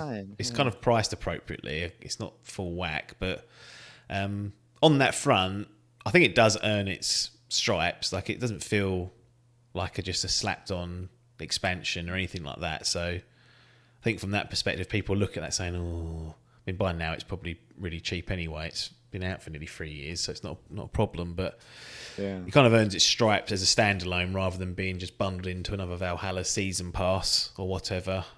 I wonder if they realised that people were done with that and didn't want any more. Yeah, maybe. So they went, well, we could probably just do it as it's kind of like own thing. Yeah. Maybe. Okay. Well, let's get on to kind of the more fun bits, I guess, of what I'd expect from this game, which is overall gameplay. So we were promised a more stripped back version of Assassin's Creed that's more focused on stealth. Is that what you get? Yeah, it kind of does what it says in the tin. It's the anti-Logan game, I'd call it, because it's so focused on stealth that the kind of warrior aspect that you've had from Origins onwards is liquidated down mostly. I mean, you can still fight, but 9 times out of 10, if you just go into an area, a base, and just fight, you will die. It doesn't matter how good you are. I mean, I'm sure some sickos can do it, but they've made it in such a way that the enemies aren't going to stand there and just let you defend. Like, you'll have them attacking at the same time, which means you simply can't deal with them. If there's more than like 3 or 4 of them, you'll get put down. Then you'll have people with bows that'll put you down. So it is the anti-Logan game. Like, if you don't like stealth in your games, this isn't the one for you. It's just simply not there. The melee combat is it melee or melee? What's the... Because Adkins infected me with this melee, he used to say, didn't he? I don't know if he still Melee. I go melee, but is that like a beta and a beta thing where the Yank version's got hooked in? I think so. I mean, I'd probably say I got my melee weapon out, which is somewhere even halfway in between the lot. I don't think. Yeah. I mean, it's a French word, right? So it depends Is it? how. I assume so. It sounds it. No, melee meaning. It's got to be French, right? What's that AI sounding? Let's play Don't it. trust that. Don't trust that AI. Melee says this. Melee. Melee. Melee. Yeah. Melee. Well, so this old Twitter is saying UK melee is typically pronounced melee, so Adkins may have been right, or sometimes melee. The Cambridge Dictionary. Well, this Cambridge Dictionary is saying Malay. US. Melee. Melee. Melee. Melee. I don't like Malay. Melee. Melee. Melee combat. Fuck it. Melee combat. What a yeah. fucking horseshit. He's gone with that Yank version, hasn't he? Melee. Anyway, I got my sword and you get a shield. Yeah. And you get hidden blade and you get a offhand. Actually, you don't get a shield, you get an offhand dagger. So yeah, you can't. The highlight is you cannot deal with. You can't just go into a base and cause havoc. You're going to have to use the stealth, pick people off. If you get into trouble, there's two or three of them. That's manageable. More than that, you're on for an arse whooping. So on that promise, it does kind of deliver. It is a throwback in that sense because we have been used to just being able to do whatever. Like if you want to do the stealth, you can. But equally, if you want to just steam in somewhere and cut people down. Valhalla in particular had that option, so that's kind of watered down here. So depending on your preferences, I think it's interesting. I quite like that. That's now they've had a go at it at least. I wouldn't be against them doing next one is Shadows is both. You've got a warrior and a stealth character there, so they've kind of taken the ideas, I guess, and tried to blend them together. And if I ever get to that, I'll report back, but. I wouldn't mind the games having a bit more focus in that you get like one that's warrior focused with stealth as an option and one that's more stealth focused where the combat's there to get you out of real jams. So I wouldn't want them all to be like this, but neither I don't want them all to be just warrior games going forward. So I think having a blend is a good idea, depending on the story being told, depending on other things. But right, yeah, I was quite. I think initially I was a bit like, this is really annoying. But when you kind of get your head around the stealth of Creed, it's quite fun to just sort of get around and pick people off. It's almost like a little puzzle that you're dealing with. Yeah, and that is enjoyable. The stealth mechanics are fine. They're on the right side of like it being difficult, i.e. that it's not overly difficult. Because as soon as stealth games become too difficult, it's usually because they're not. They feel like you feel like you're getting cheated. You're afforded a lot more room here, so therefore you can get away with a bit more, which I think if you're going to balance it one way or the other, if you can't get it spot on, make it a bit easier so that you're not frustrating the player. So on that front, really, they've done a good job. Can't complain. It was enjoyable once I'd got into it to play it in that way, and it was almost like a challenge. Like, can I get through this whole thing without alerting? Sometimes I did, sometimes I didn't, but I had tools to deal with smaller batches of enemies, providing I'd thin them out a little bit. So yeah, I think it's a good direction to head on for a few entries here and there. Mix it up, keep the variety in the Creed series, but it freezes out people like you. So maybe they're like, well, we lost a bit of our tourist or casual market there because they don't want to be dealing with this stealth. Yeah, this is. Because that means it's off the books for you, doesn't it? It's off the books. That's it now for you. I mean, yeah. I mean, I just don't. I don't ever enjoy any stealth, so I just don't understand it as a mechanic of something that's enjoyable. I mean, I just what are we doing? I just don't really get it, and that's why I've never really enjoyed the Metal Gear games or anything like that. Because I'm just like.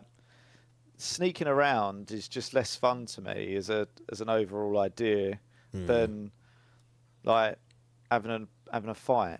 Like I just don't I get nothing out of walking up behind someone and just stabbing them in the neck. Yeah. And then going, I'm just like, well, there's no real skill in it, I think is my problem. Well, You just kind of like, I feel like you're just following. Like you're analysing pathways and going, right, I'll get him when he goes there, I'll set that trap there, I'll distract this guard there, etc., etc. It's more methodical. That's the satisfaction. I don't feel like there's anything to like particularly get good at. Like you just find yourself creeping around, from like crawling around. From mechanically, you're right, because once you get in close, it's a one-shot kill. But I suppose where you learn is how to manipulate the enemies and unlocking new tools and whatnot. But yeah, I mean, mechanically, you are just pressing one button to kill them, and they will die. Whistle. Yeah, and I take your point that you have to do grass. things in a certain order, and yeah, you know, you can get sloppy if you try and do things too quickly, and if you make too much. I get there's more to it. I'm really boiling it down to, and then you could argue though, if you're just in a firefight, you're just randomly firing off a load of shit and throwing enough mud, and some of it'll hit. So yeah, I'm not saying that I just don't get as much enjoyment out of it. Like I just on Creed, when you just in Valhalla, when you're just going around with your axe, and like the way that you string the kills together is really satisfying and enjoyable, and there is a kind of skill to doing it as well. I mean, yeah, I take your point. I mean, it's, you know, I'm not saying it's just mind-numbingly boring and that anyone could do it, because if that was the case, I wouldn't find it challenging or get irritated by it. So I think it's more to say about my lack of patience with anything in life than anything. Yeah. But you know, there are obviously a significant number of people out. I wouldn't say I'm in the majority on that at all either. By the way, like I think there's plenty of people that like and find stealth satisfying to get through. Yeah, it's always going to be a bit of annoyance. But there are going to be some people like me that will go, no, it's not for me. Yeah, exactly. And you just will naturally reduce the orders. But then maybe conversely, there are also people that don't want to play a Creed that isn't like this. It's not their bag. No, exactly. Yeah, it's one of those things. Different horses for courses. Yeah. So, is there performance-wise? Are we talking 120 glorious frames per second consistently? Gorgeous. Whatever frame rate it was fine. Like it was 60 and above. If it wasn't even above that, I didn't notice any drops. I thought the game was going to look better than it did. I don't know where my brain got that idea from, that it's going to be some sort of stunner, because it's good. It's on the high end of good, but there's a lot better that's knocking around out there. I think I got distracted by seeing Assassin's Creed Shadows and thinking, that looks like a real step up, thinking that obviously Mirage would have that, but it didn't. But it's fine. Like performance-wise, I had no issues. I think I had like one bug where I couldn't like select my tools, like my throwing knives. I just had to restart the game, so that's the only way I could do it to sort of unstick that. But other than that, no like falling through the earth, no freezes, no frame rate drops, no crashes. Performance-wise was good, and presentation-wise, it's decent enough. Sort of bored. I think the voice acting's not that great, but you know, it's totally fine. But yeah, it's okay on that front. It's always funny to me. Like what's it? I've been watching. I was watching some of the early Resident Evil playthroughs. Yes. And honestly, you think I just don't understand how someone's gone. Well done. Yeah. Well done. The performances are awful. They might be done on purpose for that, but essentially what happened is that was the standard, so no one really took it seriously either, so it wasn't a problem. But then why I give Metal Gear Solid so much credit is when that come along, they actually tried. It's still campy, but they made a good go of making it feel like the story mattered, with the cutscenes and the music and the credits that would come. He's like, oh, hang on a minute, why games that we're used to just jumping down fucking pipes? What's this? I think that's why people take note of it, is because that game kind of said, no, you can make a story here and make it like at least presentationally appear like you know what you're doing rather than just whatever was being thrown together. Like live action just being spliced in to like video games to do the story bits. There was like, no, do it all in engine. Here you go. The mouths and the characters don't move, but that's fine. We'll get around that with good audio and, you know, camera shots. It is funny, isn't it? Because it's one of those things that nowadays you just kind of take for granted as being at a standard.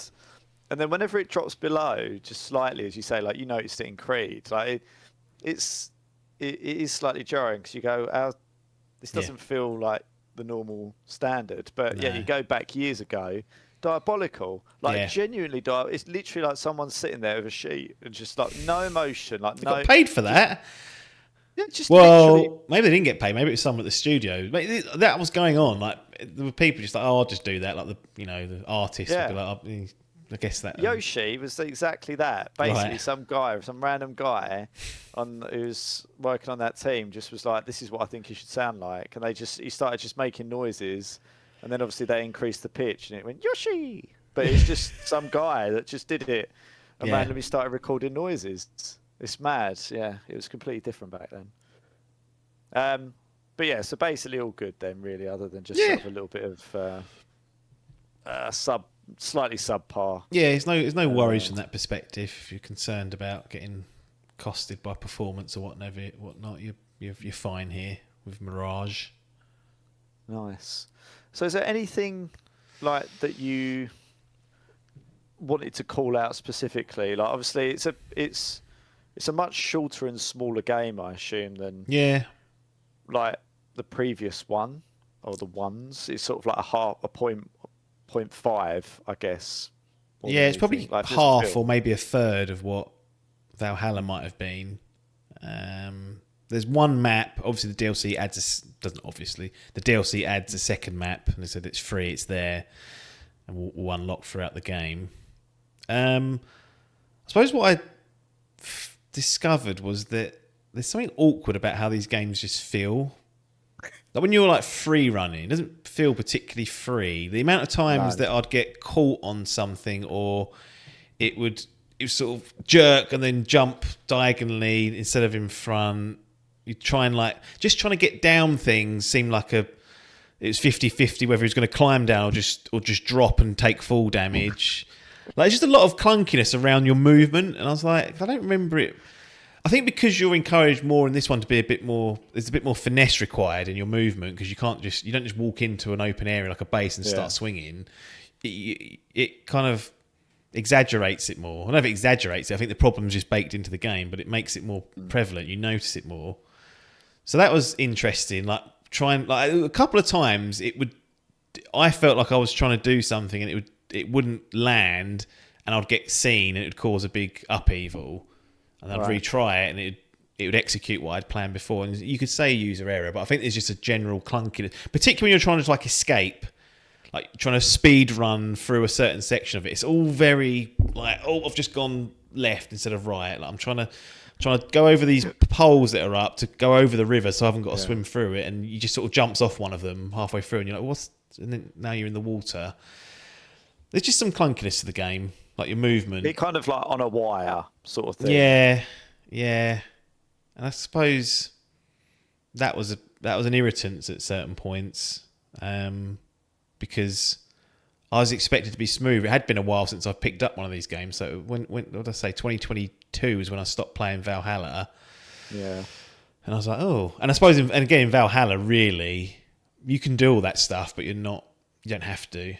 No, I mean, I absolutely didn't. No, I usually try and then fail. And exactly. You just use it to thin the numbers a little bit, and then you just go, all right, I've been caught here, let's go to town. But because you are on a knife edge of this one, if you haven't thinned out some of the turt, you need it to be more responsive.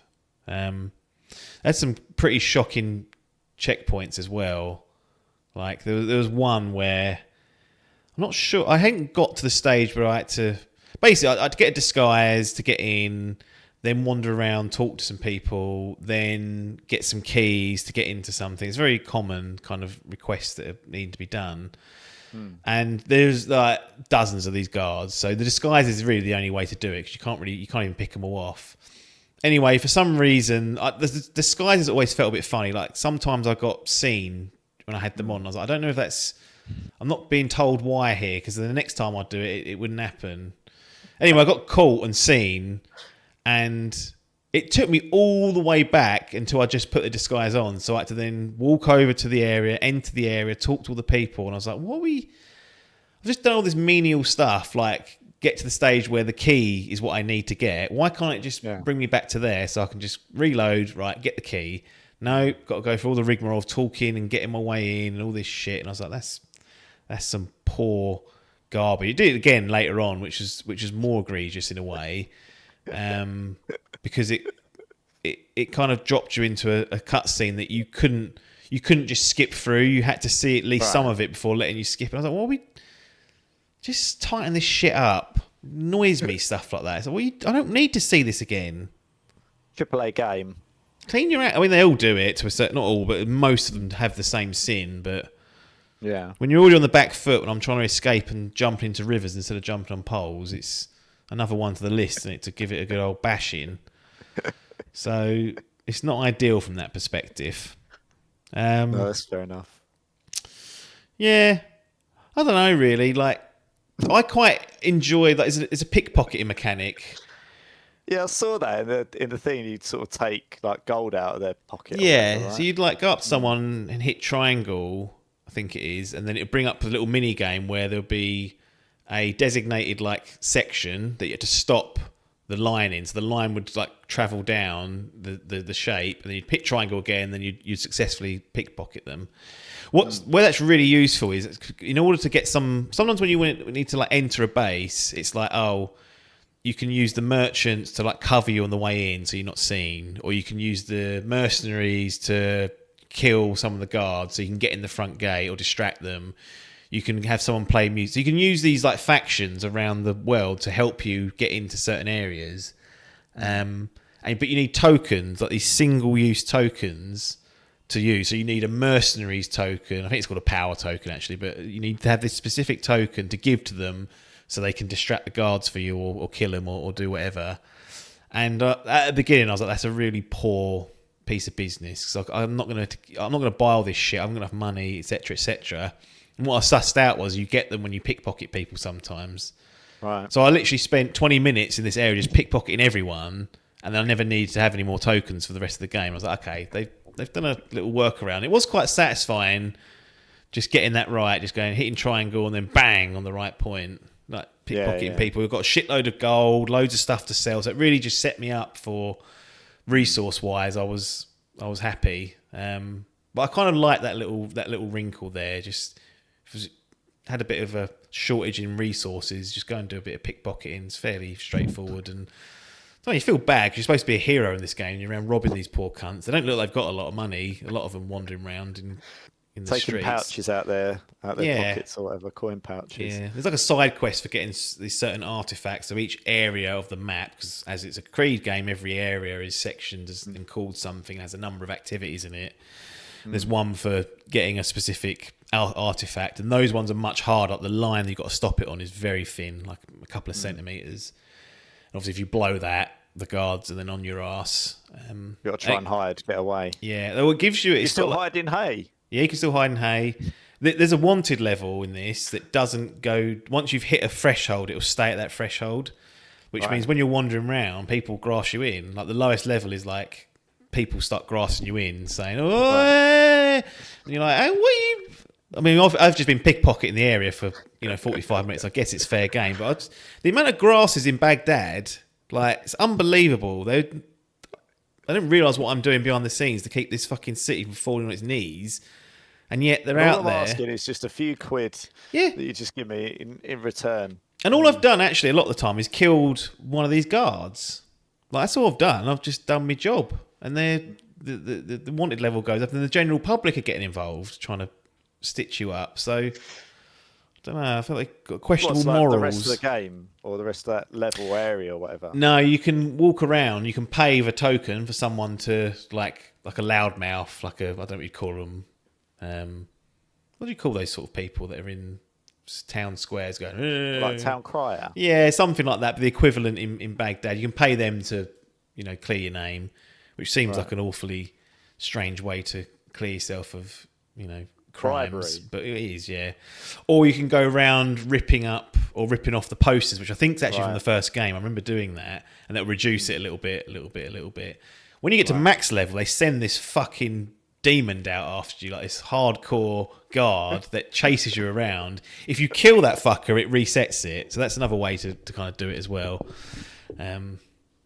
But yeah, he's quite hard to deal with. You've got to keep on your A game to kill that bastard. Right. But again, like when I first started playing it, I was like, that's really annoying. This wanted system. This what's that word called? Notoriety.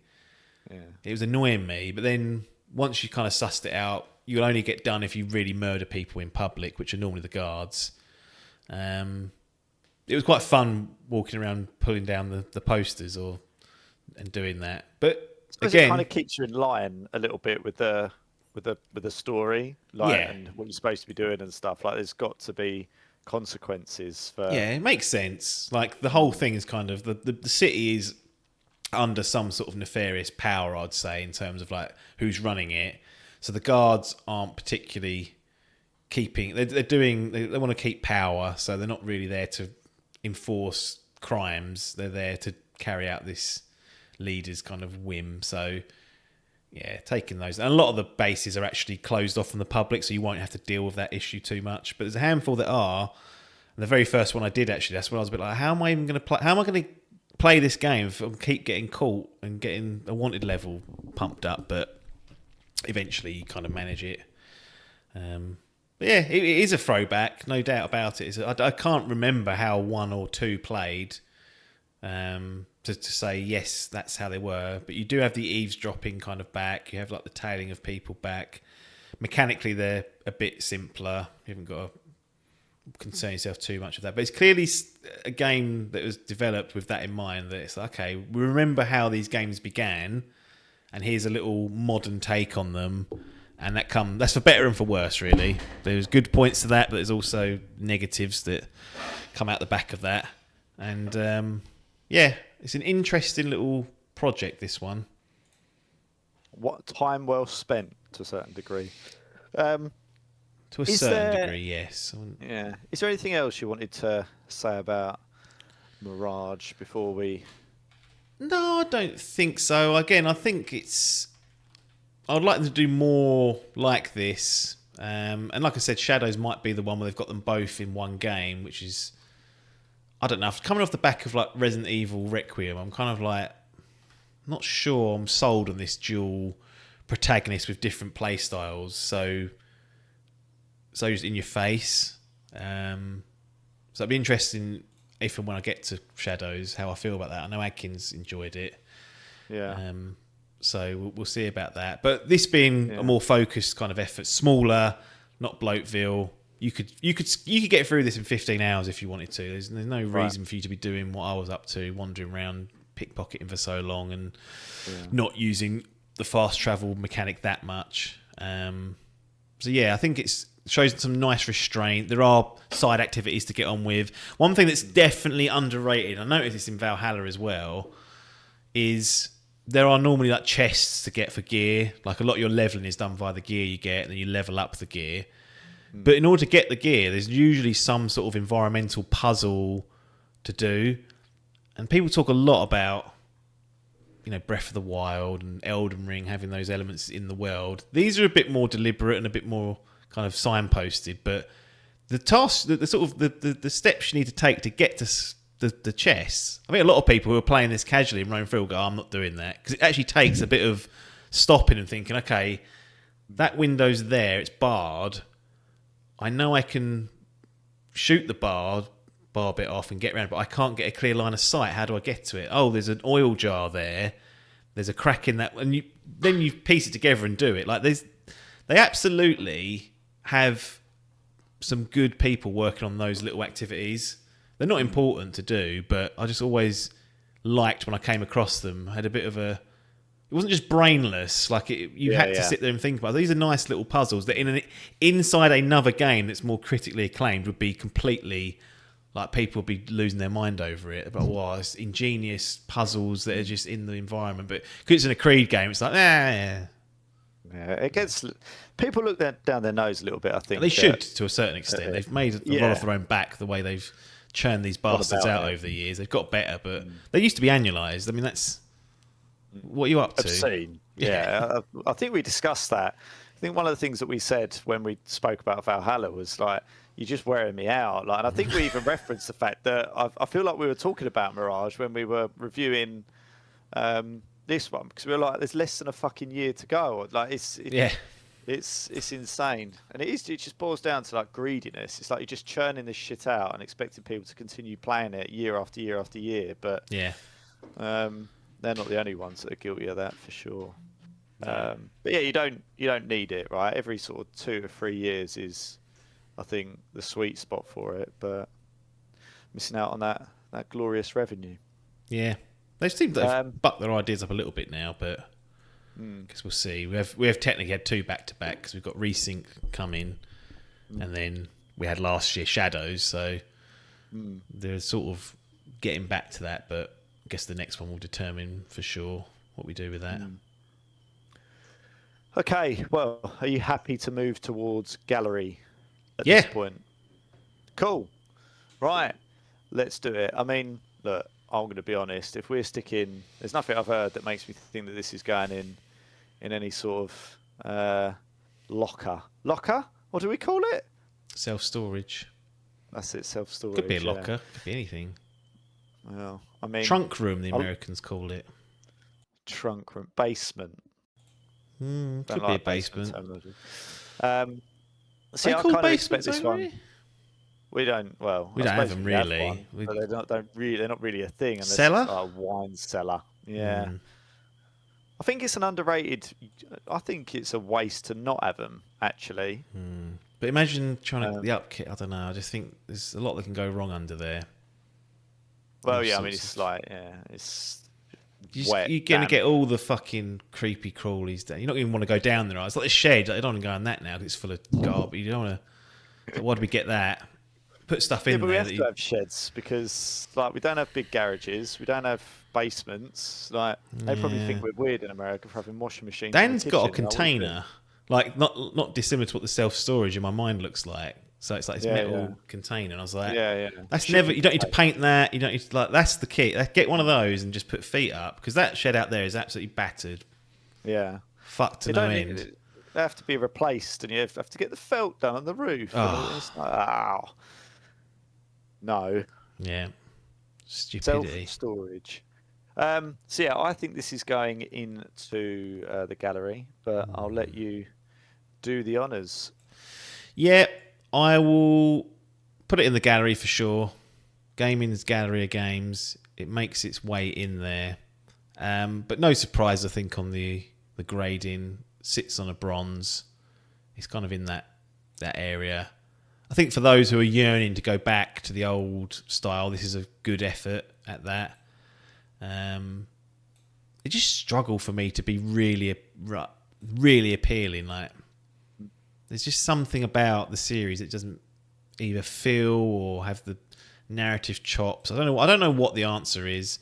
I'm very it does it all to a level. I think that's the point. None of it ever seems to go excessively good or excessively bad. Yeah, it's kind of just like, and there's always a place for these sort of games. It's not a big criticism. I mean, obviously, you really want every game to be like a 10 out of 10, 100 out of 100, like unbelievable.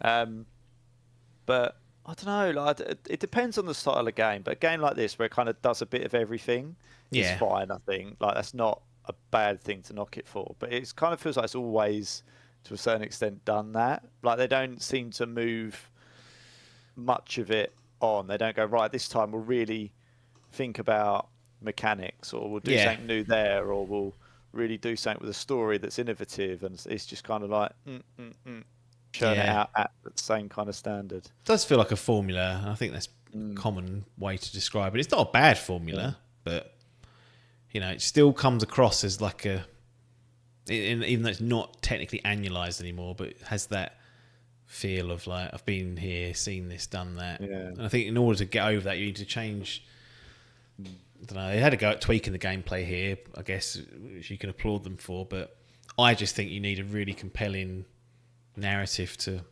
get you by the bollocks and keep you grounded onto it. But it's not here, but it's still perfectly playable. If you're not into stealth, avoid would be the recommendation. Don't even bother installing it. If you've been yearning to go back, then yeah, I mean, there's no harm in giving it a go. It's 3 years old now, or coming up to 3 years old. So you'll be able to find it at a price that I'm sure is amenable. If you've got a library like Adkins still knocking around, just get it off him, but don't keep it too long because he'll start getting worried about it. So a concerned individual maybe wants to play the DLC. But yeah, a bronze for Assassin's Creed Mirage. This resynced, this Assassin's Creed Black Flag resync, what's the verdict from your perspective? July 9th, we've got a little bit of time. Did you play Black Flag back in the day? I tried, not immediately, not when it was released, but I did. I don't know if I could say, I can't remember exactly. It was on Game Pass at one point, right? Or probably for a significant period of time back a few years ago, when it was still really a thing. And I had a dabble then, but it felt old. Yeah, like, it felt outdated then, and there was just a part of it that I just wasn't really getting on with, and I was just like, I kind of just felt like I'd missed the boat basically with it. So it's quite late doors then by the time you got to it. Like, it wasn't 2013, it was like years, donkey's we're years talking, after. I mean, it was probably 2018, 2019, 2020. Yeah, like maybe it was a good 5-6 years after it had been released. Like, everyone had played it and done with it, and I was just way too late to the party. So yeah, I was kind of like, I'm done with it. But it's always been the one that everyone said was like the one, and that's always been in my mind. So for sure, this time round it feels to me like the perfect way to experience it. Like, so if I ain't gonna get it this time around, then that's that. But I will definitely on the old sniffometer to pick up. Yeah, it's the same with me. I liked Black Flag back in the day, and I always wanted to go back and replay it and like do it prop, because back then I was just skimming through every game. Like, you just get to the end and go, "Hey, done it." Whereas obviously, as people know now, if I get a sniff at maybe not 100% in it, but a good go at everything that's there, then I'll do it. And you're more thorough in approach. Yeah, because Biff used to be, to his credit, quite thorough with like these games. I remember him telling me about these like legendary ships that you go out and battle, and you like, they're hard, like bosses basically. Yeah. And he kept telling me to do it, and I was like, I've sold it, mate. It's long gone, etc. So I've always wanted to go back, but then I felt this remake rumor has been stirring for years now. And I was like, well, I'll just wait for that. I'll wait for that. Finally, it looks like we're about to get it. So it's there. I do, for some reason, in my brain, think need to play Shadows before this, though, because there's no continuity story-wise, as far as I'm aware. Yet there might be things that were Easter eggs or even gameplay mechanics that are seeded in Shadows and then germinated here. That they did mention a bit of that in the video. They've made changes to the combat, but ultimately, I feel like this is like the pirate game. It's just, again, it's the same with the Vikings one. It's a bloody shame it's got Creed splattered all over it. Yeah, a standalone pirate game would have been like, with the Vikings, would have been the one. But this now at least gives it a chance to kind of be that. I don't know how much they're going to strip out of the. They can't really do much because the story, but nonetheless, if you want the pirate experience, this could be the one. So I'm definitely eyes on it. Pirates of the Caribbean simulator, right? It's like that's what's always appealed to me about it. But obviously back then it wasn't really something that was in the Logan wheelhouse. And nowadays I'm a little bit more flexible to doing this sort of stuff, although reluctantly. Like, as long as they give me some flexibility with that stealth, I'm sure I'll have a great time. But I feel like one way or another I want to kind of get through it. Where I'm at with it. Yeah, I don't know if it's going to be a day one for me, but it's on the wish list. I'll be notified every time it goes on sale. At some point, it will go on a sale, and I'll be like, oh, yes. Give me a reason to pick up my PlayStation as well. Well, It's all coming to a head, isn't it? 1 year left, potentially. Year and a half. You can get the new ones. Get those new PCs. Right. Creed, Mirage done. Back to basics. Bronze. Settled. Logan going to sit that one out, I would imagine. And who knows?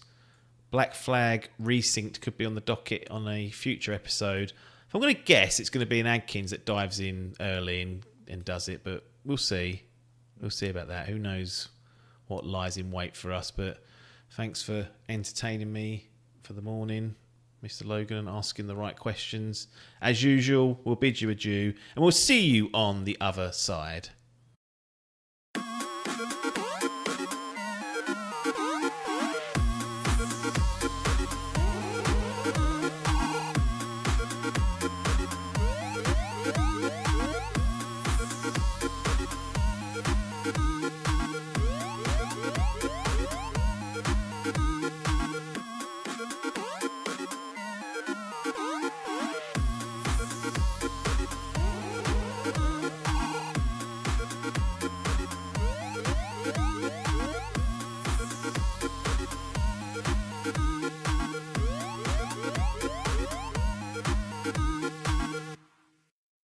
This was a Dimp Digital production.